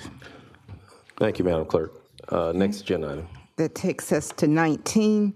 Task the administrator and engineering with creating a consolidation divestment plan for alleyways and all like-kind properties that are owned and maintained by the city. Commissioner Pulliam. All right. Dr. Malik, I believe this is you again, good sir. I'm going to turn this over to Commissioner Pulliam. Thank you, Mr. Chairman. This is for Dr. Malik as well as the administrator. The discussion partly came up last week on the floor about, Dr. Malik, if you could come up, please, sir. The discussion came up last week regarding easements as we were talking about coming up with a plan before, or a schedule rather, and to work in tandem with our budget. So as we're doing lot maintenance, right-of-way maintenance, and things of that nature, I get a lot of calls for clearing out easements and alleyways. And Dr. Malik had suggested at one point possibly coming up with, I don't think your exact words were a plan.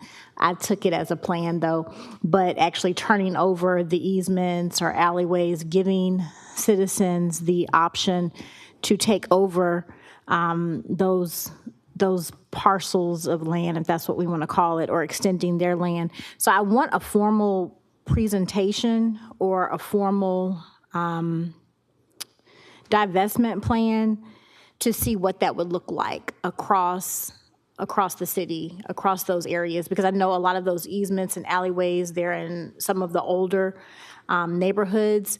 And as we're looking at trying to downsize our, I'm gonna call it, from here on out, I'm gonna call it landscaping crews, because I don't know what else to really title it, but we're looking at defunding that in some aspect, or trying to make that a smaller budget item. So we've got to do something about these easements and alleyways. So how do we address those areas? Dr. Malik, if you could speak to that, because we've had that conversation, but you also brought it up on last Tuesday, I believe that was.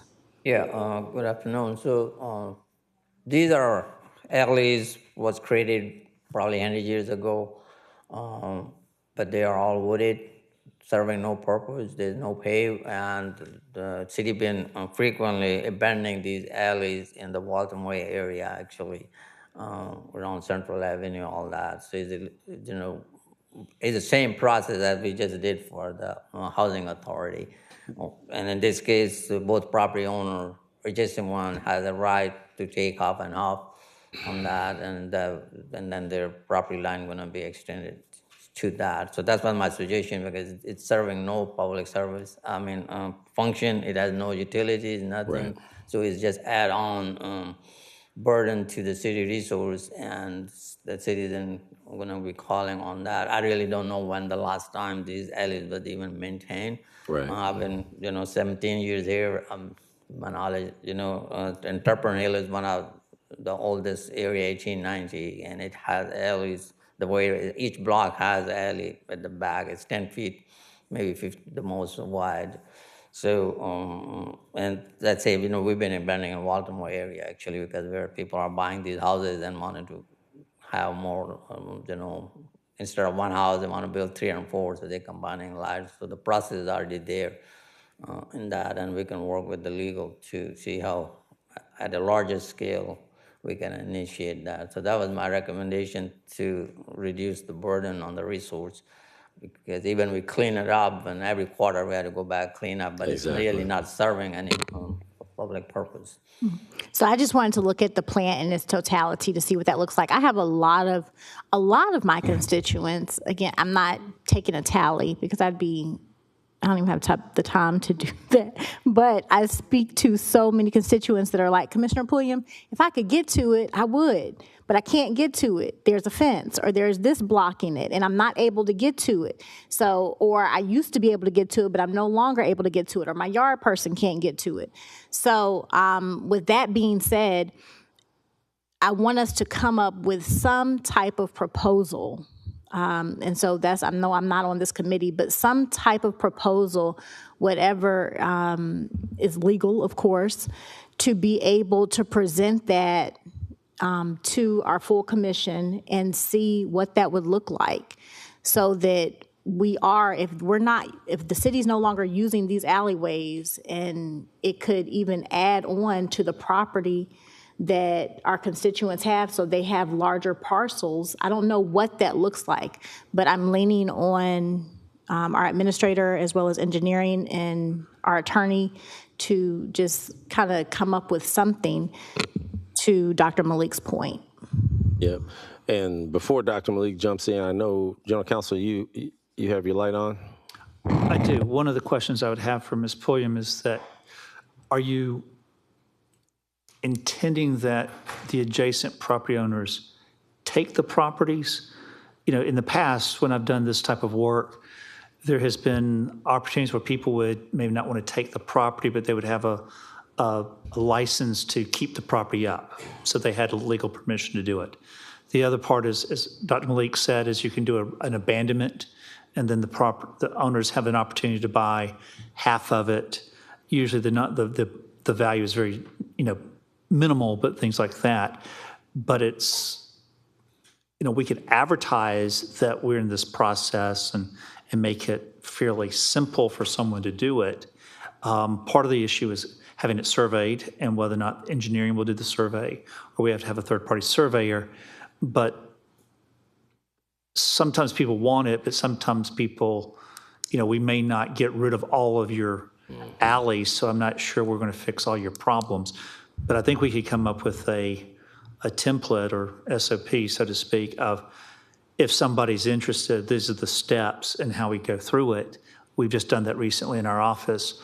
But I'm just trying to make sure you're not trying to force it onto somebody, but you're just saying, definitely if not somebody trying to force wants it, how do they go about it? Absolutely. And do I still have the floor, Mr. Chairman? ma'am. Okay, Yes, ma'am. definitely not trying to force anything on anyone, but I want us to have options. And so I want this to be an option. And so all of the examples that you just gave, again, I want it to be a proposal. You all know I'm really big on having options. So what does this look like if you take it over, if it's given to you at a minimal rate, or if the city continues to maintain it for whatever reason? I just want us to look at all viable options as it pertains to the easements and the alleyways, and that's why I said like-kind properties, because anything that falls into that category, it takes a lot of. Every time we submit properties, and I submit them on a daily basis, it's a matter of, do we upkeep this? Can we upkeep this? Does the city have access to this? We're no longer using this property. And so then constituents are having to be forced into, well, how do I get to the property? You used to upkeep it. So I think an overhaul in all of that area needs to take place.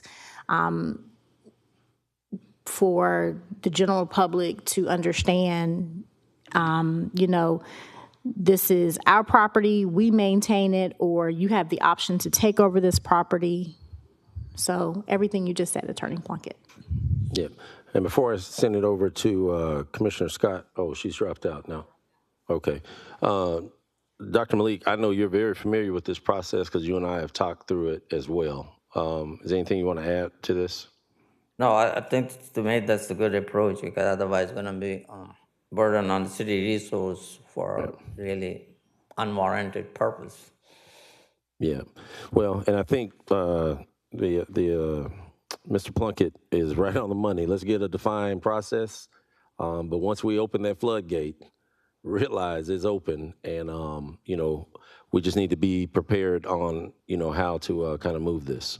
So, Commissioner Pulliam, you have anything additional that you want to add with this? No. Thank you. All right. So we're gonna accept this as information with the understanding. Hold on, before I do that, Commissioner Scott, you good, ma'am? Yes, sir. I'll just wait until the process come back, because just recently, a lady down the street from me on Columbus Lane used to, when I was growing up, and we could actually walk down the alley. Now it is so covered. Right. With trees, and because of the hurricane, I think they did come by one time and cut some trees up. But I have one of my constituents right now is going through chemotherapy, and the ambulance have to go through Columbus Lane to get her out of the house, and it's really a problem. So we also need to understand the places where there are lanes and alleyways. The senior citizen lives in those houses now, and they are not going to be able to afford to do what we want to do. So we need to keep that in mind for the ones who can't afford to buy or do whatever they're going to do in that lane, what we do for them, because it's still going to have to be cut. Okay. Those are points we're seeing across the board for sure. Because I have some in District 5 that I've reached out to engineering about as well. So, we'll rely on the team to come up with an established process, but also with the recommendations to support how we would really do this. Because to Commissioner Scott's point, someone may not have the additional income or ability to be able to endure that additional cost and ownership of maintaining it. So we just got to take it all in consideration. All right, we're going to accept this as information with the understanding that the staff will return some process and clarity on next steps. But this is a good step, Commissioner Pulliam, towards a conversation we need to really keep abreast of. Thank you. Madam Administrator, let me ask, team, do we have any objections to receiving that as information with the understanding of follow-on information from the staff? All right, Madam Administrator, Clerk, no objection. Let's go to the next one, please.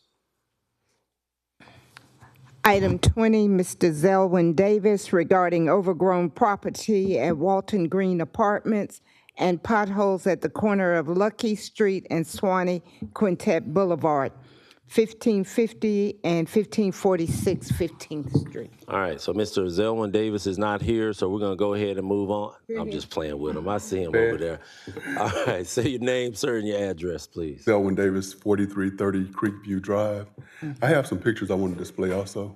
All right, give this gentleman a second. He's going to help put those up for us. Thanks for being here today, Mr. Davis. Sir.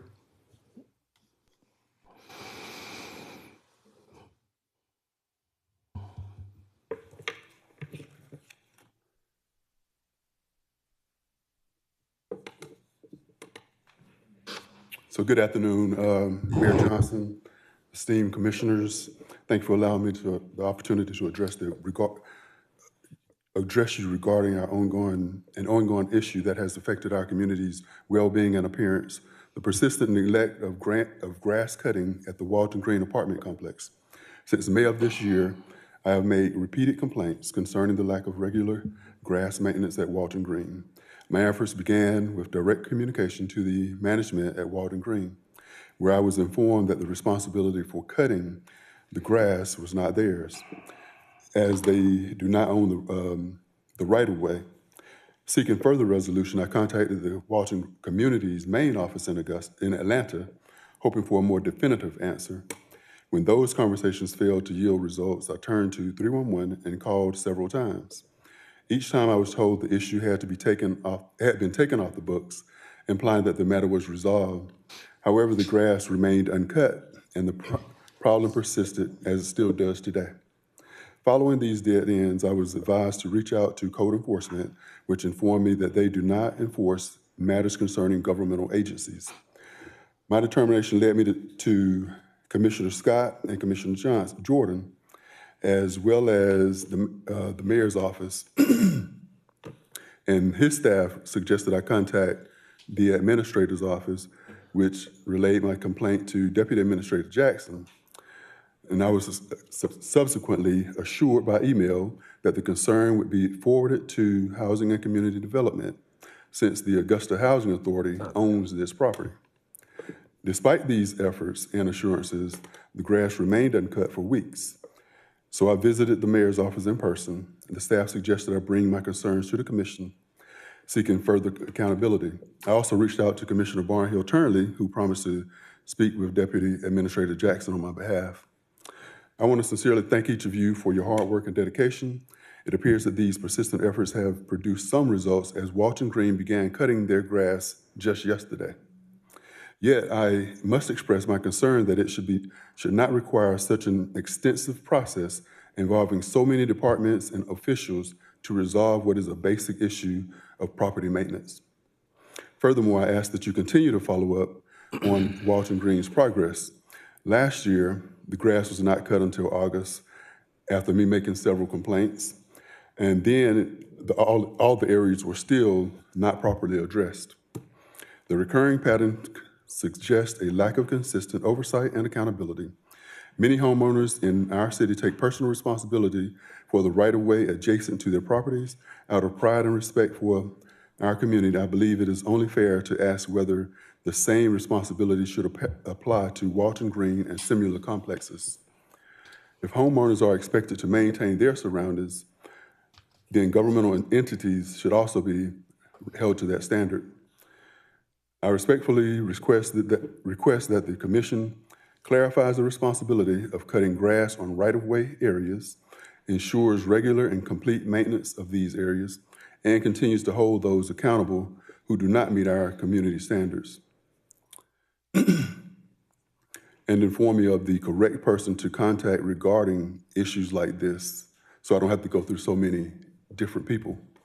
Also, I want to express ongoing concerns regarding public safety and infrastructure maintenance in District 1. Specifically at the intersection of Swanee Quintet Boulevard and Lucky Street. For over a year, residents have observed and reported a large pothole and a problematic manhole cover at this location. Despite repeated requests to the city, these issues have yet to be fully resolved. The hazards presented by the unrepaired manhole cover, in particular, cannot be overstated. Recently, a truck became stuck in the manhole, illustrating the acute danger this situation poses to motorists. In addition, the combination of the pothole and the manhole cover presents a significant risks to cyclists and pedestrians, especially during adverse weather conditions when visibility is reduced. While we recognize and appreciate that the pothole was filled as recently as yesterday, the manhole cover remains a persistent threat to community safety. These unresolved concerns not only endanger lives, but also reflect a broader pattern of neglect within District 1. On behalf of the residents, I respectfully request that the commission direct code enforcement or whoever is responsible to inspect Walton Green apartments and issue citations should any property violations be found. Prioritize the immediate and thorough repair of the manhole cover at Swanee Quintet Boulevard and Lucky Street. Ensure that District 1 receives equitable attention and resources to maintain a safe, clean, and livable environment for residents. Your prompt attention to these matters would be greatly appreciated by the community. The residents of District 1 deserve infrastructure that is both safe and well-maintained. I'm grateful for your continued service and respectfully seek your support in addressing these concerns. So let's work together so that all of Augusta's neighborhoods reflect the care, pride, and respect that our residents so clearly deserve. Thank you for your attention and your commitment to our city's quality of life. And this is another picture of the pothole.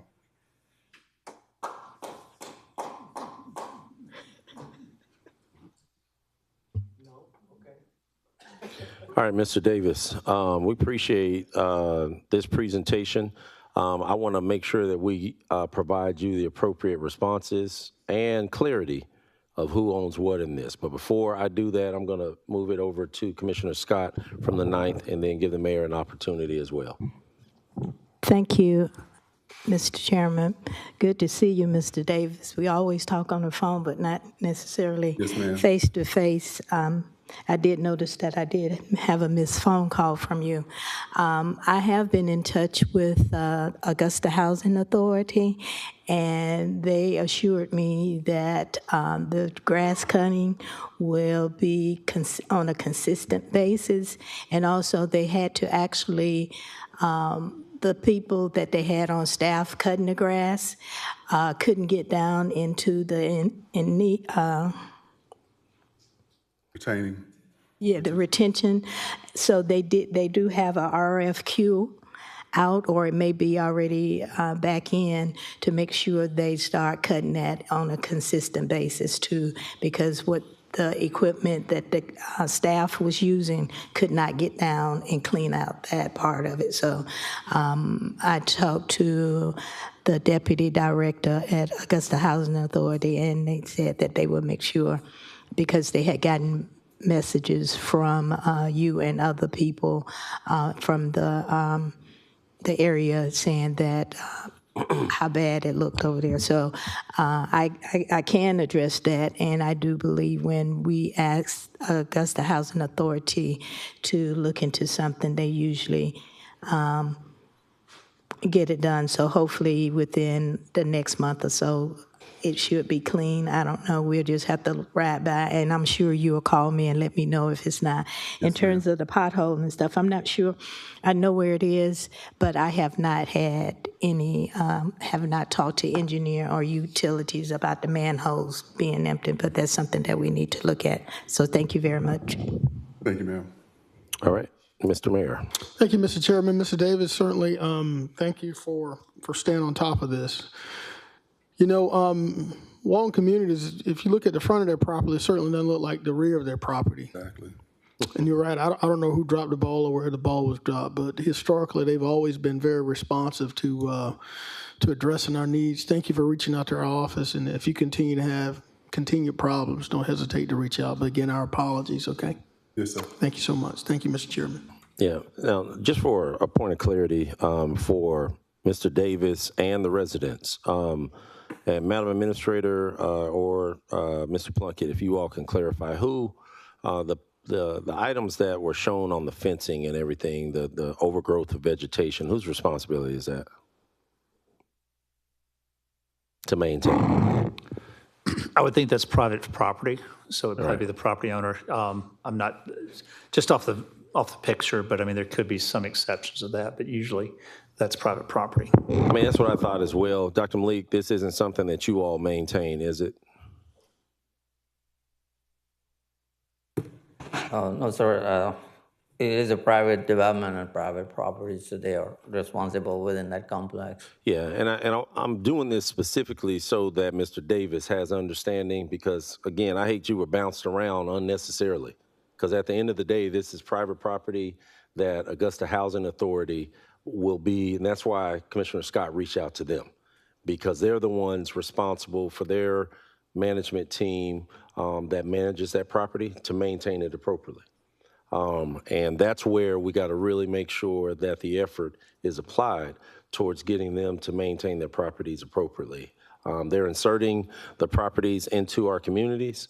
They got to make sure that they maintain them, to your exact point, the same way you would be held to the standard of maintaining your own.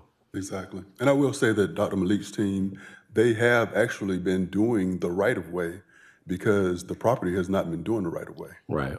But, yeah. you know, But they even, can't come out there every 2 weeks. Yeah, but even that part, if it's, you know, I mean, Dr. Malik is doing his due diligence to try to make sure that we at least beautify it in some way, but we got to put ownership where ownership is. Exactly. So allow us the opportunity to make sure that we, Madam Administrator, if we can send some kind of official correspondence to Housing Authority to ensure that this is appropriately maintained. Because I've gone on one of the other properties and I saw the same thing behind the property. And we just need to make sure that this is a point of emphasis for them. Dr. Malik, can you clarify about the potholes and the raised, is it a raised manhole cover or is it a? No, it's just a regular manhole cover. They're covered like it's not raised. It's right up over that cone there. Well, I know you had said somebody got stuck in. Yes, sir. Yeah. A truck got stuck in there. Okay. Yeah. So, Dr. Malik, can you clarify these, sir? Yes, sir. Yeah. So again, this is aging infrastructure, and this is the sanitary sewer line, failing sanitary sewer line. So we're working with our Augusta utility engineering, and they're working together on that. They're looking at the long-term fix. So right now we're working to have a temporary fix, and I'll get with them to make sure the cover is properly placed while we're working on the long-term fix. So it's one of several places where we have sinkhole because it's older pipes and everything. Yeah. Do we have a plan? Have you guys assessed any, action to remedy this anytime soon? Are we at that stage, or are we still kind of assessing what's going to happen? And I'm going to tell you, Mr. Davis, I'm glad you brought this up. I've experienced it myself, where I had to take my vehicle to the shop because the wheel was dislodged from a huge pothole. So I understand what you're saying, but Dr. Malik, if you can kind of clarify so that we can make sure our constituents understand we're moving on this. So right now, it's two parts to it. One is to get the site secured and temporary fix. That's what I think the whole lot fix. And then the long-term plan, we'll continue to work with Augusta Utility to see what the long-term plan is. I don't want to pull Wes here, but we're working together. You've called Wes about 3 times, and he's still saying, please don't call me up. But Wes, come on down like you do it on Price is Right and talk to your piece of it, good sir.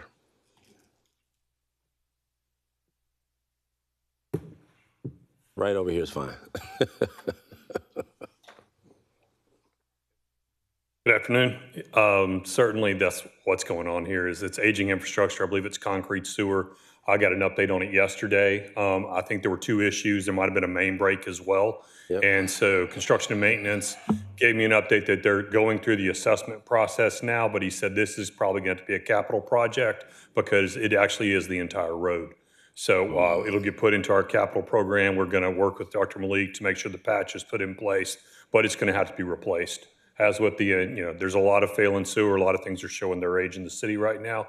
And as a result, this is one of the projects we will be working on. Don't have a timeline for you yet. I can bring one back on Tuesday of next week. Certainly don't mind addressing it and seeing where we think it's going to land. But it's going to be 8, 10-inch, I believe, sanitary sewer, and I believe it was concrete. Okay. So it turns to toothpaste over time. Yeah. So. All right, Mr. Davis, I wanted you to hear this directly from the folks that's going to put some action towards these items that you brought up. But more importantly, that you understand the team is engaged, fully engaged. So we're going to accept this as information with the understanding that there's going to be some timelines brought to us by utilities and some additional specifics as needed from engineering. Any objections for receiving this as information? All right, Madam Clerk. Thank you again, Mr. Davis. Madam Clerk, I believe that's the end of all of our items. It appears to be, sir. Yes, ma'am. I would like to close out engineering.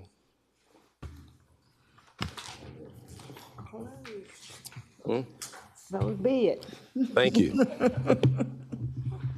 Okay, I'd like to call Administrative Services to order, please. Oh, where'd Tony go? He's sitting up.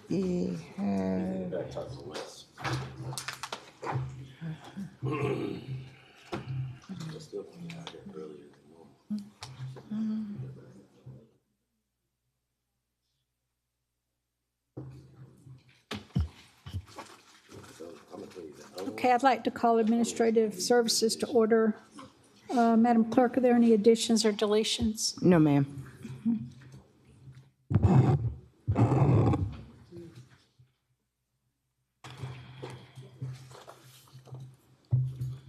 Okay, I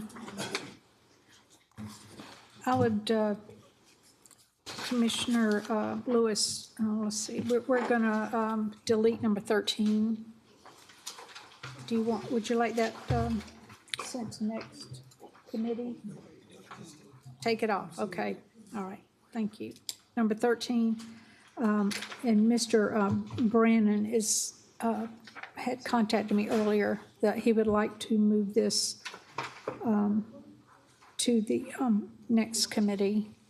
Well, he said Commission, commission. commission meeting, So okay, we yes. could, full commission. 14, yes. If we can probably add these two. Are you going to form a consent agenda?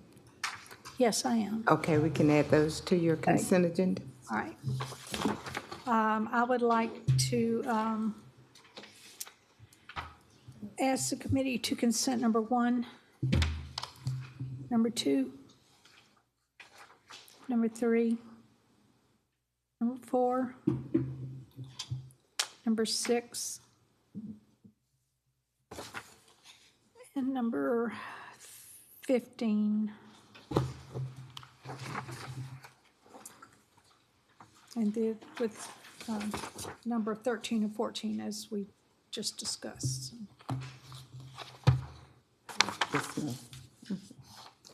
May I get a motion? So move. Okay. We're voting, please.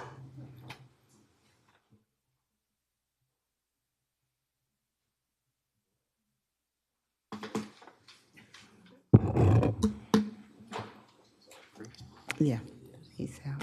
That motion carries with Mr. Garrett absent. Okay. Can we start with number 5, please? Yes, ma'am.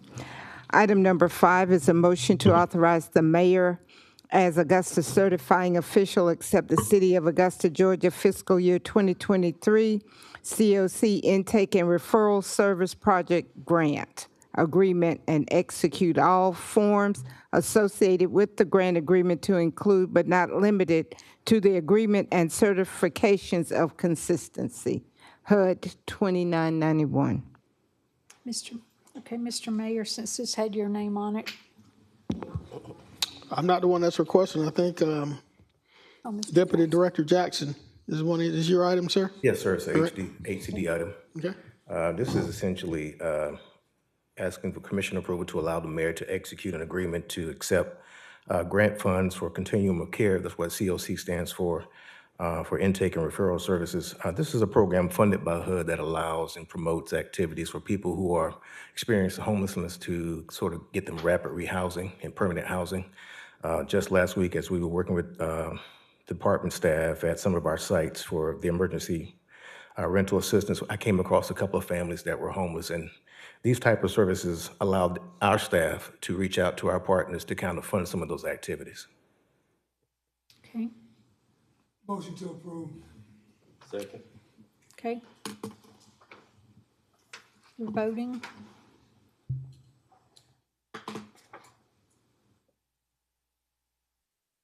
It's unanimous. Okay. Number 7, Mr. Jackson, is this still? Yes, it's more or less a companion item again. It's receiving funding for FY 2023. Again, this is HUD funded. This is more or less for planning activities. Again, this is for our staff to work with our partners to promote rapid rehousing activities as well. It's more of a planning function as opposed to the other item. All right, thank you. Motion to approve. Second. Okay, got a motion and a second. We're voting.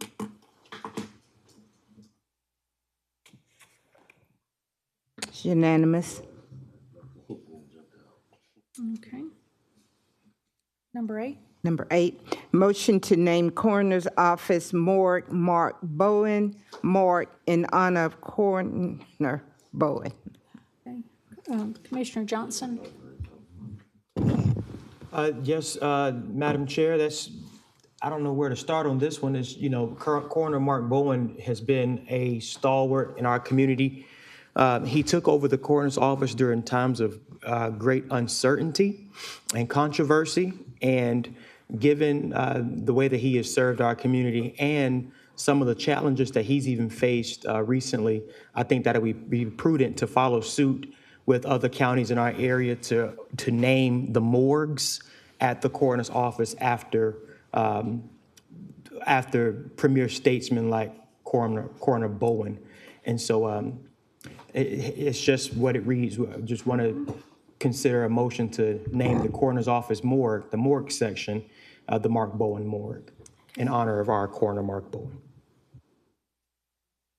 Okay. Thank you, Commissioner Johnson.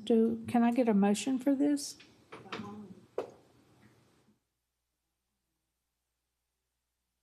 Motion to approve. Can I get a second? I'll second it. Okay, number 8. Hey, We're voting. Oh, I'm sorry, Commissioner Clark. thank you, Madam Chairwoman. Hey, got a question on this one. What do we have like a stipulated policy or procedure of how this works? I've seen it done numerous ways. I've seen it done, posthumously. I've seen it done, for folks that have since retired or long since retired. Do we have a standing policy or procedure how this works? Commissioner Clark, yes, we do have one. I was looking for interim director Ron to Lampkin to discuss it, but we do have a policy, I recall, that the governing body did approve. Okay. What is the policy? I mean, I don't know what it is. I know our coroner, Mark Bowen, has served honorably for sure. He's a good friend of mine as well. But I'd like to know clearly what the policy is, so that we can, make sure that we're understood of that and that we're following in, guidance of what's already set out. Yes, sir. We can get you the actual policy. I'd hate to misquote it. I do recall something about the person having to be deceased and things of that nature, but I don't have the policy in front of me to state factually. Yeah, and that's why I wanted to ask. This is the first time I've seen one of somebody that's actually working currently right now in the role. I've seen it a couple different ways, but this is the first one. So that's why I wanted to ask about the policy, to make sure we're not going outside of that. Mr. Plunkett. I was going to say that my recollection has always been it does not have to be a deceased individual, but, like Charlie Webster was in the detention center after him. But I'm not sure if someone actively serving.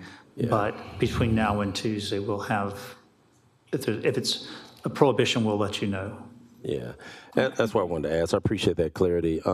Madam Chairwoman, if I could do a substitute motion, before we submit a motion of approval, let's get clarity from General Counsel and the Administrator on what the policy is, so that we're following what's set and not kind of blazing a trail for something that is outside of precedence. Okay, so you would like to move that to the commission meeting Tuesday? We need a second. You want to say? I'll second that, yes, I'll second that. For discussion. Okay. Yeah, so we're going to receive it as discussion right now until we get some additional clarity about the policy, and if we're following that. I thought you said move it to Tuesday. They were going to be getting Right, some but information. right now we're discussing this. Right. We don't have any clarity Okay. about the policy or otherwise. That's why I'm saying receive it as discussion, moving it forward till we get clarity from General Counsel and the Administrator. Madam Chair, you could either take it under a recommendation subject to the policy enabling that to be done, or you could just take no action today and roll it till, and we'll have the information available by Tuesday. Yes, so for my substitute motion, I'm making a substitute motion to take no action. Full commission with no recommendation? Yes, ma'am. Okay. Second. Thank you. You're doing that without objection? Mr. Johnson. Thank you. Yes, I want General Counsel to make sure that before the meeting Tuesday, that we add the policy here, because the Public Defender's Office was named in honor of Willie Mays, and he was present to receive that honor. So the person does not need to be deceased.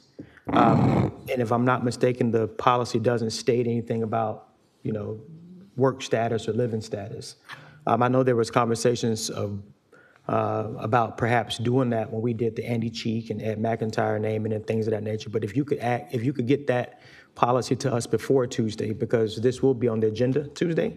And I just want to make sure that, just for clarity purposes, that colleagues understand that you don't have to be dead to have this, this honor made for you. As I was saying, Mr. Johnson, I know that Mr. Webster, or Sheriff Webster, had the same thing. So does Sheriff Strength. Yep, so we will certainly take care of that, and I'll get it to you before Tuesday, certainly. Thank you, Jim.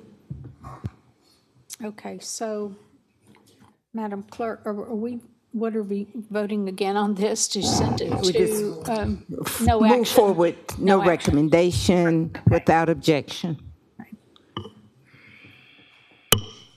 Okay. So do we need to vote on that? No, ma'am, it's Okay, without we're going objection. to number 9 then, is that correct? Number 9, yes, ma'am. Item 9 is an update on Riceboro Road paving. Okay, Madam Mr. Chair, Johnson? can we just receive this as an email update from the department Okay. versus a presentation? I'm not on the committee, but I do want to save y'all some time. Madam Administrator. Okay. Can we get an email update from the department? From the department. Dr. Malik, could you just email this to the commission, an update on the paving of Riceboro Road? Yes, sir. So just for clarity, so the section between Highland and Jackson, that's what the request is? Mm-hmm. Yes, sir. Yeah. Okay. Thank you, Madam Chair.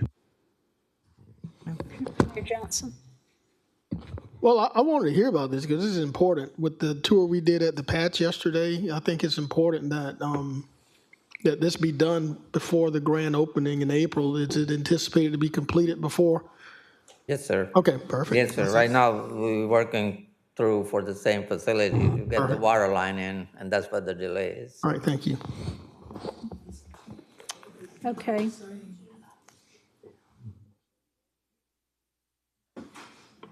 All right, thank you. So do we need to make a motion on this, or you're just going to receive it as information? We'll begin an email on that subject, so, okay. With the understanding that the email will be communicated to the commission regarding the update. Okay. Number 10? Yes, please. Okay. Item 10 is to request the administrator's office to provide an update on the progress of succession planning and departments' SOPs. And Commissioner Pulliam, this was your item? Yes, Madam Chairwoman Slindak, thank you. As I stated earlier, when we had the discussion in finance regarding the different audits, and it was brought up about having processes and procedures in place, we've been having this ongoing discussion since I've been on the dais, and I just wanted to know where we're at with that. Administrator Allen I know we were still in the process of it. Are we almost there? Or Yes, how? ma'am. Okay. So the last update we provided gave you information as relates to a template being developed, which would make sure that everybody, certain areas of finance, technology, procurement, things were added to everybody's SOP to make sure that everybody included that information. That template has been sent to all department directors with the deadline date of August 22nd to have their SOP to Ms. Walker for review. Okay, and so we should receive a presentation or expect a presentation around what time frame? Not to hold you to it exactly, I but would say within the 30 days after they present their SOP so that we can determine whether or not there's any concerns or anything that we have to send back. okay, so we're looking at maybe towards the end of September. Yes, ma'am. Okay, all right, that was my question. Thank you, Chairwoman Slindak. Okay, thank you. Can we have a motion just to receive this information? Yeah, let's receive this as information with the understanding that updates will continue to follow from the administrator's office and team. And Madam Administrator, looking forward to that presentation also from, who was that from? Was it, what municipality was that? That was GMA and Athens Clarke County actually did the presentation as well. There we go. Thank you. All right. Okay, number 11, please.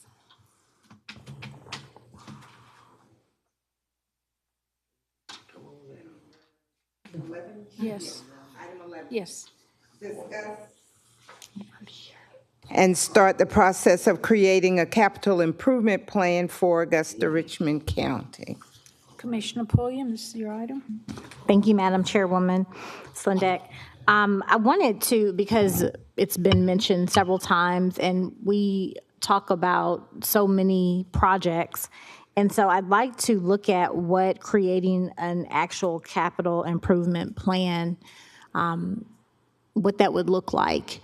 I know that we do have to connect funding sources to that, and so that would be something that I would like for us to further explore, Administrator Allen, as well as our finance interim director, Director Schreier, but to start that process. And I don't know if it needs to be in the form of a work session once the two of you get together and lay out what our options would be.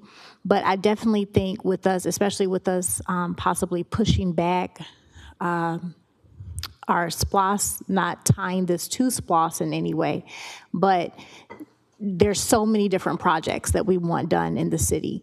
So without vision, the people will perish. I don't know why that just came to me, but it is so. And so as we look at that and we look at how we want our city to be laid out, this is important. And so I'd like for us to definitely start that, like a solid start on it. Commissioner Pulliam, I agree with you wholeheartedly. We do a organization of our size, and you're right. You've heard me probably say it many times, as well as other people who've come in, about the city of Augusta needs a capital improvement plan. That does, as you stated, entail us allocating respective funds and funding streams and things of that nature to it, to make sure that those funds are adequately used, which may mean that we'll have to change some of the things that we're doing now as far as our governmental structure, its function, with our budgets and things of that nature. So we will probably end up having to get a third party in to help us get that done, so that we can have somebody to assist us in that process to make sure that we're doing everything properly to engage ourselves in the capital improvement plan. I would like to have that as part of our 2026, doing that, getting that together as you stated, and make sure that we be able to implement it for 2027, if that's okay. Okay, so you're saying you and Finance Interim Director will start that process and you will have an update for us Yes, and ma'am. options and what this is going to look like in its totality, the start of 2026? We would like to work through it through 2026 and have it for 2027. Okay, but I want discussions to start prior to that. So as the two of you are working together, just so we have an understanding on the dais as to what's going on and just steps that need to be taken, what other cities, what other municipalities are doing. That way we're not just presented it and then we've got a month or two to get things together. Yes. I want us to be ahead of that. So if we're planning for 2027, I almost want us to use a vast majority of 2026 to really dig into those conversations, even if they're spread throughout 2026. You're exactly right, and that's our plan. I mean, we've already started looking at other organizations who do have capital improvement programs. However, this is a large undertaking, so that's why I said we'll work through it through 2026 and have it proposed to start in 2027. Okay. Thank you, Administrator Allen. Thank you, Chairwoman Slindeck. Okay, thank you. Do we want to make a motion for a deadline for maybe a workshop or something, or just take this as information and let's see, we can let the administrator get back to us when she, when she kind of gets over all this stuff we've thrown at her today. But now that we know, I think it's an excellent idea myself. We see all these projects on these lists that we get, and I definitely think there's got to be some order to some of this. So it's a great idea. Commissioner Pulliam, thank you. Yes, ma'am. If I may, Chairwoman Slindeck, thank you.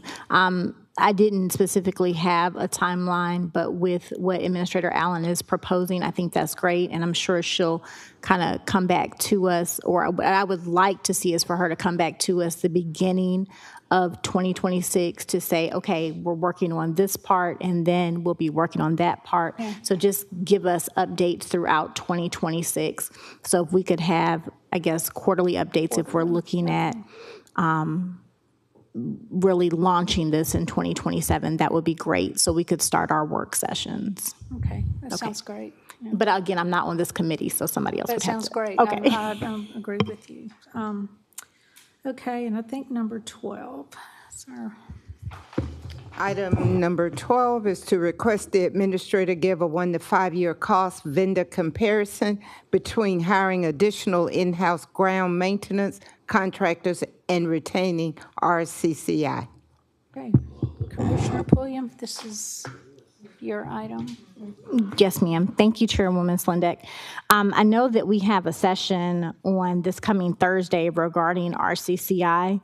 And as I stated earlier for another item, I believe that having those side-by-side comparisons is extremely important. So wanting to know if we're looking at divesting in one area or eliminating certain services, or just trying to figure out what we're going to do, we need to see in the long run what is going to be most cost efficient for Augusta Richmond County. And so I would like for us, of course I submitted this, but Thursday is a couple days away, but I don't know how we can really hold to a decision without knowing what it's going to lead to. Maintenance is already an issue. And so even though we're looking at one amount that could possibly be in the budget or a budget request line item, we need to see, even though if that one amount is a large amount, what would it look like if we get contractors involved? And then they have the option of course, always submitting change orders. So that could run us up. And so we could be looking at spending the same amount if we're not doing a side-by-side comparison. So I would like to see some type of comparison before we just decide on what we're doing with RCCI moving forward.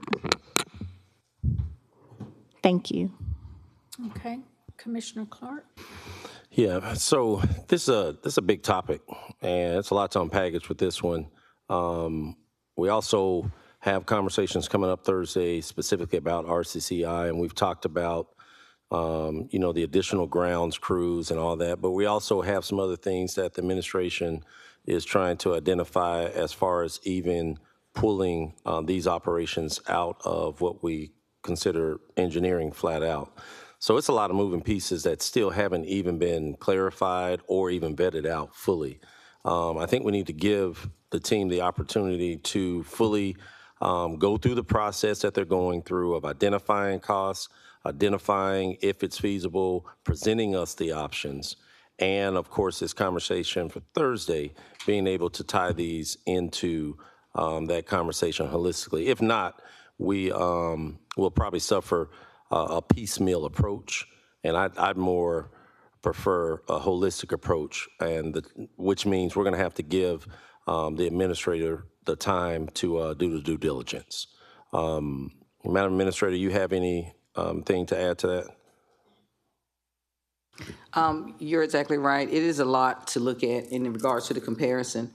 But I will say, when the initial conversation started regarding RCCI, we looked at the bottom line. How much does it cost the general fund to supplement? RCCI does great work. But however, on a business standpoint, you have to look at, is it really giving you that return on investment that you're investing, Augusta's investing in right now? It's $2.6 million that Augusta has to get from the general fund. So we did run a cost-benefit analysis, because that's where you first initially start when you're trying to see if a business is making some type of return. If we actually hired inmates to do it, we're talking about $80 to $90 an hour for what we're getting.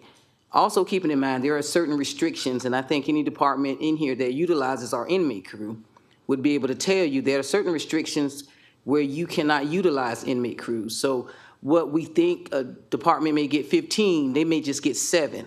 So I think Dr. Malik brought that up at one of our previous meetings. It's no guarantee that he's going to get the estimated crews that he's thinking. So sometimes it delays some of his projects. So those are a number of things that we would have to consider. I'm like you, I like to do a true comparison. However, we already know based on this and based on previous years that every year for the past 3 to 4 years, we have been supplementing that budget. Okay. Commissioner Pulliam, did you have something else? I believed Commissioner Clark still had the floor. Oh, I'm sorry. Yeah, well, and that was the point that I wanted to be made publicly as well. The fact that we're incurring a deficit, additional deficit with this, all that needs to be taken in consideration with this. And I think it'd be better served if we allow the administrator the opportunity to holistically bring everything to us. Because if not, if she tries to provide you what you're asking for now, it's going to be piecemealed, it's going to be guessed, it's not going to be accurate, and it's going to be more decisions that's going to have to be added to it later on. So I say give the administrator the opportunity to have everything compiled. But I think you're right. We do need to identify to make the decision on this, you know, based on what the administrator is saying as well, the cost analysis, because we're going to have to make a decision on this one way or the other. Do we take that 2 point whatever million from the prison and do we, contract more crews? Whatever decision of the body it is, we just need to be able to do that with all the information. And I would rather us not get piecemeal information. So, Madam Chairwoman, my recommendation is just to accept this as information, giving the administrator and team the opportunity to pull all the information together holistically so that we can make a final decision on what way we're going to go with this. Okay, thank you, Commissioner Clark. Commissioner Pulliam? Okay. Thank you for that input, Commissioner Clark. And that's actually what I was lending way to with this request. I know that I personally always have a lot of questions whenever we have things like this. So it wasn't for you to just stop midway, but it was to include this because this was going to be a question that I have during your presentation. So I would like this information included. I didn't want it to be, a last minute, you've gotten this whole presentation together, and then here I come with this large ask. So I wanted it to be part of whatever the final report that you submit to us, because it is important for us to see every angle to understand the decision that we're making so we can make a good decision. Thank you. Thank you. May we receive this without objection, please? Without objection. Okay. That's it. And I believe we're done for the day. Administrative Services is adjourned. So.